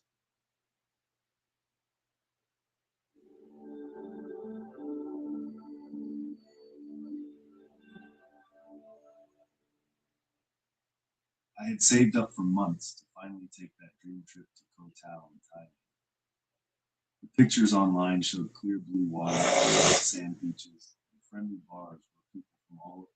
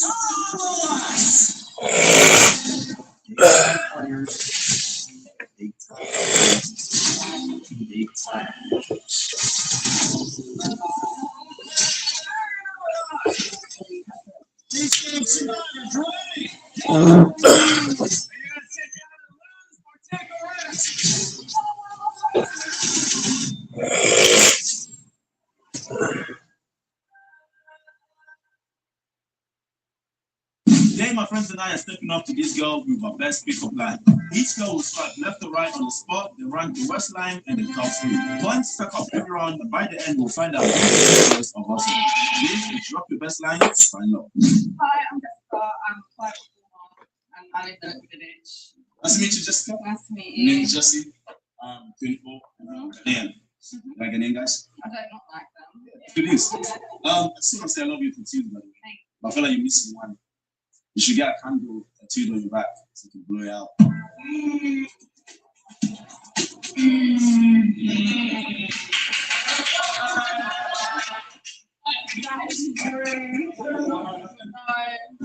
Wait. That's too much. No, but wait. It's not literally. No. Okay. No. Next. It's a candle. No. Next. What do you think this is? Alright, that's me. Because it's beautiful. If you had to describe the word beautiful, it would be you. That's it. Why it's so basic, babe. Oh! Hi. Moses is 25. Genuine question. If I told you that you had a sexy body, would you hold it against me?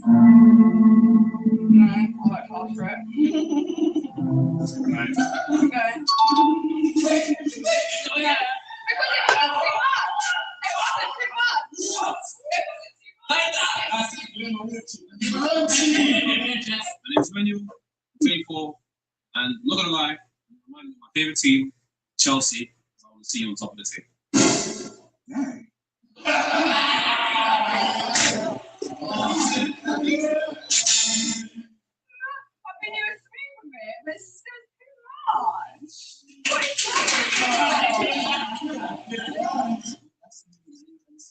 I'm 21 years old.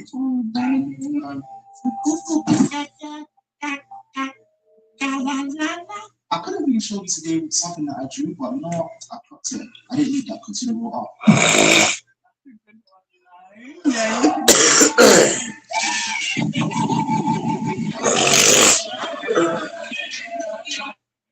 Hi. You like souls? No.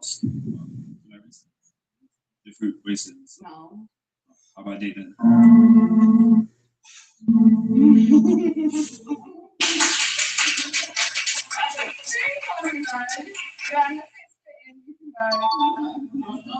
Alright, so this is my name Trade, Trage, aka the coldest one, 24th in South London. What? Is it a crime to make you smile in front of all these witnesses?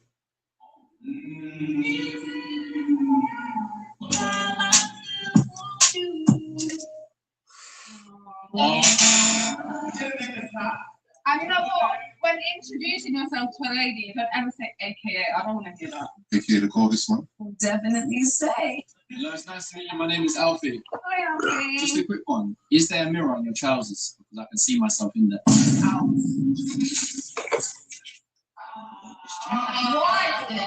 Why?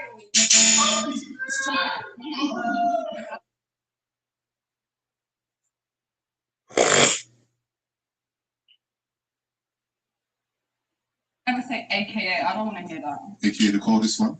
Definitely say. Hello, it's nice to meet you. My name is Alfie. Hi, Alfie. Just a quick one. Is there a mirror on your trousers? Because I can see myself in there.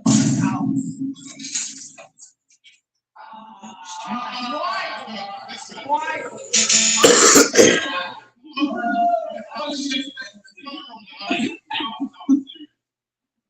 Nice to meet you. My name is Kenna. Hi. I will pen, I will paper, but you still drew my attention. It wasn't bad, but it wasn't good. That's it that way. Thank you. Like smile. Hi. Jessica. Nice to meet you. So, I'm going in, right?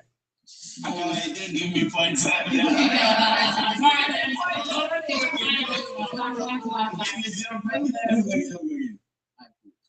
right? You know we don't play with our eggs. So I want to hold you like my egg. Chop egg. No. Precious like the egg. I'm gonna let you eat. No. Okay.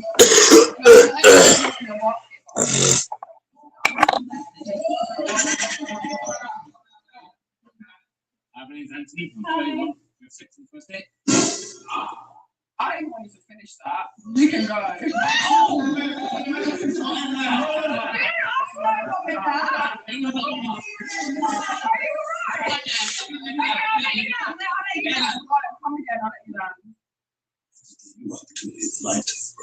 My name is Anthony. I'm 31. Do you have sex when you first meet someone? I'll see you tomorrow.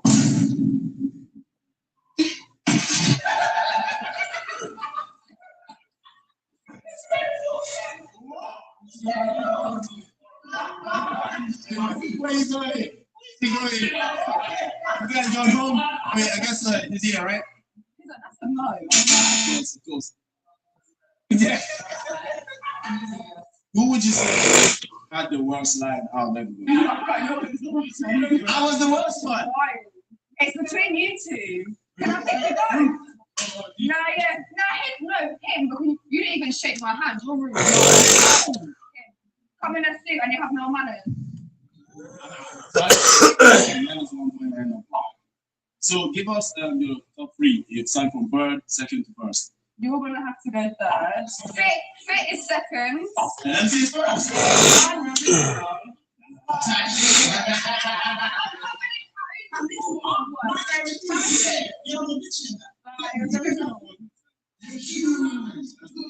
Why you so desperate?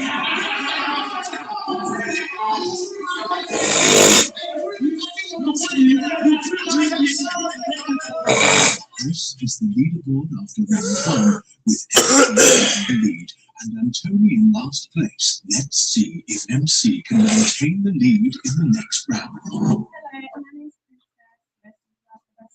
You definitely look like a princess. You know what this is, right?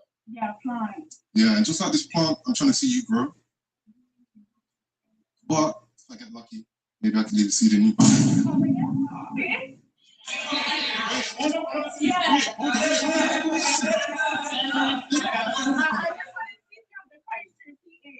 know what this is?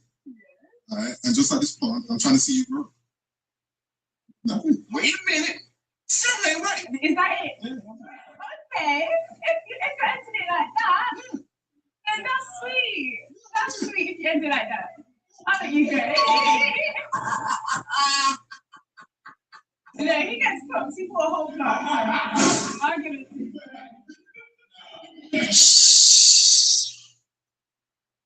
That was Laura, kind of. Hey, how you doing? Hello. My name is Jesse. Nice to meet you. You're beautiful, by the way. Green is actually my favorite color. Stop the cap. Green? Yeah, green. Ooh, sorry. Hey, Gravity. Because everything about you is just pulling me in. Okay.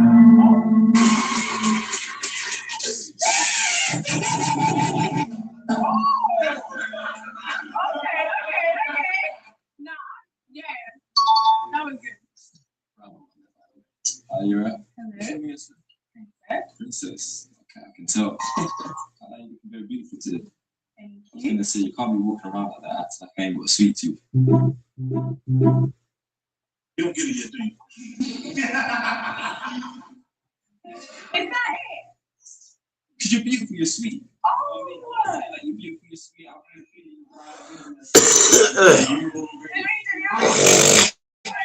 You know what? Maybe next time. It was good. It just the pickup line took too long to land. Maybe next time. It's a pleasure to meet you. What's your name? My name's Alfie. No, I'm not an electrician. Oh, you know what? That was a good line, but I feel like that's like a bar. That's not a pickup line. Oh, I start on the bar to get to the story. You're gonna have that one right now. Maybe next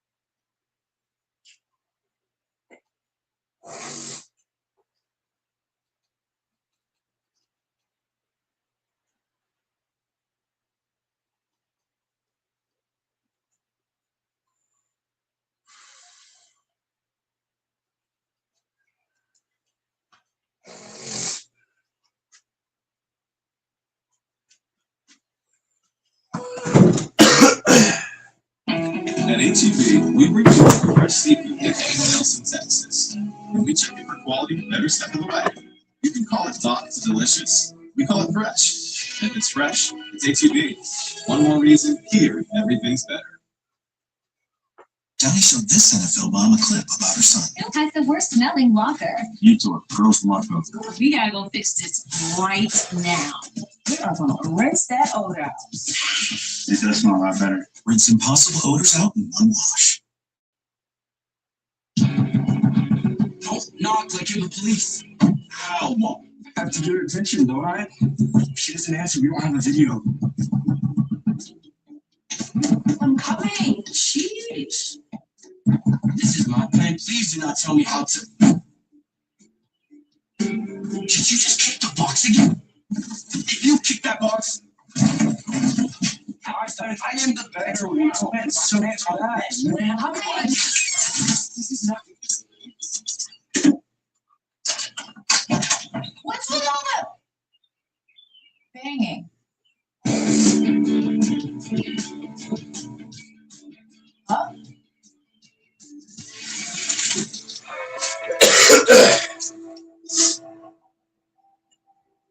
Well, thanks to you, 10A is a bust.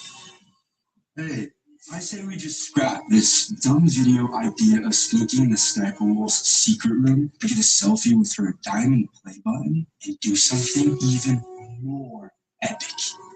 Like, God, spend 24 hours on a private jet.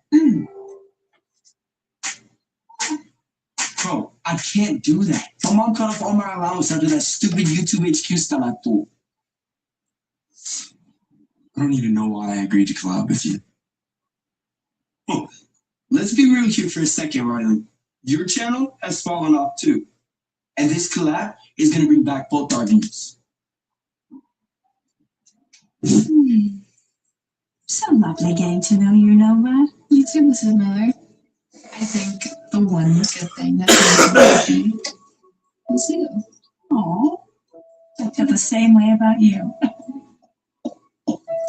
Espresso martini.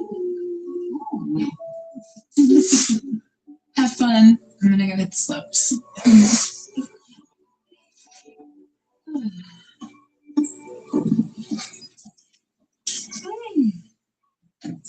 Peace and quiet.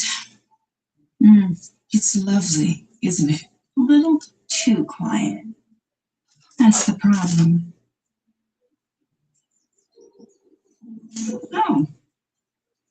Mikey's steady. I never thought I'd see that. Well, maybe he's finally put the mischief behind him. So we're moving on to plan B. I call Fire Mike. What? Oh, it's my mom. Hey, Mom. What's going on? Oh, nothing. Just checking in on you. Why don't you just FaceTime? And he'll fake it. I want to be able to catch him on the security cameras. Oh, nothing much. Just ready to have a look. I want to make sure I get all A's in my next semester. You should be able to tell what we're really doing. Who do you think you're going to call? An amateur? How come I don't see a phone in your hand? Huh. Really? Must be a delay in the system. Wow. He's actually telling the truth? I spent all of it, nothing enough, which is why you and my mom always gonna be one step behind. There's no way this is gonna hold up. She's gonna know. Stop holding. You didn't miss get that out of there.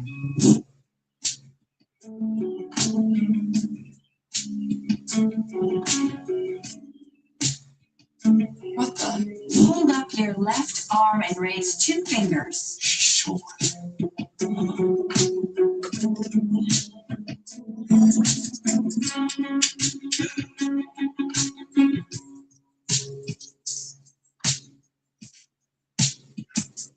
Acting up? Or do you want me to dance too? Well, I'm glad you're staying out of trouble. For once. Jaden just qualified for the next round, so we will be back till tomorrow night. I mean, I miss you so much, Mom. Bye, Mom. Something just doesn't feel right. I know, my son. It's a 4-hour round trip. You mind watching Jaden for me? Sure. But what are you gonna do?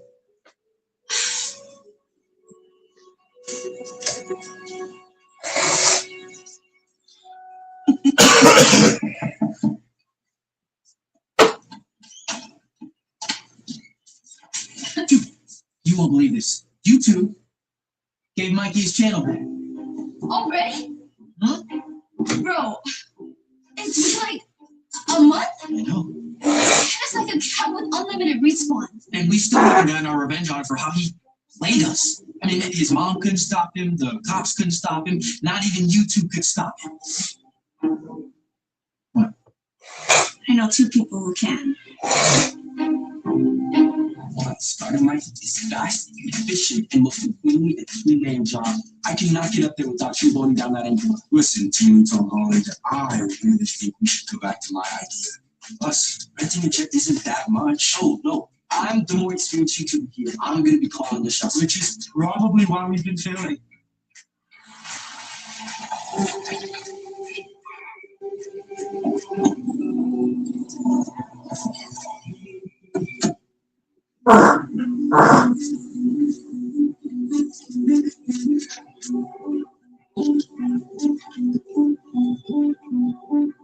Alright, listen. Once you give me a size Snapper's house, all I have to do is find her secret gaming room, which is somewhere here on the 2nd floor. It's gonna be easy. Trust me. Our plan's always work. What? Your level of Delulu is just insane. You want me breaking into Snapper's house, and I will take care of the rest. You're sneaking into Snagger's house? That would be a pretty epic video. That's it. I'd watch it or anything. You know, it's not fully saw when we move this off. That's what I said. Listen to them. Both their egos are out of control. Maybe if we push the right button, we can get them to turn on each other. You're genius. Maybe I don't need to do anything after all. Let's see Mikey get out of this one. Bullet. All right. As long as you do your part, there's no chance that we're getting caught. Intruder alert! Intruder alert! Intruder alert! Intruder alert! Intruder alert! Intruder alert! Intruder alert! Intruder alert! Intruder alert!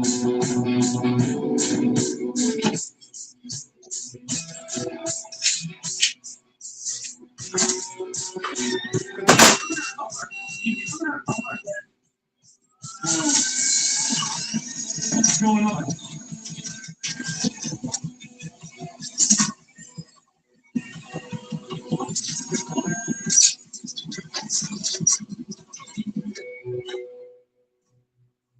Mikey?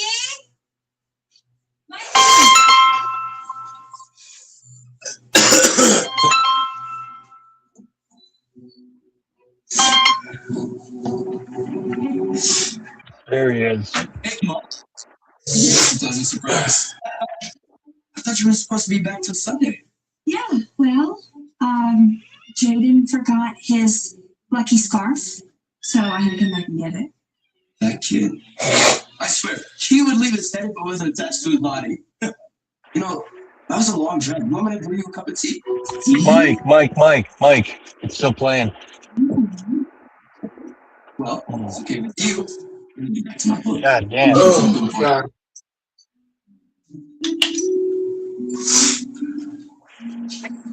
Hello?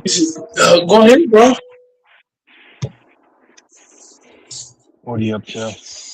I just got out of fucking prison, i.e. this shit job. Half the shift there, I have to try not to, I can't even say this shit on here, but I work with some of the stupidest people. Some of the stupidest white people I've ever met. God, they're dumb. God damn. They work me fucking hard. I don't know how to say the word good work or thank you. Some people have no idea how to fucking communicate to people, how to motivate people, where to put people to make them excel, they're not meant to be in a leadership role. But this is the space where I'm working in right now. I don't even think I'll do another month there. I already got a homie hooking me up with a job that'll pay twice this. Like I said, almost $4K a month. Sorry, $4K a week before taxes. So hopefully $3K after taxes, maybe 3,200. But with Trump's shit, maybe it's even more, like 33, 34. And you do 2 weeks on, 2 weeks off. I could do the option to do 3 weeks on, 1 week off, or even 4 weeks on, no break. So, but this requires me physically being in the U.S. In fact, I'd have to go back out west, not to Washington, but somewhere not too far.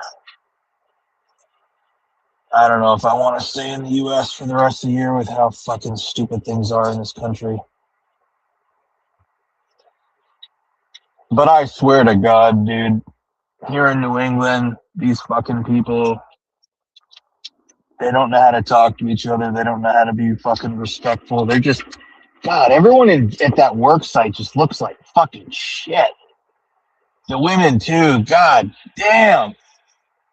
They some ugly bitches. Yikes. Fuck. Those are some ugly fucking bitches. And I just found out the supervisor, who's my direct supervisor on my line, a bunch of people took it upon themselves to tell me that he fucked some bitch that works there when his wife was pregnant. And I saw the girl he fucked, and it's like, ugh, how could you sick fuck? You could put a gun to my head and say fuck her. My cock wouldn't work. It wouldn't get hard to get sucked or fuck.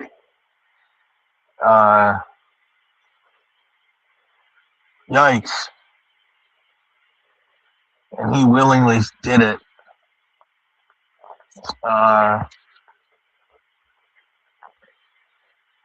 But I'm just hoping I can last maybe another month there tops, but it's not even going to be a month. It's just until I get another job lined up. I made a promise to someone very important that I wouldn't go without a job. I want to keep that promise. They challenged me to it for multiple reasons. But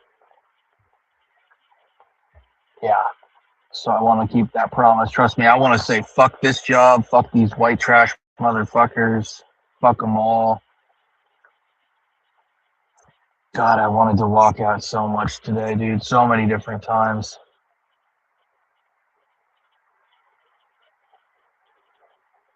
And there's really nothing to get you through the work shift except, like, I know what's ahead of me.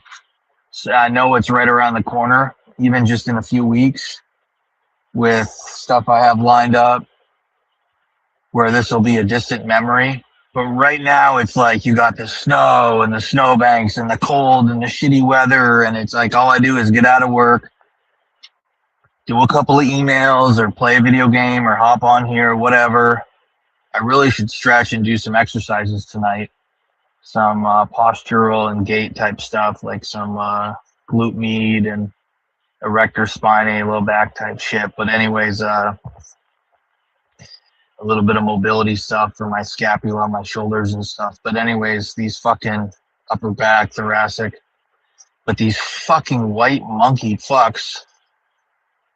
But I get out of work, I sleep, and then before I know it, I wake up and I go back in, and I don't see a single good-looking woman almost the whole time I've been back here. Every woman here is just butt fucking ugly. I wouldn't hook up with a bitch here. I've been so well behaved, dude. I haven't even tried to fuck any on dating apps or going out because I'm like, I think to myself, bro, last thing you need is to knock up one of these fucking nasty, crazy bitches. Play it cool. Think of the big picture. Like, oh, whew. I had this guy I knew years ago, this drunk. He was a construction worker. I worked in construction with him. He was from Connecticut. He'd always, when he was talking about a rough-looking bitch that he fucked, or just in general, he'd be like, oof, oof, oof. That's so sad that he's dead. I'll never see that fucker again, Mark. But he'd be like, oof, oof. I was like 21. He was like 45 or something. We did construction together. He was a crazy white fuck. Because he like was down from Hartford, Connecticut, and had hung out with all the rough people down there, all the Puerto Ricans and Dominicans and all the rough people, and had a long, lengthy criminal record. But he was one of those white dudes that when he started drinking, he'd snap on you in a second, and like that violent drunk would come out. I don't know if black people and Hispanic people do that. I don't know him enough, but he's one of those people that when he drinks, he's just a fucking degenerate fuck. He'll turn on you in a second. But anyways, he was one hell of a builder. He knew all the ins and outs of building. He was one hell of a carpenter. But what else?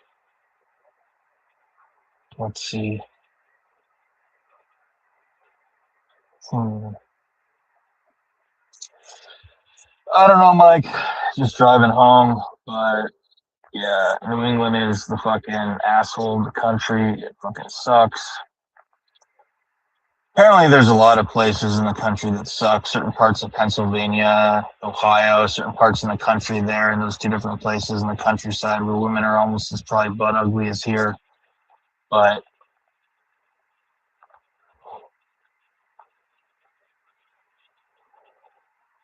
I almost, when the supervisor's talking shit to me and being a douche, I almost want to say, like, make a joke about him fucking this bitch in a parking lot in his truck or whatever when his wife was pregnant. I'd be like, oh yeah, like the time you fucked a slam pig, a 1 out of 10 when your wife was pregnant, you fucking creep, with your chest hair poking out of your shirt. Cover that fucking shit up. Yeah, Texas want to know why I'm angry. You work a job like this, Texas, you get fucking angry. I don't even know if I can do a month. I should just fucking quit now. This job is just such bottom of the barrel. Maybe I should just quit. I'm working 7 days a week, 70 hours a week.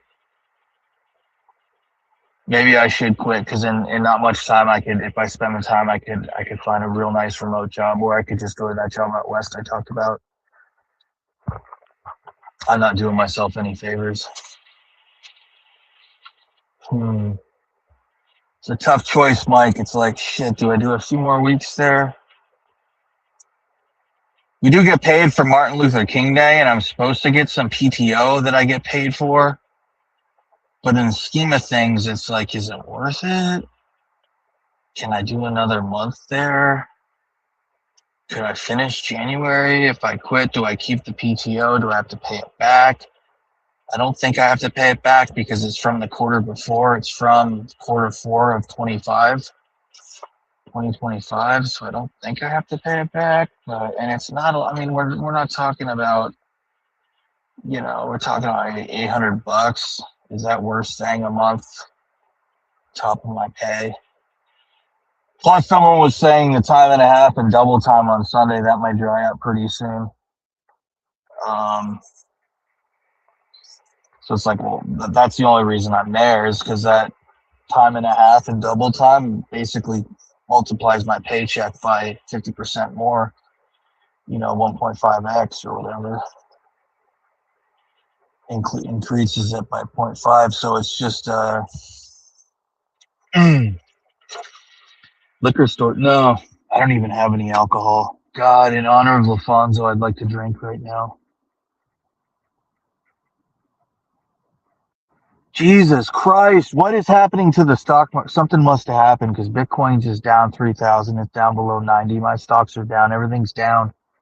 Something probably just happened.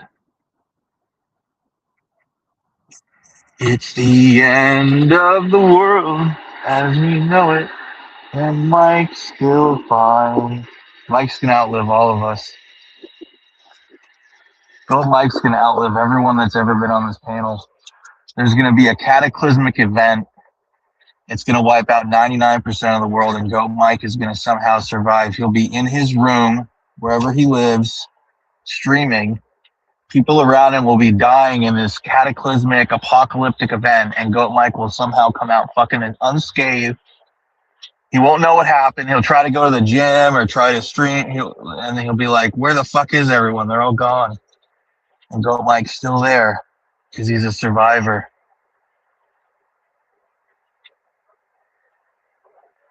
Goat Mike is a survivor. Plus some Planet Fitness. I need to get my ass in there. That's one thing I need to do immediately is lose 20 pounds. I should do that before I return to Colombia. And I'm going to fuck Latinas left and right. God. Damn. I'm going to fuck a lot of them.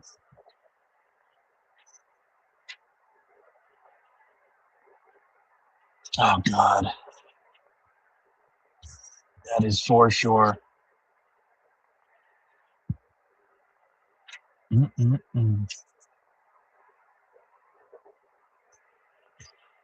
How long can I last there? Can I last a month? Maybe. I gotta find out about that PTO. It's kind of chump change, but there's like the Jew in me that's like perseverating or fixating on it because it's like there. And it's like my beady little eyes are like, yeah, so it's like, I should go to Minnesota to see my Somali brothers and sisters.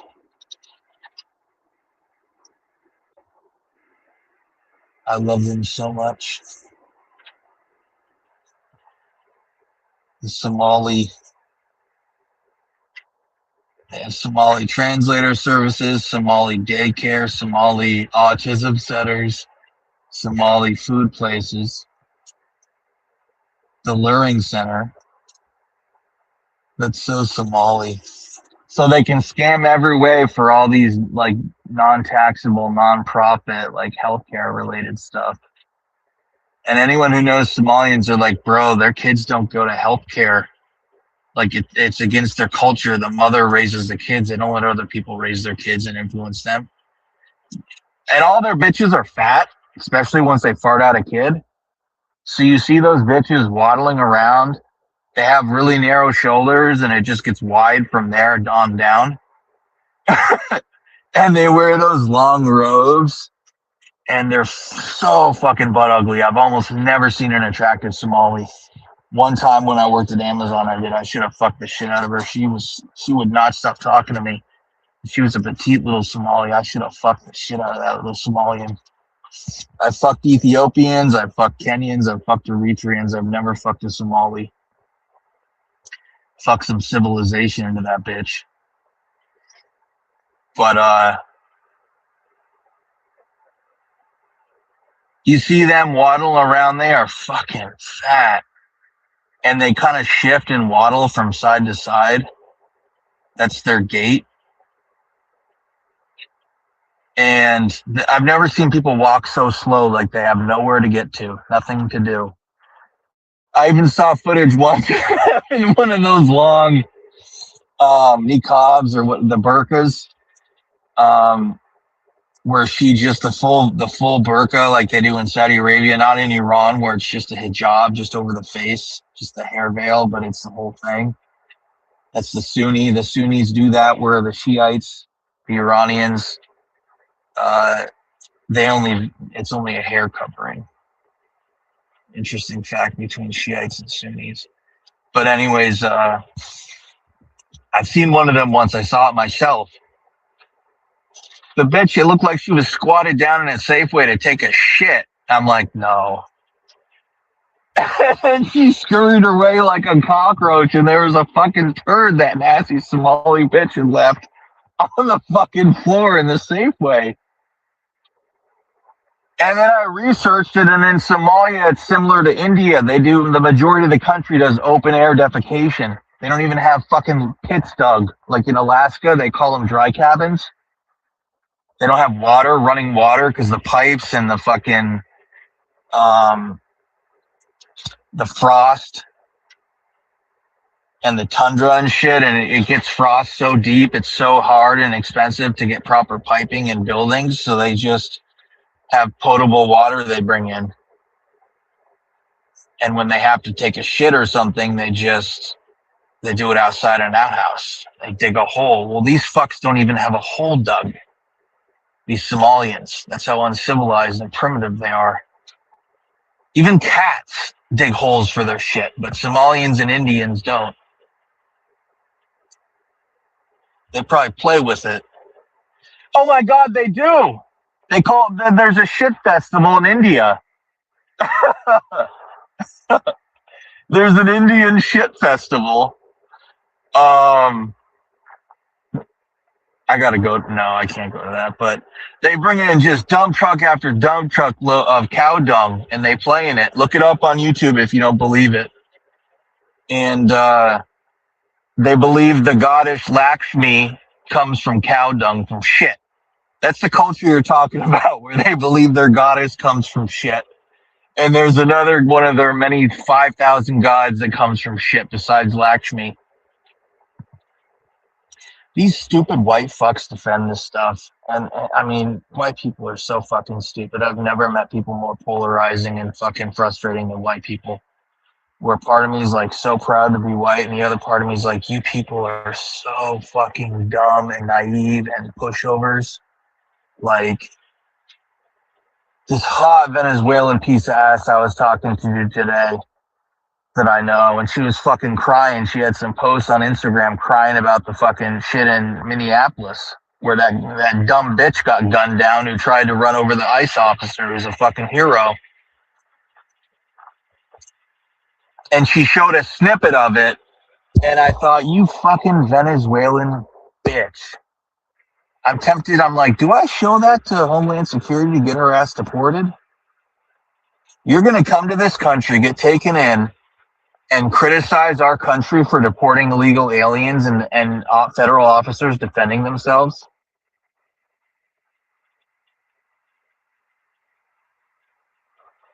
And Tim Walz, like, you're literally, where else in the world is a federal officer going to not be able to defend himself getting hit by a car? And people criticize that. Tim Walz, governor of Minnesota yesterday, said it's war with the federal government. He slipped. He fucked up on mic at a conference. I'm sure that's what he talks about behind closed doors with his federal Democratic wackos. A war, declared war on the federal government. So the worst thing that they could do is allow a riot in Minneapolis or Minnesota right now, because Trump will call in the guard. And that little cuckold Waltz tried to say that, like, he can't do that, it's his guard, and he doesn't seem to comprehend the Insurrection Act and all this stuff, and that the president can do any type of military action as long as it doesn't exceed 60 days. It's like the War Act, the Presidential War Act, I think started in 63, they passed it. People with small brains, smooth brains, don't know this type of stuff. What were they chanting in Minneapolis? What was the little slogan? But it said nobody's illegal when you're on stolen land or something like that. And I thought, you stupid fucking cunt. Give back your houses, give back everything if it's stolen land. Stolen from who? The Native Americans that would like literally mutilate the children and elderly and anyone they captured. You read the accounts from what they did to captured peoples, gang raped them, set them on fire, live, cutting their limbs off, vivisection, skinning them, the most brutal stuff, burning alive, flaying. These are the people that are being defended because they depict that they were living together in an egalitarian, harmonic, bucolic, idyllic setting. And all the tribes were at peace and singing Kumbaya. King was there. He had a fiddle and a trumpet. King was there in his tribe. Infamous was there. They were all having a powwow and a barbecue. Infamous, King, Dirty Dude. They were all there. Kumbaya. And the horrible white man came and just everything went crazy. The barbarians. That's the narrative they have, and that it's stolen land and it needs to be given back. What are the brain cells of someone that says it's stolen land? All land is stolen, motherfucker. Human beings are indigenous to fucking Africa from tens of thousands of years ago, and then they spread out. For the most part, Africans stayed. The indigenous African peoples. Some of them probably left too. Well, obviously they did, because those are all our ancestors, our progenitors of everyone, is what we're told as Homo sapiens. And the subgenuses or whatever and everything, they say it's all comes from Africa is what they say. Everything before France and before, all these early settlements in Anatolia, these ones that they found from 12,000 years ago in Anatolia or Asia Minor, modern day Turkey and Göbekli Tepe, the first great civilizations that happened in like 2000 BC, 3000 BC in like Crete, the Hittites, and like I said, Asia Minor, the Mycenaeans, and the ancient Greeks before the Greek Dark Age and the Bronze Age collapse, and history kind of reset again. And, 800 BC, then you had the Greek, the Athenians coming and the Spartans, and then you had the Peloponnesian Wars and the Persians, the Achaemenids, and blah, blah, blah. Well, in between that, you had like the Assyrians and the Babylonians rising in Mesopotamia. But the point is, they say everything came from Africa. So how do we steal land in the Americas when everyone came from Africa? Land has no masters. No masters. We're all temporarily here. It's just a ride on a rock through space. Quoting Bill Hicks. None of us own this land. Who the fuck do you think you are to think you own land? It's all taken at a sword's end. None of us own fucking land. How arrogant to say that. And that anyone has destiny or deserves the land. And then people want to say the Vietnamese are they own, they're the ones that were in Vietnam and the Mekong River Delta. Wrong. Look at Aboriginal people from Australia. Look at what they look like. Austronesian people, Melanesians. Those are the people that were the indigenous people to Australia, to Vietnam. The Kin people, what they call themselves, the Vietnamese, they're not indigenous to Vietnam, dumb fuck. God, if I never did take debate club, but if I can expound upon a few skills and harness them, yeah, it'll be fun. And it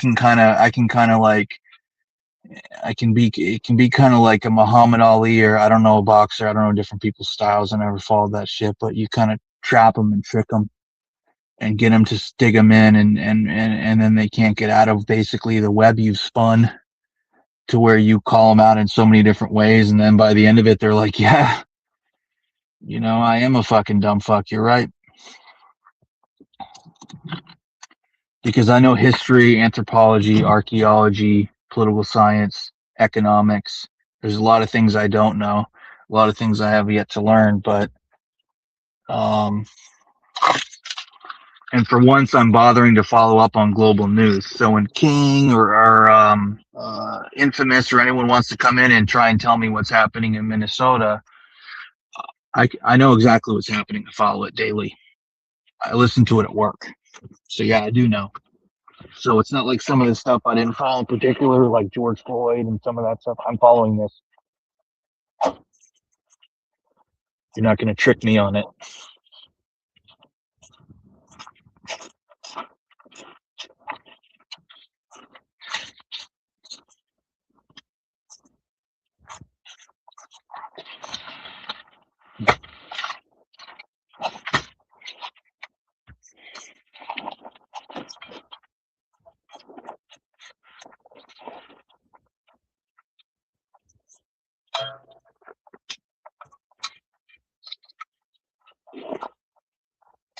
Try and trick me. God, I got another few emails to send because these stupid people with the state here can't do anything right. They're so fucking stupid. And you guys say that I love white people. These people are white and they're dumb as a fucking box of rocks.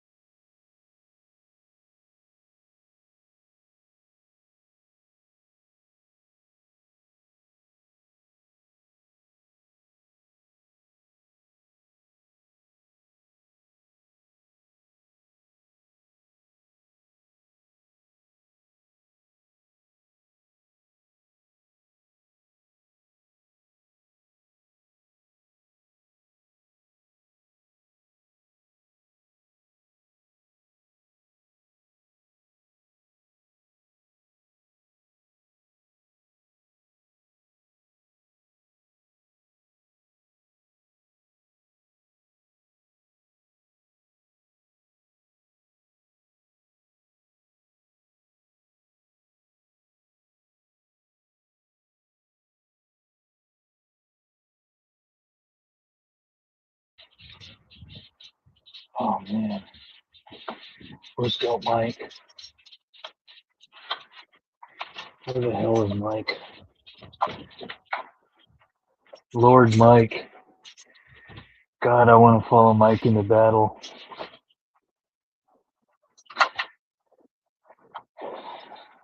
People have no idea. Within Islam, what's it called? Faraka? Faraka? It's okay to lie as long as you're doing it in the name of Islam. You can tell lies. You can dishonest, treachery, betrayal. Muslims also believe they have, in their Quran, it teaches that they have a right to the whole world. So they don't see anything wrong with taking, with what's going on in Minnesota. What's going on in Minnesota has exposed a lot of the tenets of Islam from your all's Muslim homeboys.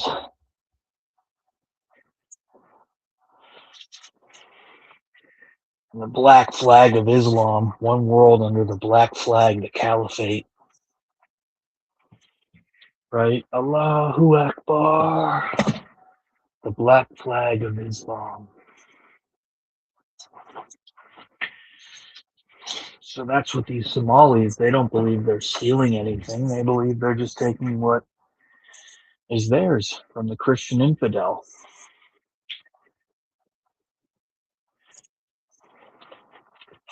And then it's all owed to them because they're Muslim. The land's owed, the resources, the money.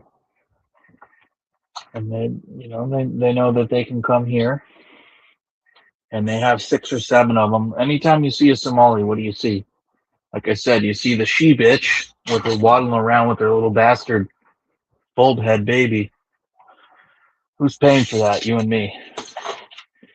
Now look at regular black people and white people. You don't see them with kids all the time. These fuckers are outbreeding us. We're going to be replaced pretty soon.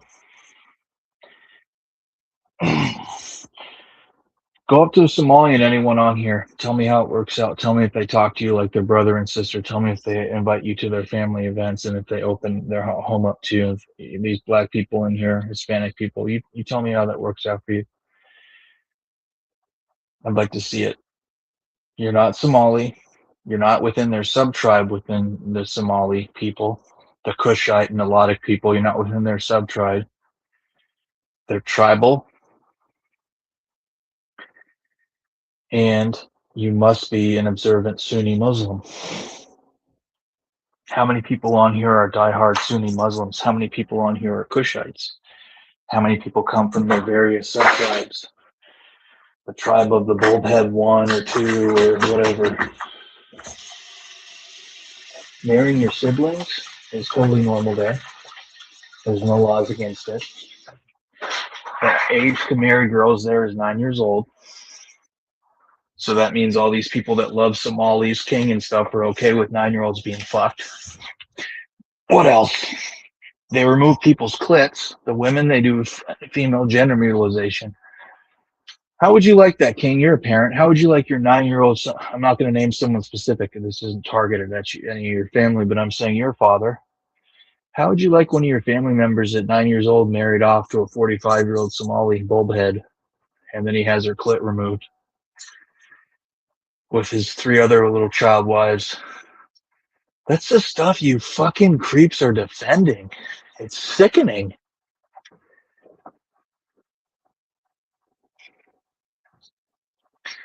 Your bulb heads. How you know I'm Somali? Because you got a bulb for a forehead, bro?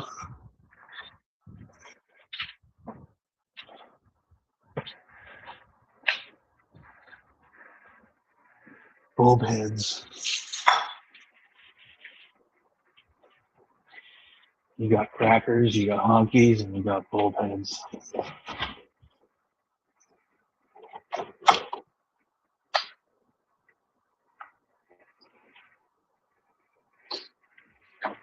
I don't know, I think I'd rather be a honky than a bulb head.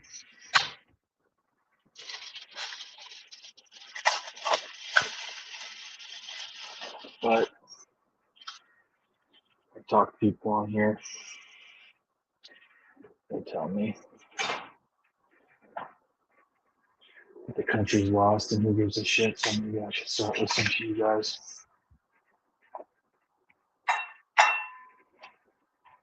Maybe I care too much.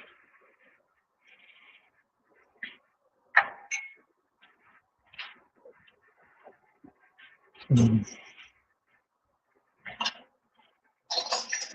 it's time to make my white exodus.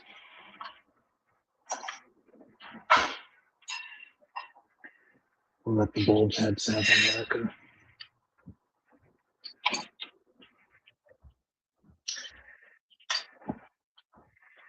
I will tell you one thing. There's a lot of white rednecks where I live. I'm not a redneck. I'm not one of these people, but you know what they like to do for fun? They like to go out in the woods and hunt shit, kill shit, trap deep in the woods, get elk, moose, bear. They know everything you can know about guns. They're great shots. They're woodsmen. They carry plate carriers into the woods, train for fun. You look at all the special forces. What race are they? They're all white with a couple of brothers and a couple of Latins, but they're 90% white. They're like the most elite special forces. You might get some brothers that know about guns. They don't know about guns like redneck whites do.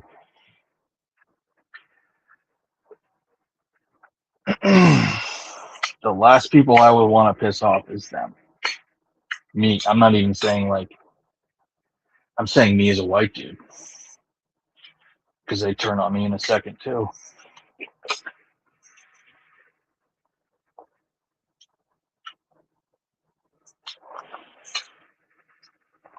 Just like blacks turn on other blacks.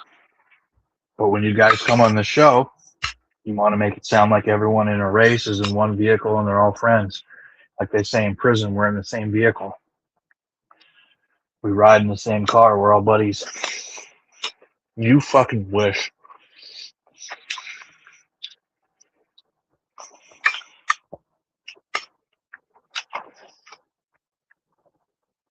$99.999% of the people that have fucked me over have been white people the most.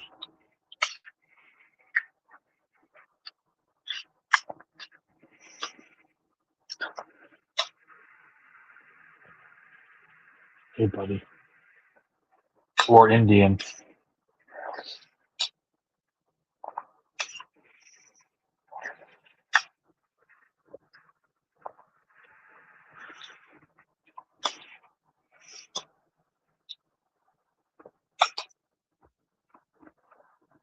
I was reading a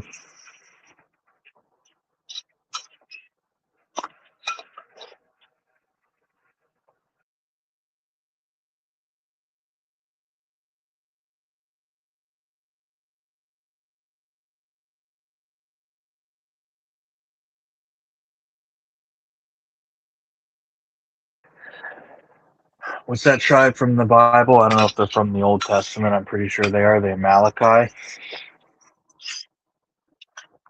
That's interesting.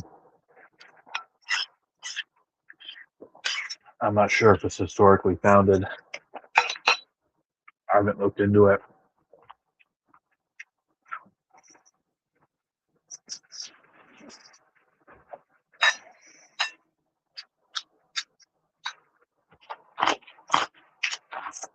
They supposedly come from Sinai. No, from the Negev.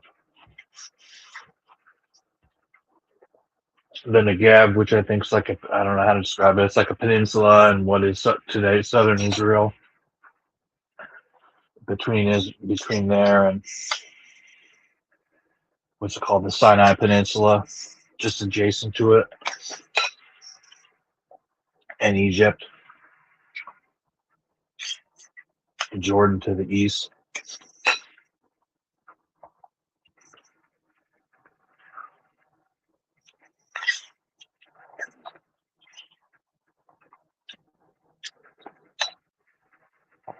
They were apparently pastoralists.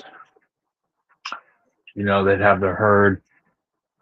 They'd go from one spot to another, always moving. Didn't have crops. Were raiders. They didn't raid for rhyme or reason. They were just anyone that was an outsider. They were there to kill and exploit.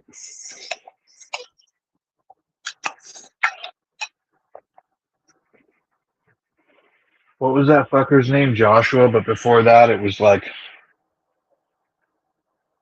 Hoshep or something. One of you guys that's learned in this religious nonsense would know about it. When your grandmother took you to church back in the day when you were a kid. But apparently they have this epic battle, and that was when Moses had to keep his hands raised for a whole day, and since he was old, people had to help him keep his hands raised.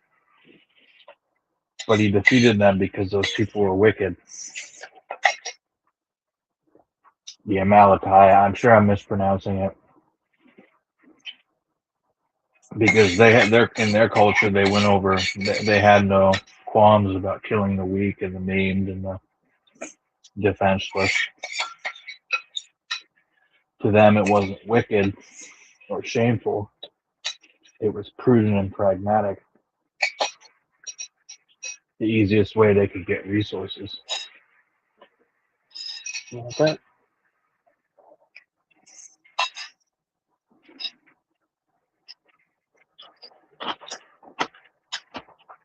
So when they attacked Moses and Joshua's army or whatever, their caravan, they went for the rear, for the stragglers, for the elderly and the infirm and the children. And it was their wickedness that God punished them for.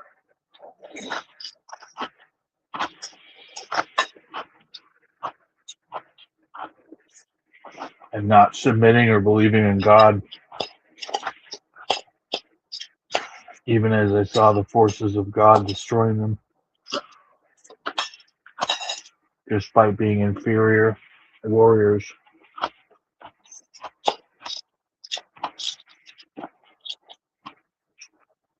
What I really wonder is if any shit from the Bible actually happened.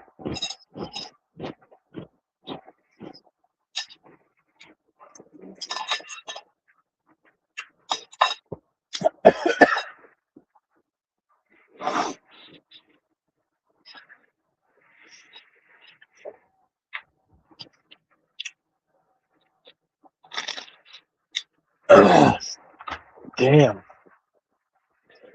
There's a lot of cultures that have a great flood myth. Gilgamesh, the Epic of Gilgamesh has one.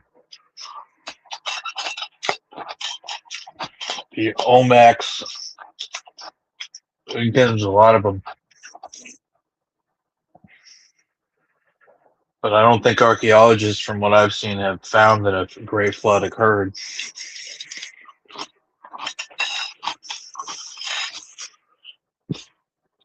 Really anywhere to the level depicted in the world.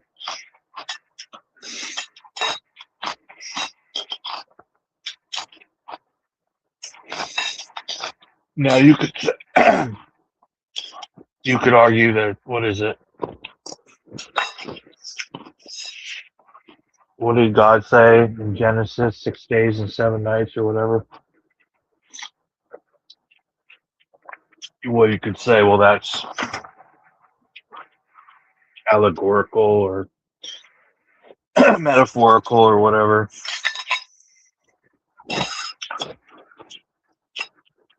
And then in God's eyes, that could be tens of thousands or millions of years. Obviously not millions. Maybe you could even argue God hid stuff, removed stuff from the earth to test people's faith and their commitment to Him.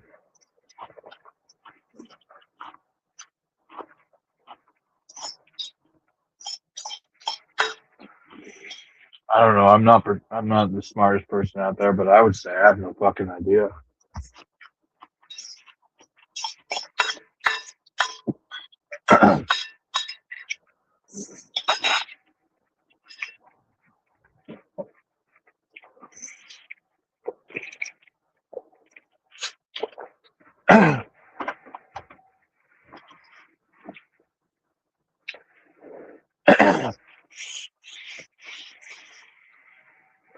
Hey, buddy. Yeah, I'll be the first to admit none of it makes sense, guys. The uncreated creator. How do you have the uncreated creator? Simultaneously, how do you define nothing? How do you quantify the state of nothing? And that the Big Bang and the origin of the universe, if that's correct, came from nothing. That doesn't make sense either, pal.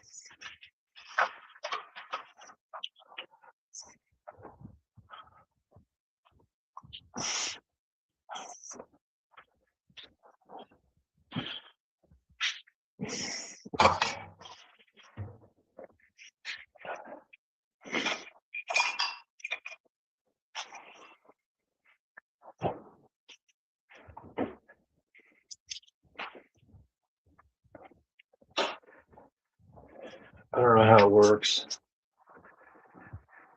I wish I could know. I wish I did know what's true, if there's any religions or paths that are true, because I would fucking submit and yield.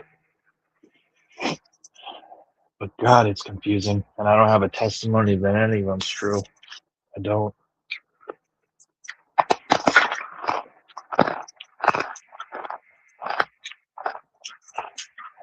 I think that Christianity is the most righteous guided. Our current version of Christianity is the most.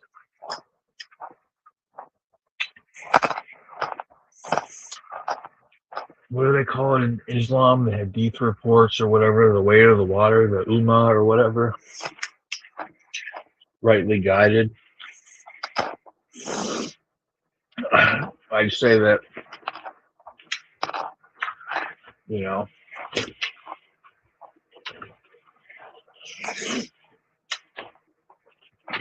the most rightly guided society I've ever seen have 100% been Christian ones, without a doubt.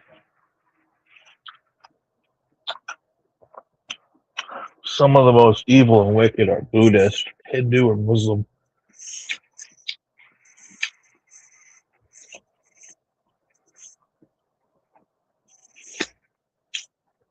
If you don't believe me, go check them out.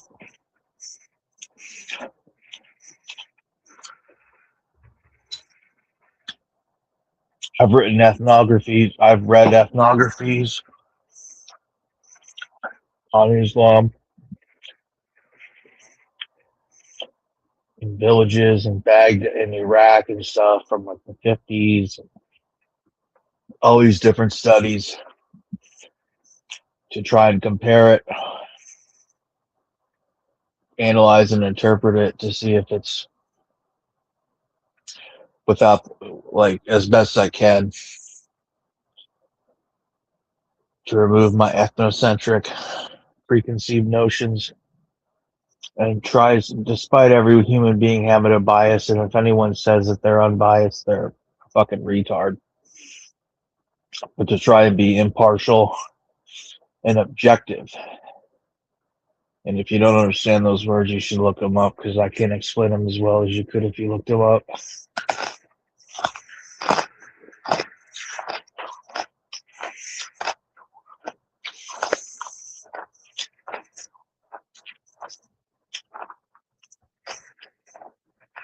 And every Muslim society, whether it was the Ottomans, the Abbasids,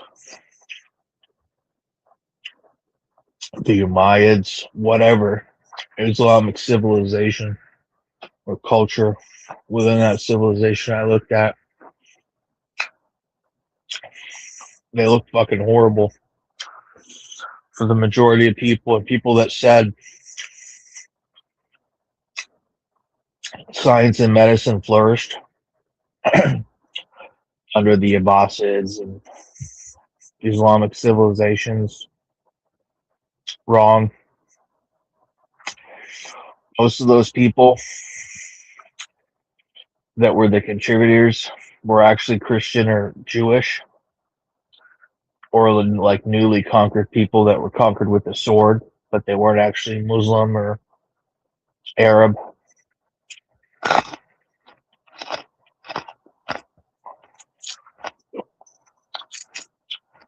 These people conquered with bloodshed.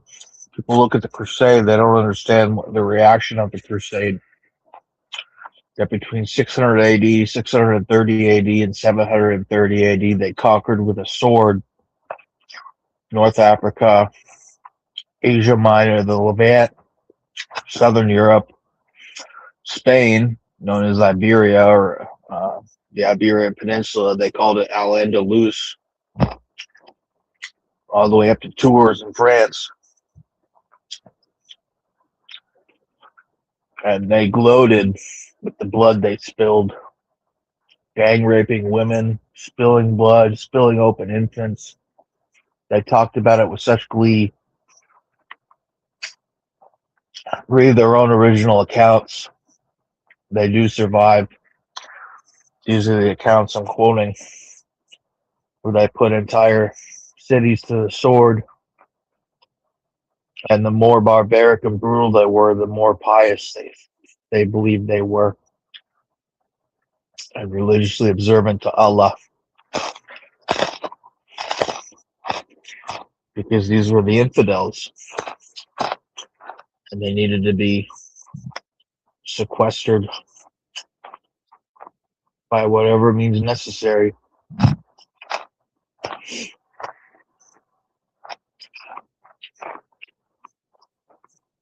The more painful, the greater the purification. That was their philosophy. I read the original sources.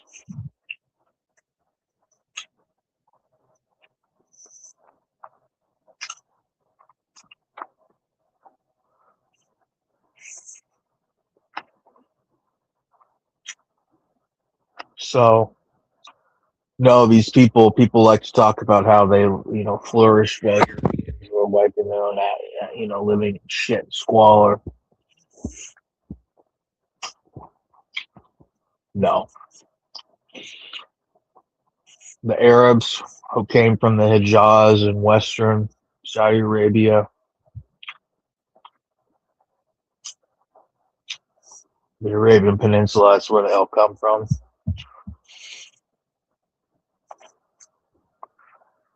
They come from the fertile Hijaz.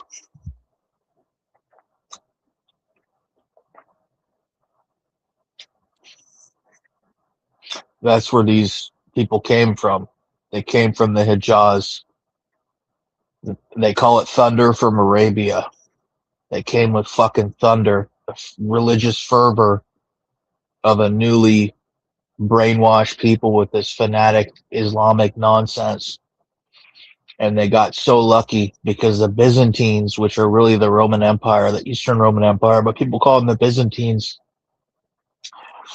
they had been fighting with my fucking ancestors on my father's side, the Sasanian Persians, for hundreds of years, and they were weakened. Both civilizations were weakened from fighting. So these basically ragheads came in from fucking Saudi Arabia and fucking slaughtered them both because they were weak. Slaughtered them. And they were fanatics. They'd do anything. When you have that religious fanaticism, I mean, they have the same fanaticism then that they have now, blowing themselves up and all that lovely shit. They're fucking wackos. And they want, if you're a Christian, they want you dead. One, like I said, one nation, one global nation under the black flag of Islam, the same flag as ISIS, that black flag with white lettering. That's what they want, the whole world under that. There's no, American version of Christianity with capitalism and multi-ethnic, multicultural, multi-religious, heterogeneous pluralism. There's none of that. There's Islam. The whole world is a Muslim caliphate. It makes nothing. If you read the Quran, that's all there is. There's no, we live peacefully among Christians and Jews and we're homeboys and we do business and we're, cool. And no. And even when they did have other civilization, they had a poll tax on non-Muslims. It's called a jizya, Jizya. They had a tax on your ass if you weren't Muslim. It's either that or they put you to the sword. But that was just the process. Eventually, they're putting all your asses to the sword. People don't realize the crusade and everything was a reaction to these people conquering. When the Crusades happened, they were still, the fucking ragheads were still in Spain. They were still in Spain. The Arabians, the Umayyads, they were still there. The Moors, they still controlled that. And then they had the Reconquista. It took up until the 1400s for the Spaniards to take back Spain from the Arabs and the Muslims. They were there from fucking 680 or something to fucking 1400. So, and when people talk about Vlad the Impaler, Count Dracula and all these people that did savage shit, putting all these people on spikes and the Romanians and Hungarians and how absolutely bloodthirsty they were to the Ottomans and stuff. The reason he did that was because he had been captured by the Ottoman Muslims, and that's how they treated their prisoners, and he learned it. So he's like, if I really want to defeat these people and scare them, I need to do the same shit they do. That's how barbaric he had to be to defeat the Ottomans. Absolutely barbaric like they were. Because that's how they do stuff in Saudi, in the Bedouin people, the Hijaz, you know. That's what the Arabs were. They were Bedouin. They were nomadic pastoralists, herders, traveled around, merchants, going from Mecca to Medina. And Muhammad had his vision in the mountains up there, and there was these people, the Kushites. What the fuck were they called? There was a group of people that were like the elites. He overthrew them with the help of his first wife, who was his old bitch. She was older than him. She was a wealthy merchant bitch. And they destroyed them. They united the city-states, overthrew them. And then they, like I said, thunder out of Arabia. And ever since then, it's never changed, dude. Thunder out of Arabia. These people want to convert me and you to Islam by the fucking sword, one way or another. They don't care if you're black. They don't care if you're white. They don't care. You're not their homeboys unless you're Muslim. And it says Karawa or whatever. I learned the word today in Islam. You're allowed to lie. In Islam, it says you're allowed to lie if it's to further Islam. If you need to lie, cheat. If you need to lie, cheat, and steal to trick the infidel to defeat them, you're allowed to do it. Lie, cheat, and steal. Yep. Look it up. I'll look up the word right now. What's up, debates? You know, it just comes down to comments about certain religions. Certain things in the religion tell you that's just not good at all. But like I said, doctrine, all in all, is not good. Like, because it's just, if you, the Son of Man came and he brought man. I got an announcement debate, man. So go ahead, debates. Oh, well, go ahead, Mike. I gotta go ahead and say this, bro. I really hate to reiterate this at all, but I gotta come out and say it, bro. You're gay? Bro, I've made a huge mistake coming to social media. Period. It's a lot that comes in. It's a lot that comes into social media. Social media, it's a lot of drama. It's a lot of stress. It's hard on your mental health. I understand. Like I know Doris is laughing, but I'm being totally factually serious. There are a lot of YouTubers that were big time on YouTube and they quit for this exact reason. Social media is a lot of mental health, and I really regret coming to social media at all, and especially YouTube. You know what I mean? It's just too much to come into running a channel. It's just a lot to come into it, man. Like you gotta be able to edit, you gotta have social skills, you gotta be able to do this, you gotta be able to do that, you gotta be able to, keep your calm, you gotta be able to do this, that. I mean, I just don't gotta like FYF. A lot of people, and I said this in my last stream, I only came to YouTube because of a couple of people. BJ23, FYF, Ticket TV.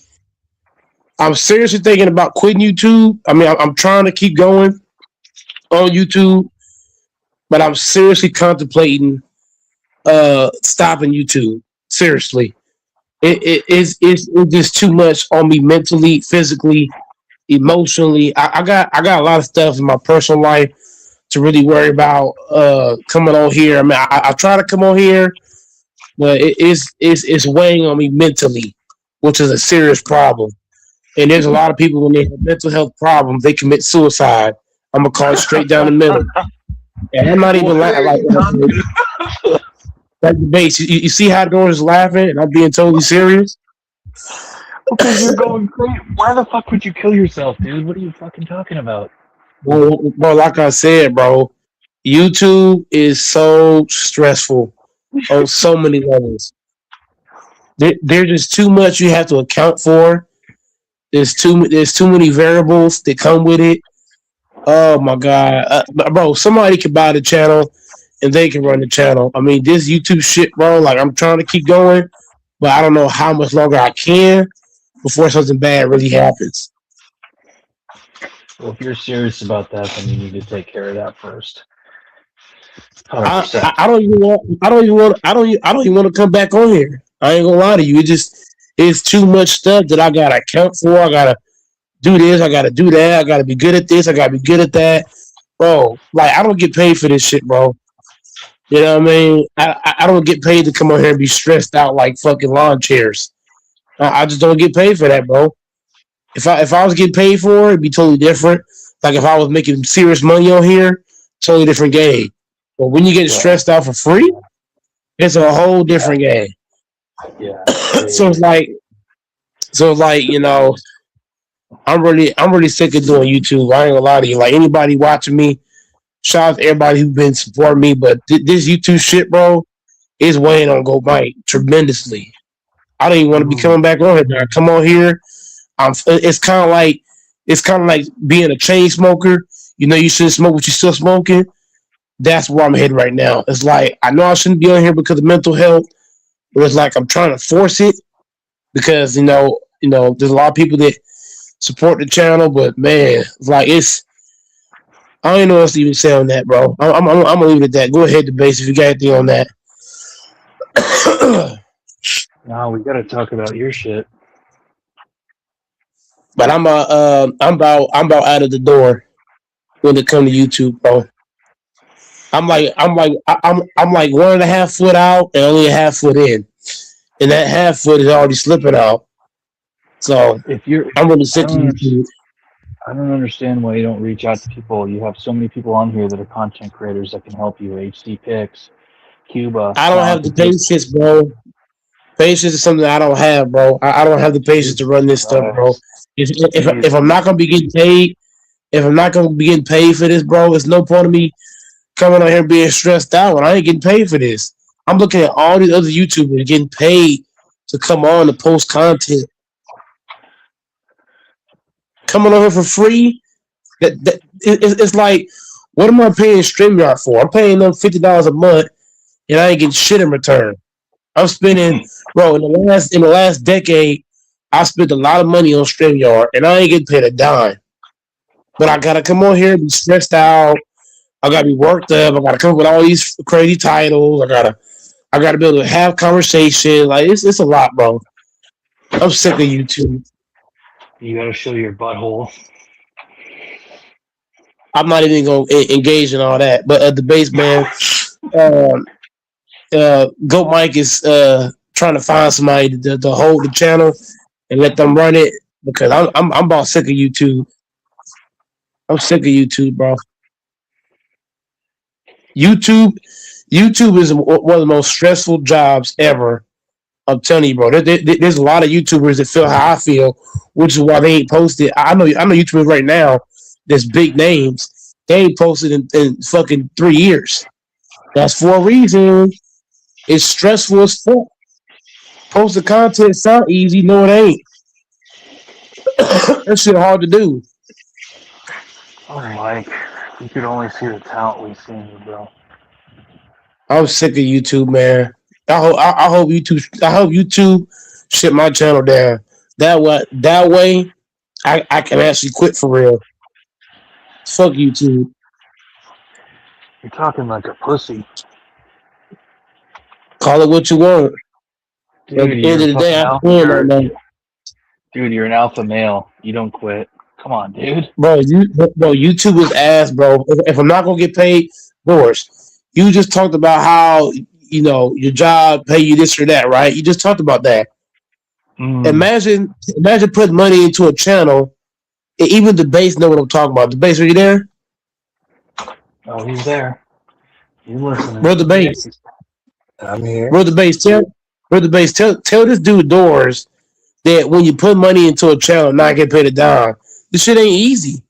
You think it's easy, debates? He think this shit is walk in the park. What?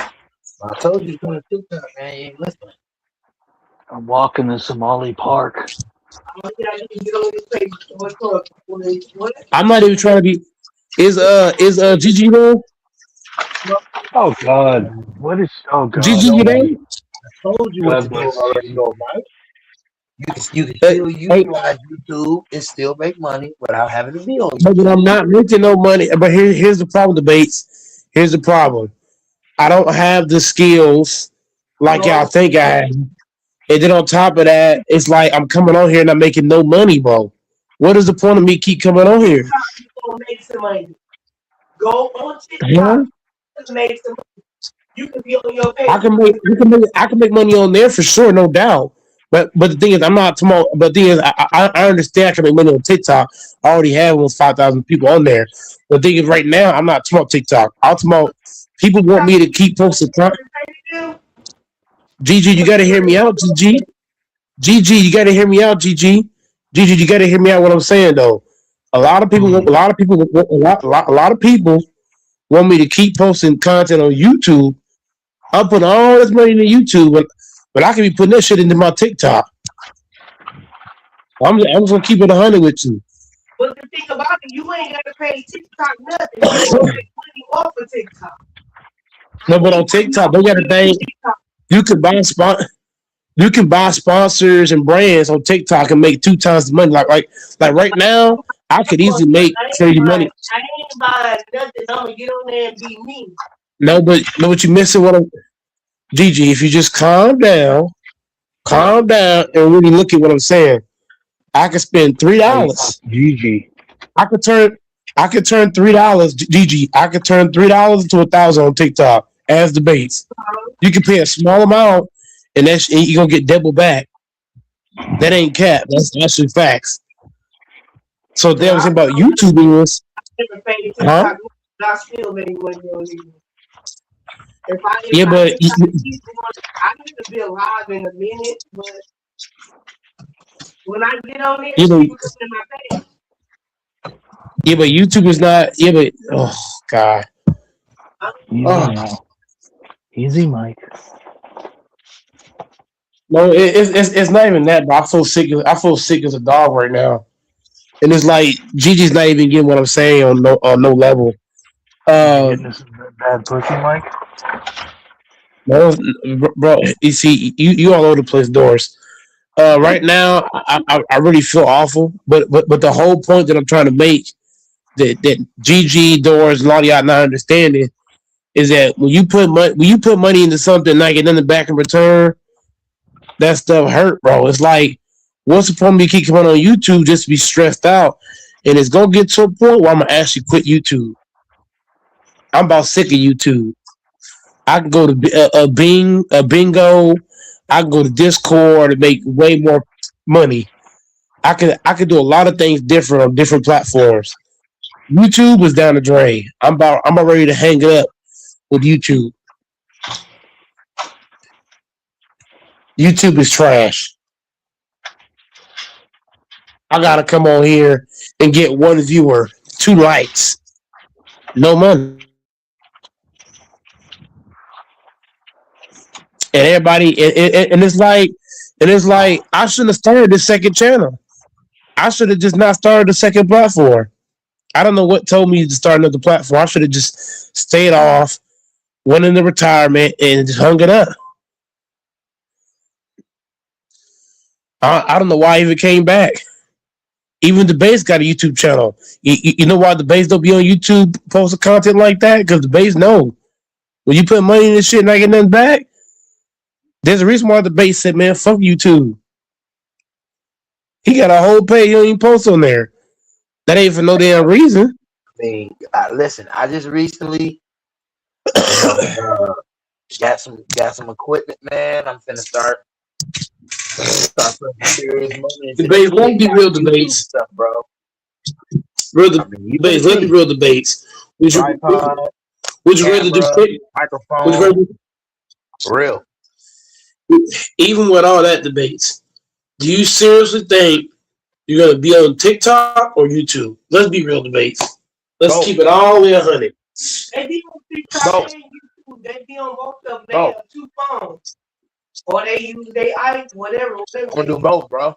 I'm gonna have a tripod with I'm gonna have a tripod with my phone, and then I'm gonna have my computer. Be on TikTok on my phone, and then on my computer I'll be on YouTube. Brother Grace, you not. I ain't gonna lie to you, bro. I ain't gonna lie to you. I got the only way that I coming in like 4 days. I'm gonna team up with the base. I'll tell you what I do, the base. I'll just team up with you and GG, and we'll just we will just collab on. I can collab with you and her on y'all pages. I'll do that. Well, I'll be bro. I have no I'll be the special guest. I'll be a special guest on y'all pages. That way, that way, I don't gotta post content, and I could just sit back and just post on TikTok every now and then. Heck yeah! You ain't sitting back, Mike. You're goat, Mike. I'm gonna sit back, Doris. Trust me. Trust me, Doris. My days on TikTok, my days on YouTube is coming to an end, Doris. I'm telling you, the days are numbered. I mean, when I hear this guy say he's gonna sit back, am I the only one that says nope? That's not your personality to sit back. It is my personality, Doris. I've had a lot of things in my life that I just gave up on, but that don't make you a quitter. Some things are meant to give up on. I'm gonna keep it 100 with you. Just because you give up something in life, that don't make you weak. Some things are worth giving up on. Seriously, something ain't worth your time. That's like Walmart. I love Walmart today, but guess what? Sooner or later, I'm gonna put in my resignation. So look, y'all, I want to thank y'all for the career y'all gave me. I've been in this bitch March 3rd, be 16 years in Walmart. So I'm just telling you, bro, it's gonna come to an end where I'm put my resignation and say, hey, look, I love y'all guys, but I gotta go. All things must come to an end at some point.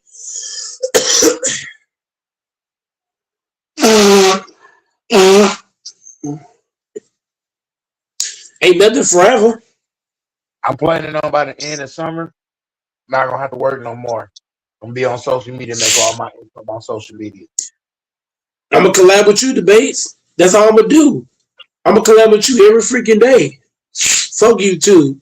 I'm gonna get off my look, Debates. Once you start your shit, you and Gigi, I'm gonna delete my channel, and I'm gonna be collabing with Debates and Gigi. So y'all wanna find good Mike, you have to find me on Debates and Gigi shit. I ain't gonna be on here. Or if you want to find me on TikTok, I'll be on there. But I ain't gonna be on here. Like, once the base and GG start y'all shit, we gonna be the big three. You know how LeBron, Chris Bosh, and Wade was the big three? That's gonna be us. The base gonna be LeBron, GG gonna be Chris Bosh, and I'll be Dwayne Wade.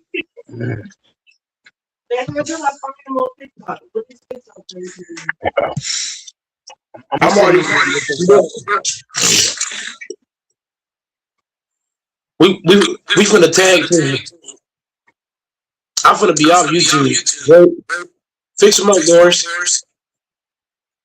I'm finna be off YouTube, man. Anybody listening, fuck YouTube. Bro, Doris, you gotta fix that mic, bro. Bro, fuck YouTube. You know what I'm saying? Debates. I'm finna collab with you and Gigi all the fucking time. Yeah, but where go Mike at? Why he ain't come on live? I'm gonna say I'm on Debates and Gigi shit. I ain't gonna be on here, bro. On here getting one fucking viewer. That's a damn shame. 2 likes. That's a damn shame. 99. Huh? That's crazy word.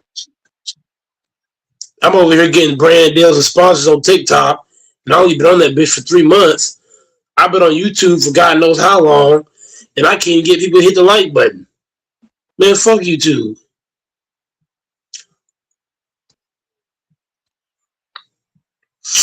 I'm gonna be on YouTube. Once y'all start y'all shit, GG, it's gonna be the big 3, man. I'm telling you, it's gonna be the big 3. It's gonna be like Shaq, Kobe, and Derek Fisher.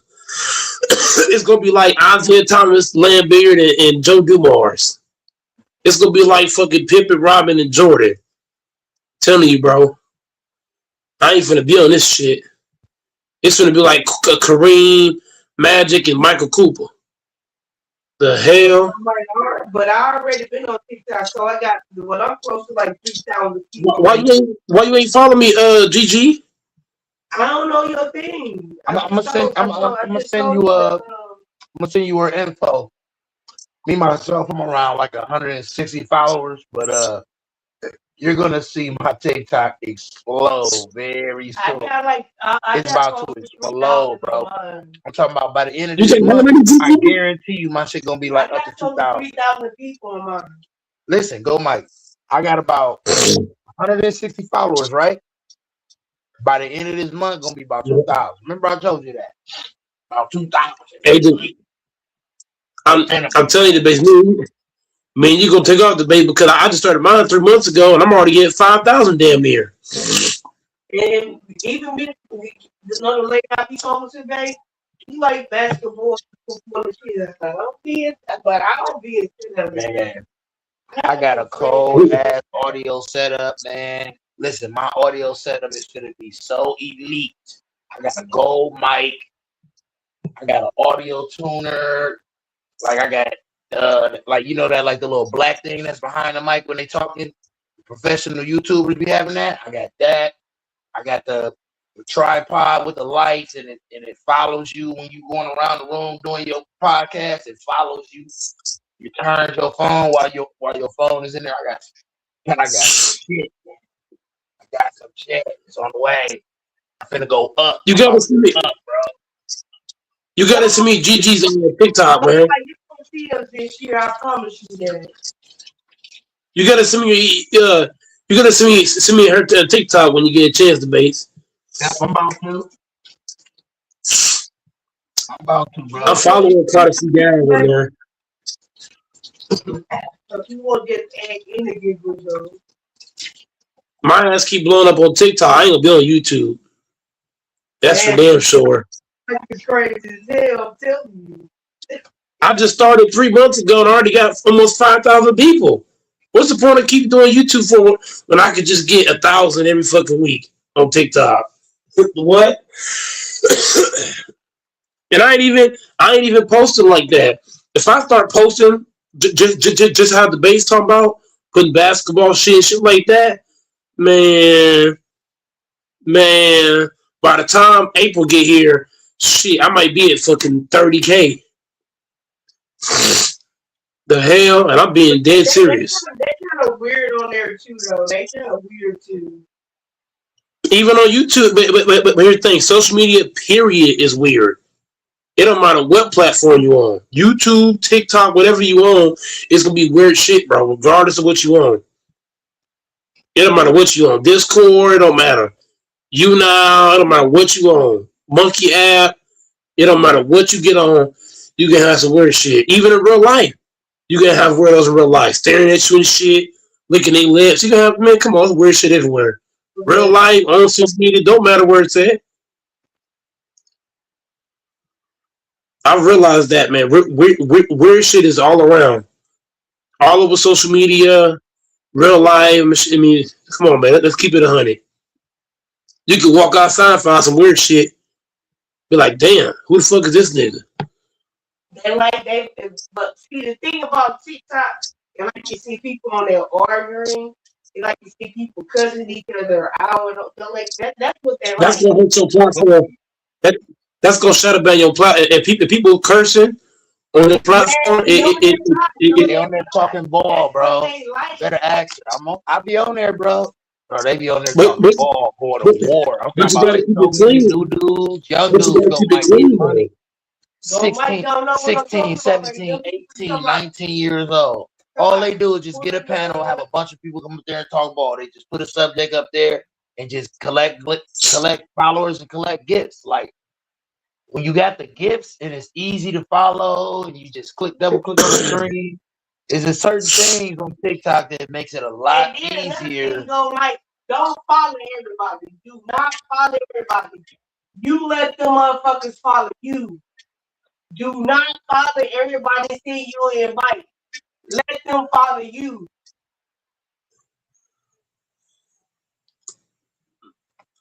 Yeah, that's why I go. What I'm talking about. I got so many friends, but I'm only following 1,000 and some out of the people that I have. Don't follow everybody. Follow you. I'm confused at how to. I'm confused at how to even. Well, it ain't even let me find yours. Bro, Mike, look at the numbers that I have up under my profile, and you'll see the light. It's the light. How many people I follow, and how many people following me. See, that middle number is people following you. The other number is on the left side is people you follow. And then the one on the right side is people that like everything you post on, you know what I'm saying, and stuff like that. Shit, I can't even find Gigi stuff.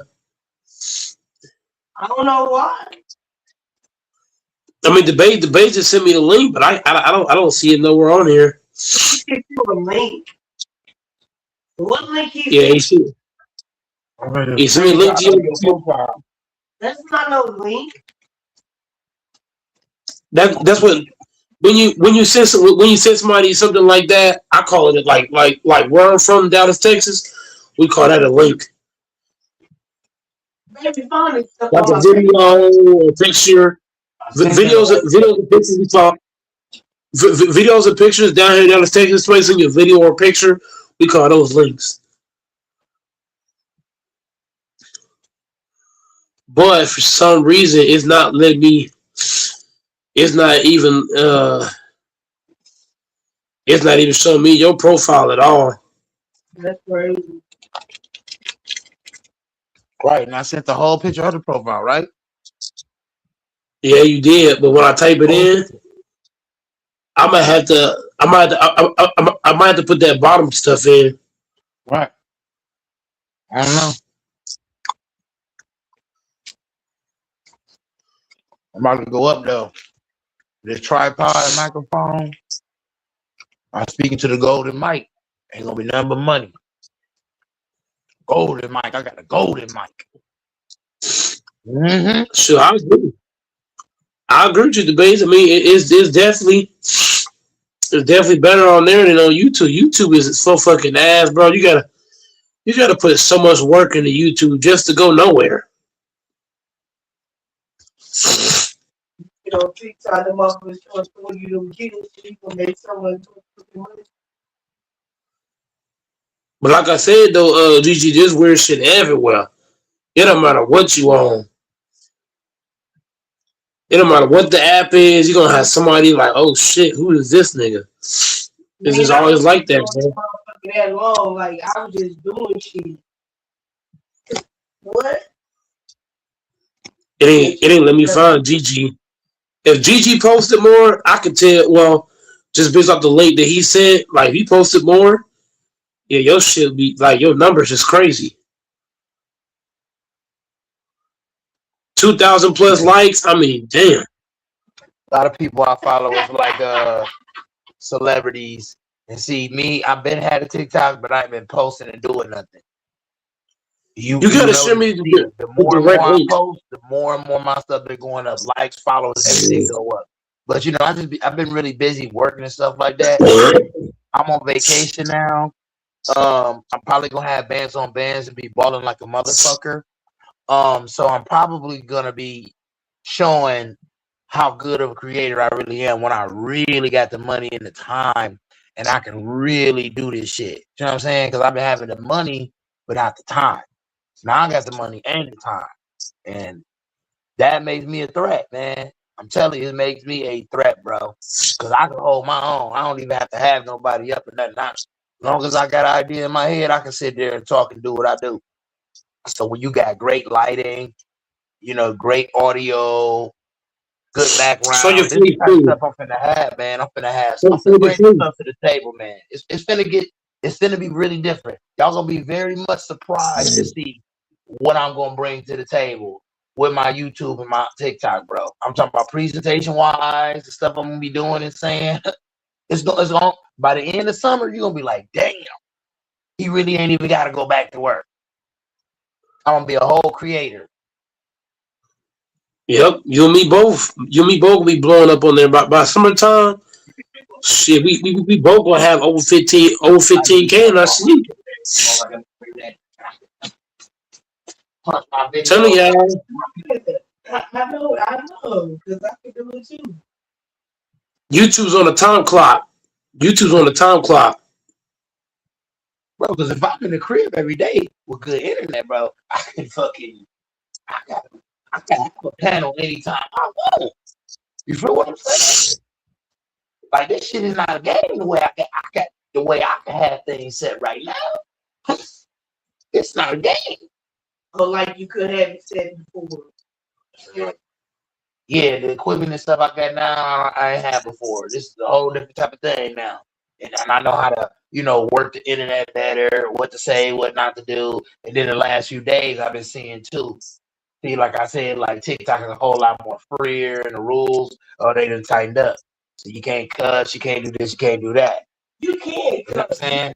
You can, but you might possibly get your channel taken down. Certain things gonna happen now.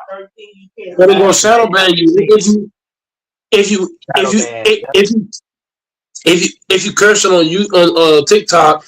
They'll start. They're not gonna push you as long. I unalive a person. You can't say kill them. You got to say unalive.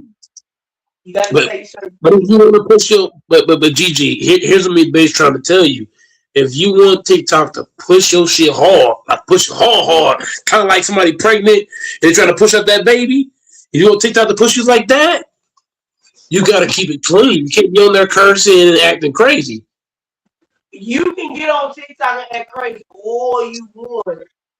Just as long as you not talking about, like I say, you got to say certain words. I'm gonna go and kill this person. No, you got to say unalive. Like, how come you don't post Gigi? I'm about to change my TikTok. Gigi, if you know, Gigi, if you know all this stuff, Gigi, how come you don't post? They do. How come you don't post, Gigi? How come you don't post then?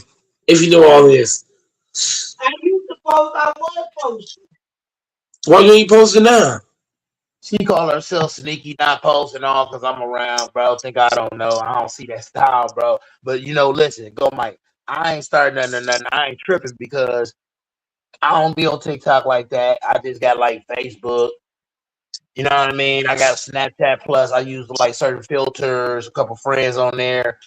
But really, I'm a busy guy, bro. And at the end of the day, now with this recent injury and me not working, if you see my page, you can see what I was doing, right? Yeah. Anyways, so listen, with me not working, this recent injury now gave me time to sit back and reflect on how to make money a different way and how to just sit back and relax because I've been working way too damn hard, which made me get injured. And so now, by the end of summer is my goal. I will no longer have to do no more physical work. You hear me? Getting up early in the morning, getting up late at night or in the middle of the day to get them ugly shoes on and that ugly outfit on. Whatever that's going to be, I'm going to put together. Go out that door, whether it's walking, the bus, or getting a ride, and going into some dusty-ass factory, bro, and doing what somebody say do. That shit, I'm tired of. I am so tired of, bro. In every facet, whether it's food or automotive, whatever the case may be. Tired of shit. Just going in buildings, period. Doing what other people say do. So, I'm going to make a goal. I don't know if it's going to be achieved, but it's going to be very close, I'll tell you that. By the end of the summer, I ain't going to work no more. I'm going to be a whole creator. My money coming in every month going to be from creating. It's going to be more money than I ever had before. I got a very good feeling that's about to get ready to happen, bro. Very good feeling. I just got a very good deal on some very good equipment, bro. You gonna be like, yeah, that's some cold ass equipment. Like I got some really good stuff, bro. So I just gotta I got to do some stuff as far as to the walls. I'm gonna put some stuff on the walls. I think some of that stuff you be seeing on the walls they be having for like the sound. For the sound up. That's a green screen they be having. No, not no green screen. I'm talking about the stuff they put on the walls. It's like this stuff is for sound. So Mike, you know what I'm talking about. I forgot what it's called, but green screen. It's not green screen because it don't change how the screen look. It's just like some type of tile, some type of stuff you put on your wall for sound. It's like studio, some type of studio. It's called a green screen. Okay, whatever. But yeah. So I'm gonna do that. I gotta get the walls right, and I'm probably gotta get a couple pictures. But besides that, bro, I already got over half the equipment I need. All I need to do is get a computer and like one more other thing, bro. And I pretty much got everything I need. You know what I mean? I'm finna get ready to get it. I got an iPhone 15 right now. I'm finna get ready to get a 17 Pro Max. You know what I'm saying? Really, I don't need shit else. That 17 Pro Max is a computer by itself. But I'm gonna go ahead and get a computer because you gotta chop up the video and stuff like that, which I was trying to explain to people. It ain't you can't just go vlogging. I don't care how good of a phone you got or device you got. You can't just go chop your shit up. Once you get ready to load your shit, it's gonna get chopped up because if it's a straight up video, it's live. If it's a straight up video, it's a pre-recorded video straight up or it's live. Outside of that, most videos you see is gonna be chopped up because it's just little intervals within the video where people just be talking too much or certain stuff happen that need to get cut out to make the whole video cleaner that y'all don't never see because most videos get chopped and edited. So I'm gonna be doing a lot of chopping and editing. I might let TikTok do a little bit of chopping and editing. I'm gonna be doing some chopping and editing. I'm just gonna be going through the basis of all of it, period. Even though it's these apps got certain things within the apps that chop and edit that it will chop and edit your video themselves. I'm gonna go through the video and chop and edit the way I want it to be on some of them, and really just go down through there, just kind of learn this computer stuff a little bit more when it comes to running your channel and uploading and downloading and doing all this different shit. Intro video, you had the intro video with Kobe, stuff like that, bro. Something like how Bang got his intro video. We got a nice little a few LeBron intro videos. I'm just saluting that. His content is one thing, but the intro video is another thing. Who is it? Look at this. Look at this.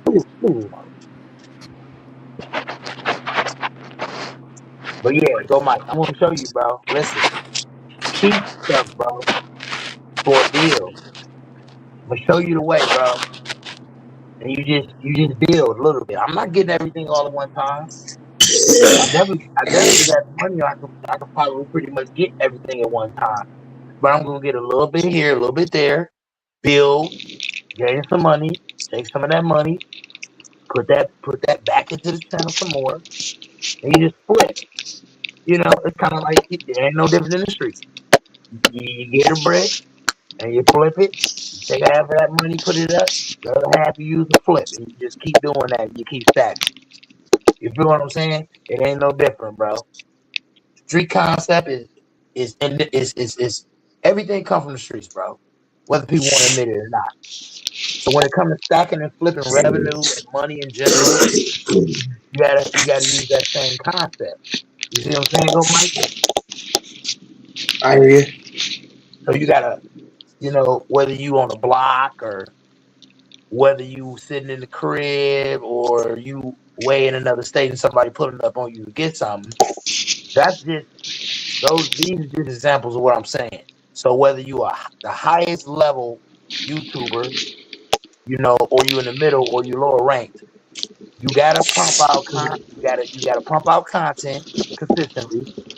And when you get a positive amount of money, man, you gotta take half of that money to pay for your internet, half of that money go in the bank, and the other bit of that money you gotta put back into the content try to make your content better, bro. As far as your audio, video, whatever the case may be. Bro. So that's what I'm gonna do, bro. Like, It's right there. I want to make sure all my videos is in 4K or better. You know what I'm saying?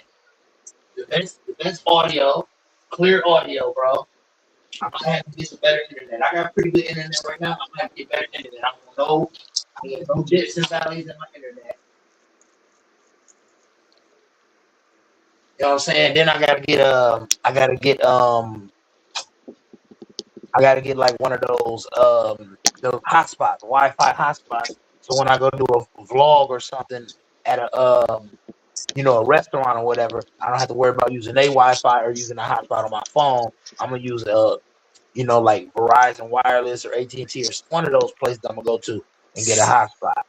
Because somebody told me about that, bro. They be having hotspots, bro.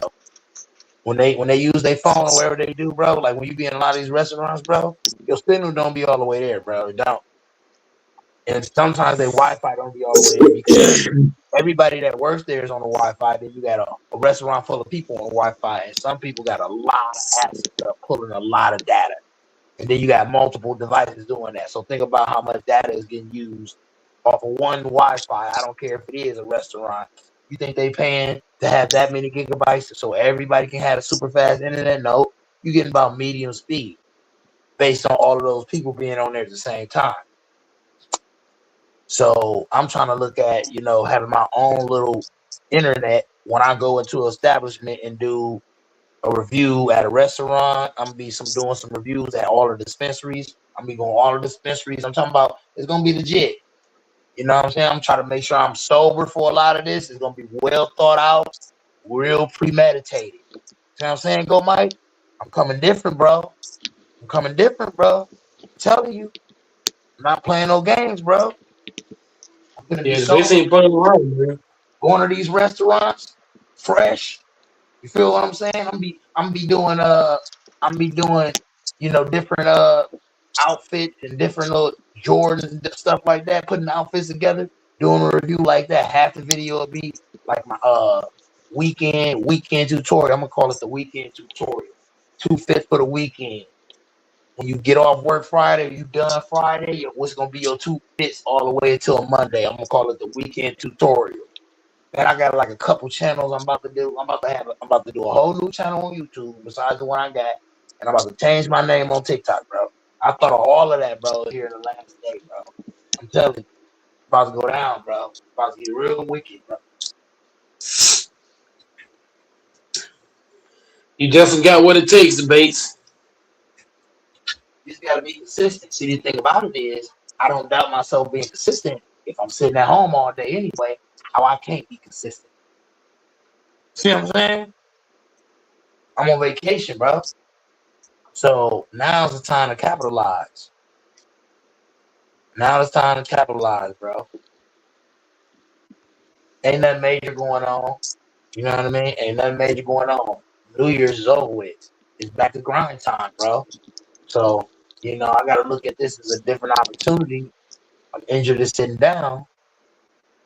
What way can I make just as much, if not more money in this span of time before I get fully recovered? Because I'm going to recover from this injury sooner or later.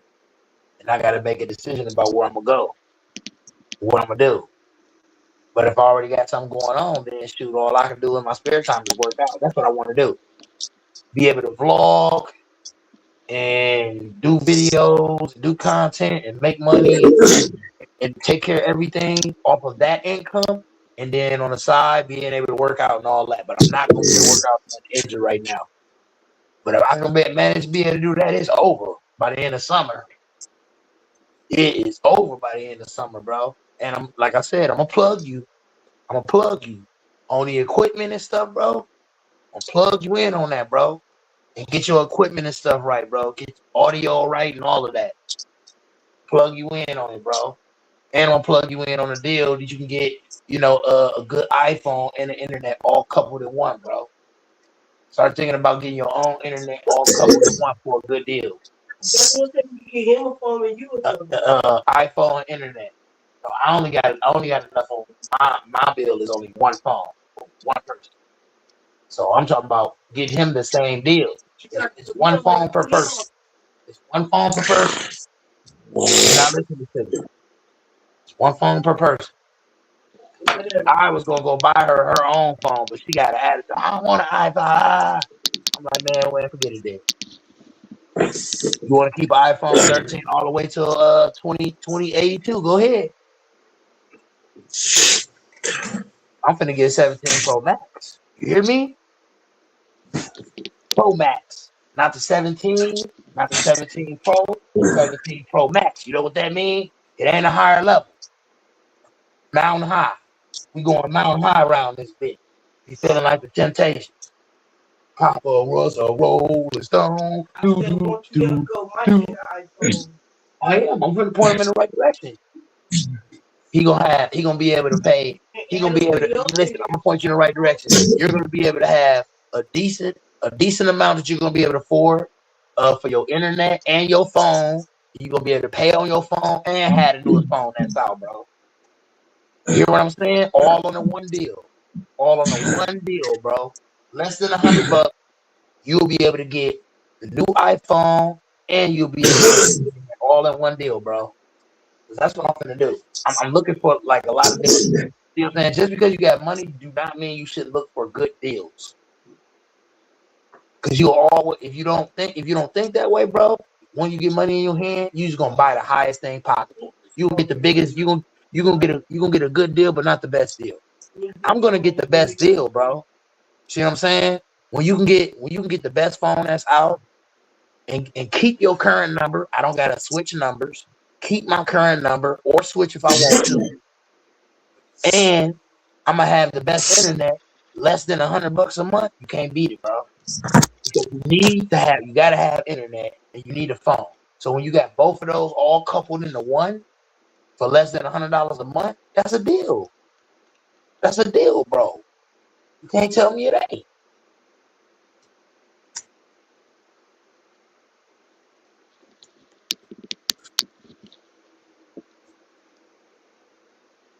Just save your money, save you a few pennies, and I'm gonna let you. And like I said, I'm gonna send you the info already, screenshots of the stuff that I got, and how you gotta be able to go about getting the prices, man, for that stuff that I got, man.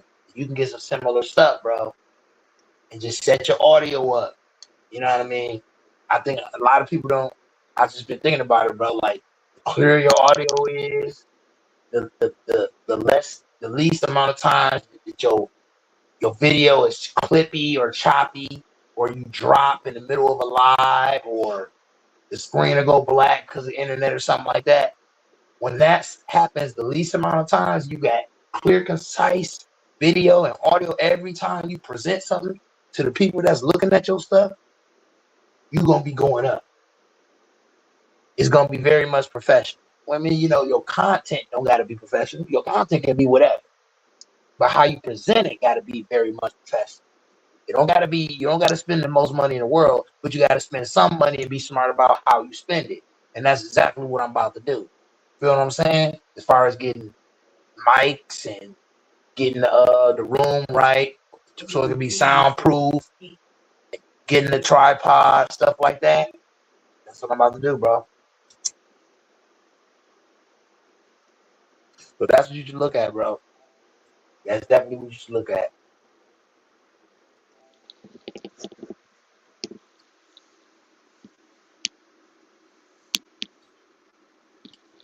What happened to Doors? He just dropped out, man.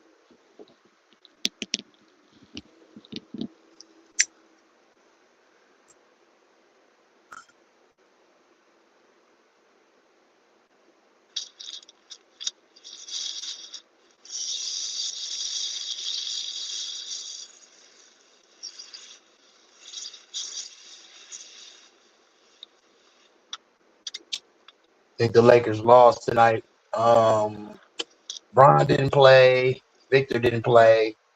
I think Victor, both him and because of his injury and minutes restriction, he didn't play it back to back, and then LeBron didn't play back to back. So lost that game, but we won the other game. LeBron and Luka both dropped 30. Still 13-0 in the clutch. Best record in the NBA. Lakers. That fourth quarter in clutch, man, you're 13-0. As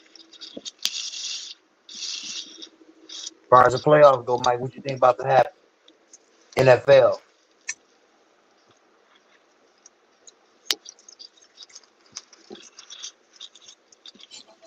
You said what debates? What's been happening in NFL playoffs, man? I really don't know, to be honest. I mean,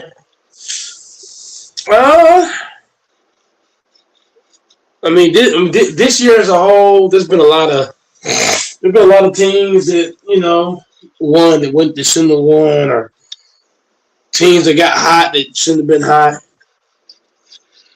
It's unpredictable. Like in years past, you can really dictate who's going to win or not, but now it's like you pick the favorite, huh? Very much unpredictable.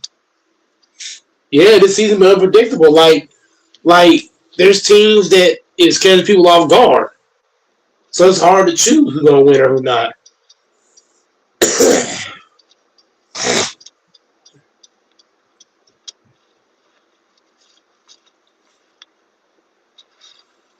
It's hard to choose, man.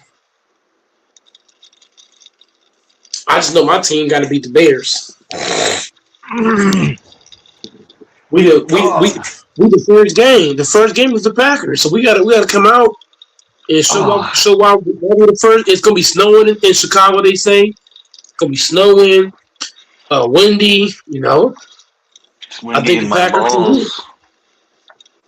Come on, Doris, man. Come on, man. You want to know something? No. GG laughing at that shit. My paycheck was $16.99 this week. Plus that's my a good investment. Nah, dude, I have so many bills and debt and shit. I'm broke. It's like gone. Poof. You gotta work hard. You gotta minimize some bills and lifestyle and stuff. Debates. I'm like I am just paying bills left and right, dude. But it's just like it feels good, but it's just like, when's it gonna end, Lord? Never. Unless you want to be a fucking monk, never.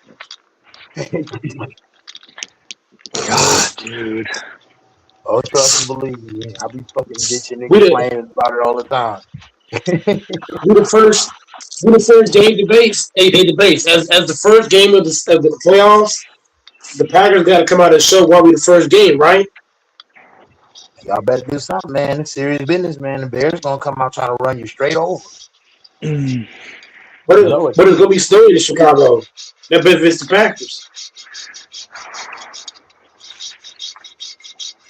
Goat Mike loves his Packers. Does GG know how much he loves his Packers? I think everybody knows at this point. The Packers are going to beat the Bears. Yep. Yes. No, I'm confident. This first round of playoffs kind of trash, bro. These matchups kind of trash. Like outside of like the Packers, Bears.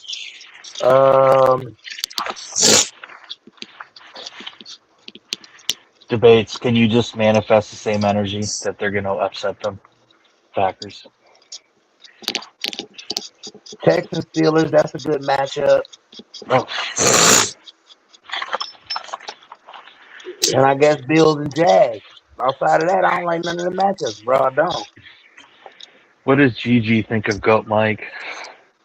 Oh, she be hearing them go crazy about the Packers and shit. She be shaking her head. She knows I'm crazy too. What does GG think about Goat Mike? But what does GG think about Goat Mike in particular? In particular? I gotta hear it. Yes. You gotta hear it. What is that, GG? He's sick. Does Hey, she Gigi's does cool she hear people. when he talks about his massive cock and girls can't take it and he wants to fuck all night? And Oh yeah, definitely. I'll be sitting right there I'm trying to keep it. listening to that I'm, shit. I'm trying to keep it on sports, and Doors is just Doors. What Doors? Why you keep saying to the left? Doors is freaking crazy. I'm talking about nuts. So I'm talking about he went home. He was going to the left. That fucker hit that ball out of man. Foul ball. Foul play. Mike, we've had like 20-minute conversations on here about your cock, and like, why you didn't shy now? Oh my god. Yeah, y'all dudes sick and it ain't no cure. You know what I No, mean? no, because That's the how I women feel the when women chicks can't take say that Mike. shit. They can't take him. I'm I don't trying know to why be. Mike. I'm trying to. Mike deep. I'm trying to. Here's the thing. Hey, George, you are a sick motherfucker, man. Mike deep. Mike D. Mike to the hilt. And then you sit up there listening to this shit laughing. Sick too, man.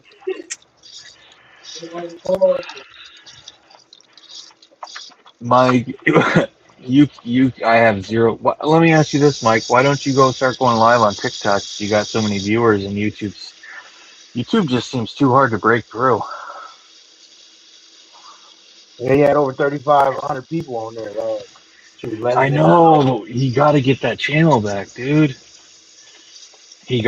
Mike needs to get that channel back. I don't know how to say it.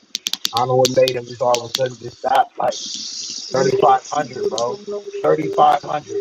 No problem getting 10 people on the panel. You got 3,500 people in the building. At least 10 of them will definitely get on the panel. You know what I'm saying? So that right there, Oh every day or yeah. every night, you don't have to worry about a full panel. You have to worry about who you're going Hmm. to choose for a full panel. You see what I'm saying? That's Yeah. the kind of worry you're going to have with that situation. Who you're going to choose for the panel. Not how many people going to come. There's going to be so many damn people you're going to have to worry about who you choose. Yeah.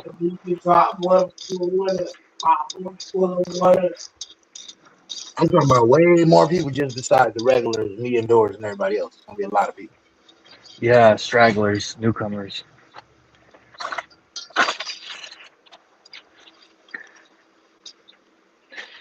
I knew this guy, and never mind. I'm gonna keep that story to myself. Anyways, though, Mike, you're very engaging and entertaining. You're very creative. I have no doubt, dude. No doubt.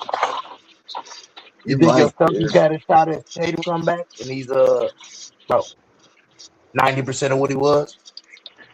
Oh, if he can come back this season, everyone cries and complains and says you don't want to take him back too early. But I say bring his ass back in the playoffs. I say bring him back probably about if he come back before the playoffs, bring him back. If he come back 10 games before, let him play them 10. Let him try to, get a couple games under his belt. I don't Yep. think just putting him just because he's been in the playoffs before, that does not mean it's gonna go well for him just throwing him in like No. that, bro. That is gonna be a disaster, homie. I'm telling you. He got to get some games under his belt, man. At least about 10, 15. I say 15, Yeah. 20. If it's 20 games left in the season, he's healthy, run it. And I ain't saying play him 40 minutes a game, but at least give him 30 minutes a game.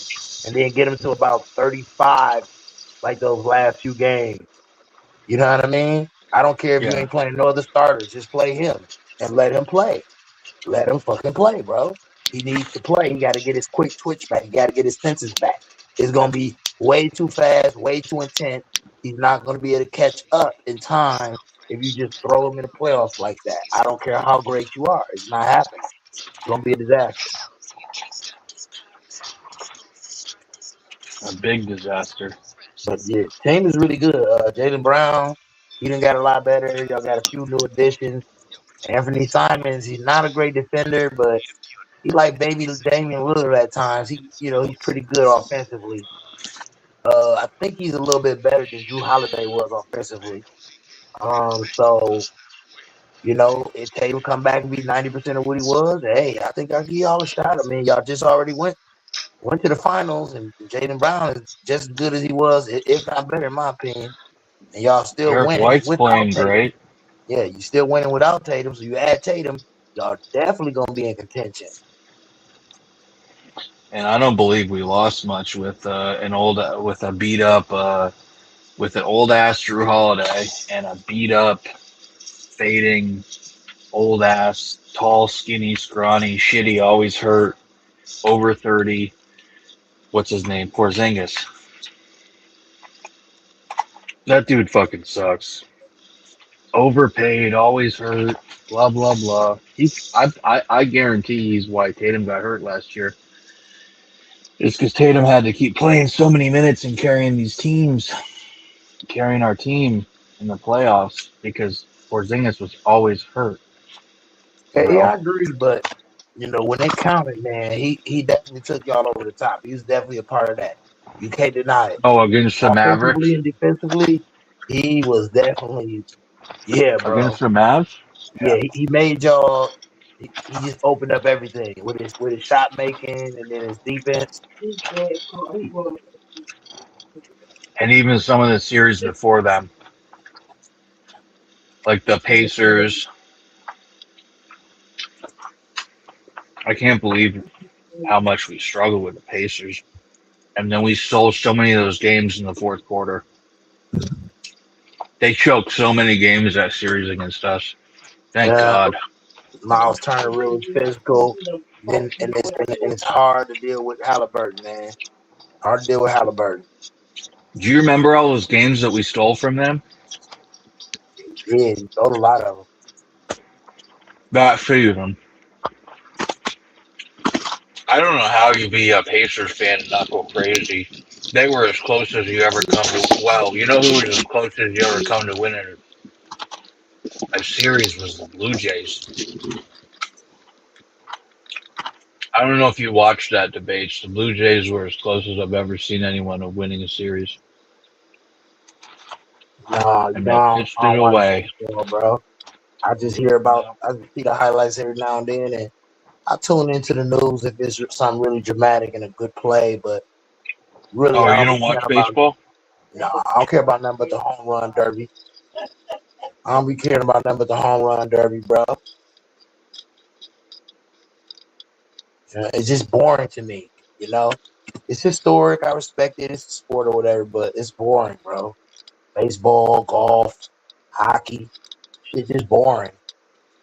Don't be making sense a lot of times with a lot of the rules and the way speed of it, and it slows down too much, and it's just I don't know. I think it's some stuff in baseball they could change to make it a whole lot better and still competitive at the same time, and they just don't want to.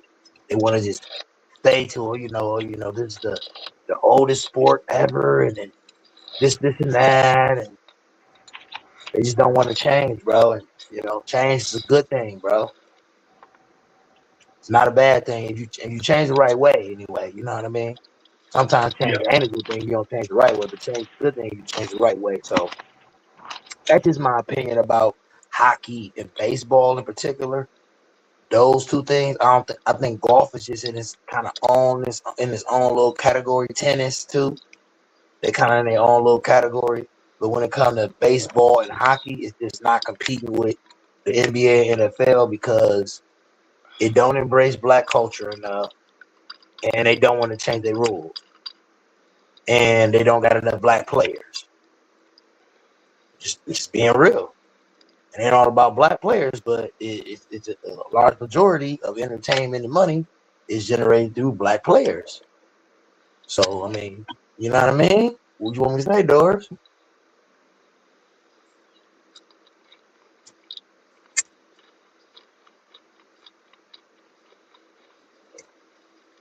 It's just weird to me that hockey never tried to get nobody black in there. Like, I know it's good black hockey players, but the reason why you never hear about them because hockey don't accept them. That's what it gotta be. Like, hockey is not fucking with black people, and I ain't tripping about it because I think everybody should have their own sport, all races. Like, You have your own sport. Nobody else can come in there. Why not? Why can't you just section off and just say, we just doing this and y'all can't? We over here, don't come over here. Why you can't do that without somebody being in their feelings and saying you racist or saying that you're trying to segregate? You see what I'm saying, Doris? Why you don't have the right to do that? No. No, why you don't have the right to do that though? That's my question. Without somebody else getting their feelings. At this point where we're at in the world now, if I say I want to have an all black event, I don't want nobody white to come in or Mexican, what's the problem with that? I'm just saying. I'm not saying I don't like y'all. I'm just saying y'all can't come in because it's an all black thing. Just like if you say it's an all white thing, I ain't tripping. I can't come in. I'm not white, clearly. So I don't understand. The problem is with the people that don't understand. The person that made the decision don't have the problem. It's the person that don't understand in the way y'all react to certain things. You know what I mean? Like everything is not meant to be all inclusive. That's why a lot of bullshit be popping off because everybody don't understand each other. And I think it's it's okay as us as people to try to be inclusive, and we have parties and music and try to include each other in what we do. But sometimes we just need to work on what we need to work on, with our people and ourselves, and do what we do. Well, And if be you to want to go ourselves with a lot if you more want to true. go with that bullshit, then you need to stop having mixed race kids because they ain't Well, black. Sorry, Patrick Mahomes ain't black. He's as white as he is black. In fact, he's more white than he is black. that's a whole nother, see, that's a whole That's the other shit y'all don't conversation. want to deal with. You want to say Patrick Mahomes is white and all that, or black and all that shit. It's like, get the fuck out of here. Get rid of all that Well, mixed stuff he's then. saying it. That all He's stops. saying it. He's saying it. I don't know what. Which Shoot, people say defeats what they is, and I just say what they he is. I wishes don't he know. was black. There ain't nothing black about him. He wishes he was black, and he says he's black. And the funny thing is, if him and fucking Colin Kaepernick, if being black was so bad, why the fuck would white ass people like Colin Kaepernick and Patrick Mahomes ever talk about or identify as being black if it was a bad thing? Most people would never see them as black people ever. They're as white as fuck, dude. I have olive skin. They look whiter than I do. Their skin. The fuck? Blake Man, Griffin. The fuck out of here. I don't really know what nobody is until I meet them in real life. You see pictures and things of that nature. Like, I mean, I know that Calvin Johnson is black. I've seen Calvin Johnson. He is a tall black man. You hear what I'm saying? He's 6'5", 235 pounds. Probably about 6'5", 220-ish now. Probably about 15 pounds less. He doesn't slim down, look like it. But so I don't know what nobody is particularly. Then you got to go into heritage and all that. Some people look black and they just like Indian and Irish and something else. You don't even know what they really is. You don't even know what people is, and then they just identify as a certain race based on how they grew up. So that's what you got going on. You know what I mean, Doris? You got people that slightly look like they could be a certain race, and then they identify with that because that's what they feel comfortable with, or that's what they feel comfortable with based on how they grew up. I'm not identifying as being black because that's what I am, and that's how I grew up. And it's like it's it's it's both in order to truly be black, and that's just my opinion. You're doing too much. You're It's either both. black or white. You're either black or white. You either No, look listen, black like Africans or you're white or something else. Patrick Mahomes ain't black. There's no one in Africa who's sub-Saharan who looks like Patrick Mahomes. Don't be listen, hold on. silly. You didn't hear Don't what be I a said. silly person. I I'm don't care black what you're saying. because I'm saying I'm black. I grew You're up either white. black or you're not black. It don't care what people say they are. I could say I'm black. Who gives a fuck what somebody says? What's black about Colin Kaepernick? He was adopted and raised by white people. Aaron Judge? The fuck out of here. What's black about Aaron Judge? People Yeah, are that's so crazy fucking to me that you stupid. say he's And black. if you want to go back in time 500 years to where black people are with black people and white people are with white people, then live the life. Don't just say it. Like, don't talk to white women, don't work for white people, just be in your own community. I just think that shit's so stupid and so easy to say, but then people can't even get along with their own race, and then they cry and they want to dip I'm out, not and it's saying just that's like, the way it should be, but we do too much intermingling for no odd reason with no understanding. You can't just intermingle for no odd reason and just think somebody gonna automatically adjust. It's You gotta going so bad mingling with your own people. Why wouldn't you want to intermingle? How well is it going not intermingling? uh, I mean, shit. The only thing we're getting out of it is babies, because we're not getting nothing else out of it. Because we still be separated. We still The most separate when we go to violence is black jail. on black. So why would you stay? We still separate. Why would it be positive to be heterogeneous or It's no homogenous? getting around the doors. Things are separate based on gender and race, and there ain't no getting That's around it. stupid. That's stupid. Everything is separate based on gender and race, and Okay, there's no getting around it. There's no getting around it. that's It living is. in a fucking I know you hate it, caveman world. but that's the way it is. No, You know what I'm saying? And I'm not no. saying To that. you it is. To you it is. And to the children that want to agree with that, I disagree. I'm too tired to have a debate, but I'll hear you out. I'll No, pause no, no, myself no, and let no, you not a talk. debate, because I know you're very intelligent and you making a lot of good points.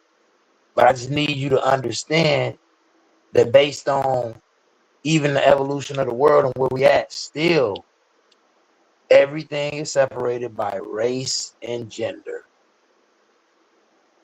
Right down the line, bro. And ain't no getting around it. So if baseball and hockey could embrace black people more and change their rules, they have a lot more going on, man. Unfortunately, they won't.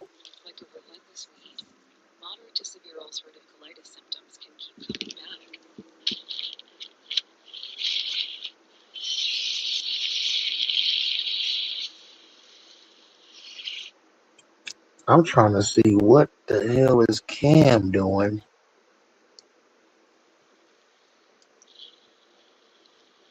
He be looking at food tutorials. All Yeah. kinds of shit, man. Doors be getting bad as hell.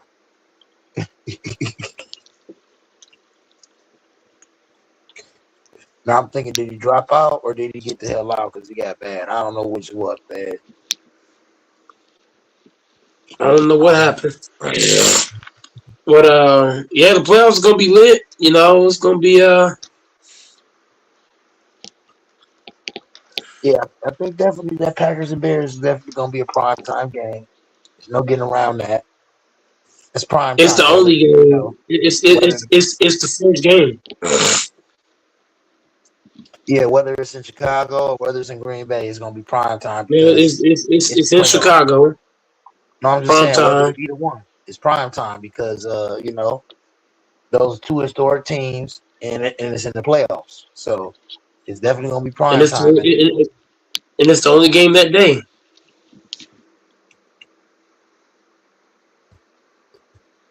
um,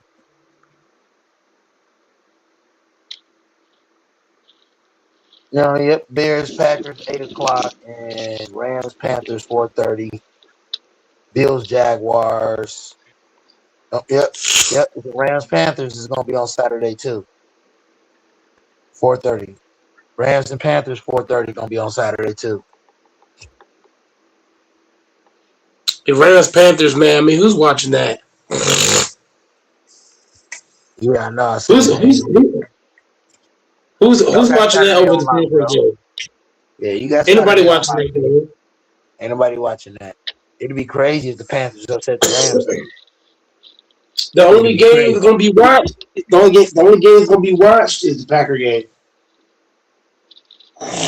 That Panthers game, anybody gonna watch it unless the Rams, is getting beat and people are like, oh shit, you know, like if the Panthers get like a 10-point lead or some shit, a 14-point lead. Now you're thinking like, oh shit, because the Rams are one of the favorites to go to the Super Bowl. So if they start losing to the Panthers, now they become watchable.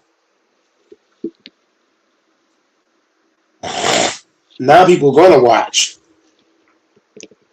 Or if the game is close up until the fourth quarter, they'll watch. But if the Rams are blowing them out, anybody gonna watch that?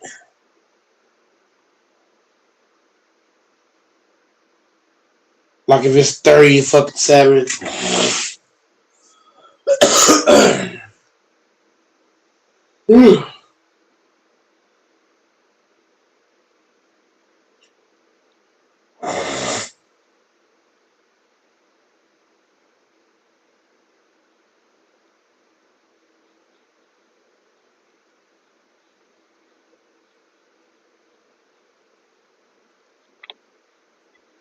Yeah, you got Saturday on lock, go Mike. Do not have prime time and fail, man. I think you need to personally call Matt LaFleur because I got a feeling it's gonna be down to Matt LaFleur play calling. I got a feeling that even though your defense don't got Michael Parsons, few guys missing, I think they're gonna come ready to play. And I think the offense is gonna come ready to play. It's gonna be down to that play calling, man. These teams ain't that far apart roster wise. If you look at healthy, what they got healthy on deck, what y'all got healthy on deck, it's not that far apart. It ain't like y'all significantly better than them, and they significantly better than them. So it come down to coaching for me. I hope Matt LaFleur is ready, bro. It's one game. One game you lose, bro, you go home. And ain't nothing else after this, go, Mike.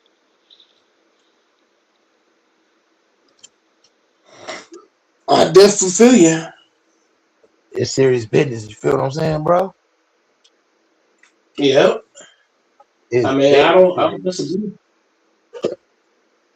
We definitely got to come out and I feel like that defense just need a lot of energy. See what I'm saying, go, Mike?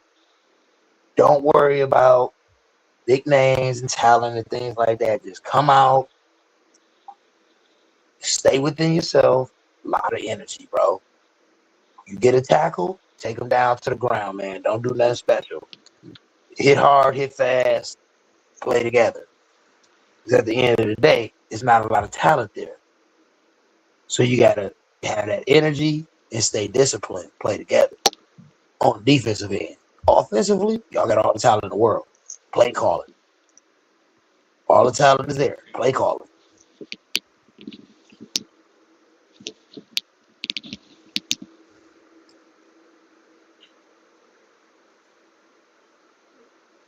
right? We got to get off the field on third downs. Third down and fourth downs, got to get off the field.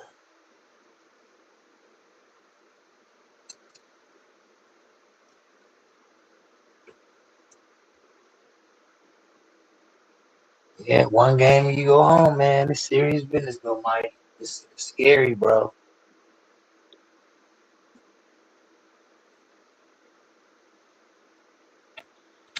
It's going to be a serious game. So, I mean, as long as Jordan Love's playing, I don't think they got a shot. Love and Jacobs is the recipe.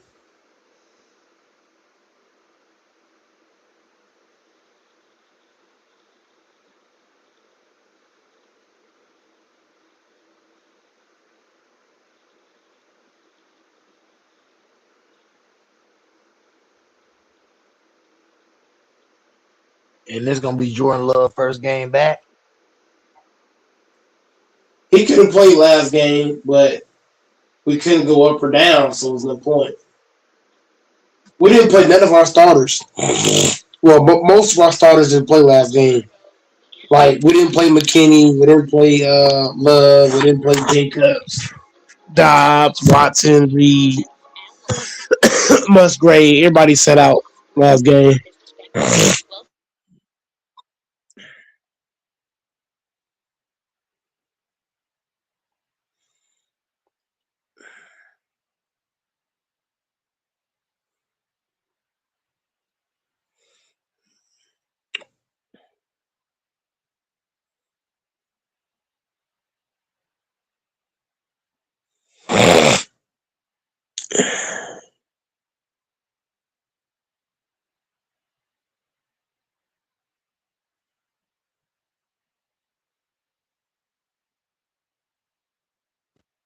I'm definitely going to be tuned in. Definitely going to be watching.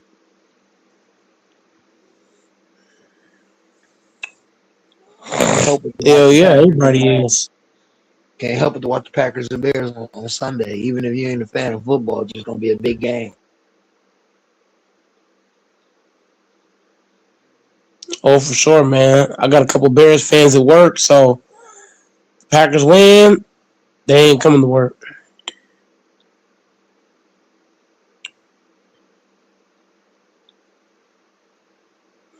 I will not be live for the game either, unfortunately.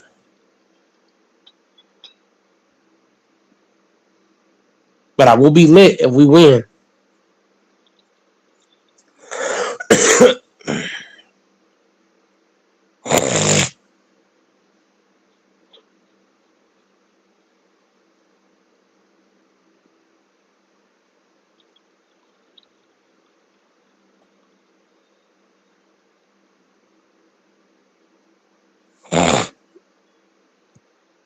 Yeah, I can't wait. I'm gonna be tuned in, man. I'm gonna be tuned in, trying to see what's up with that game.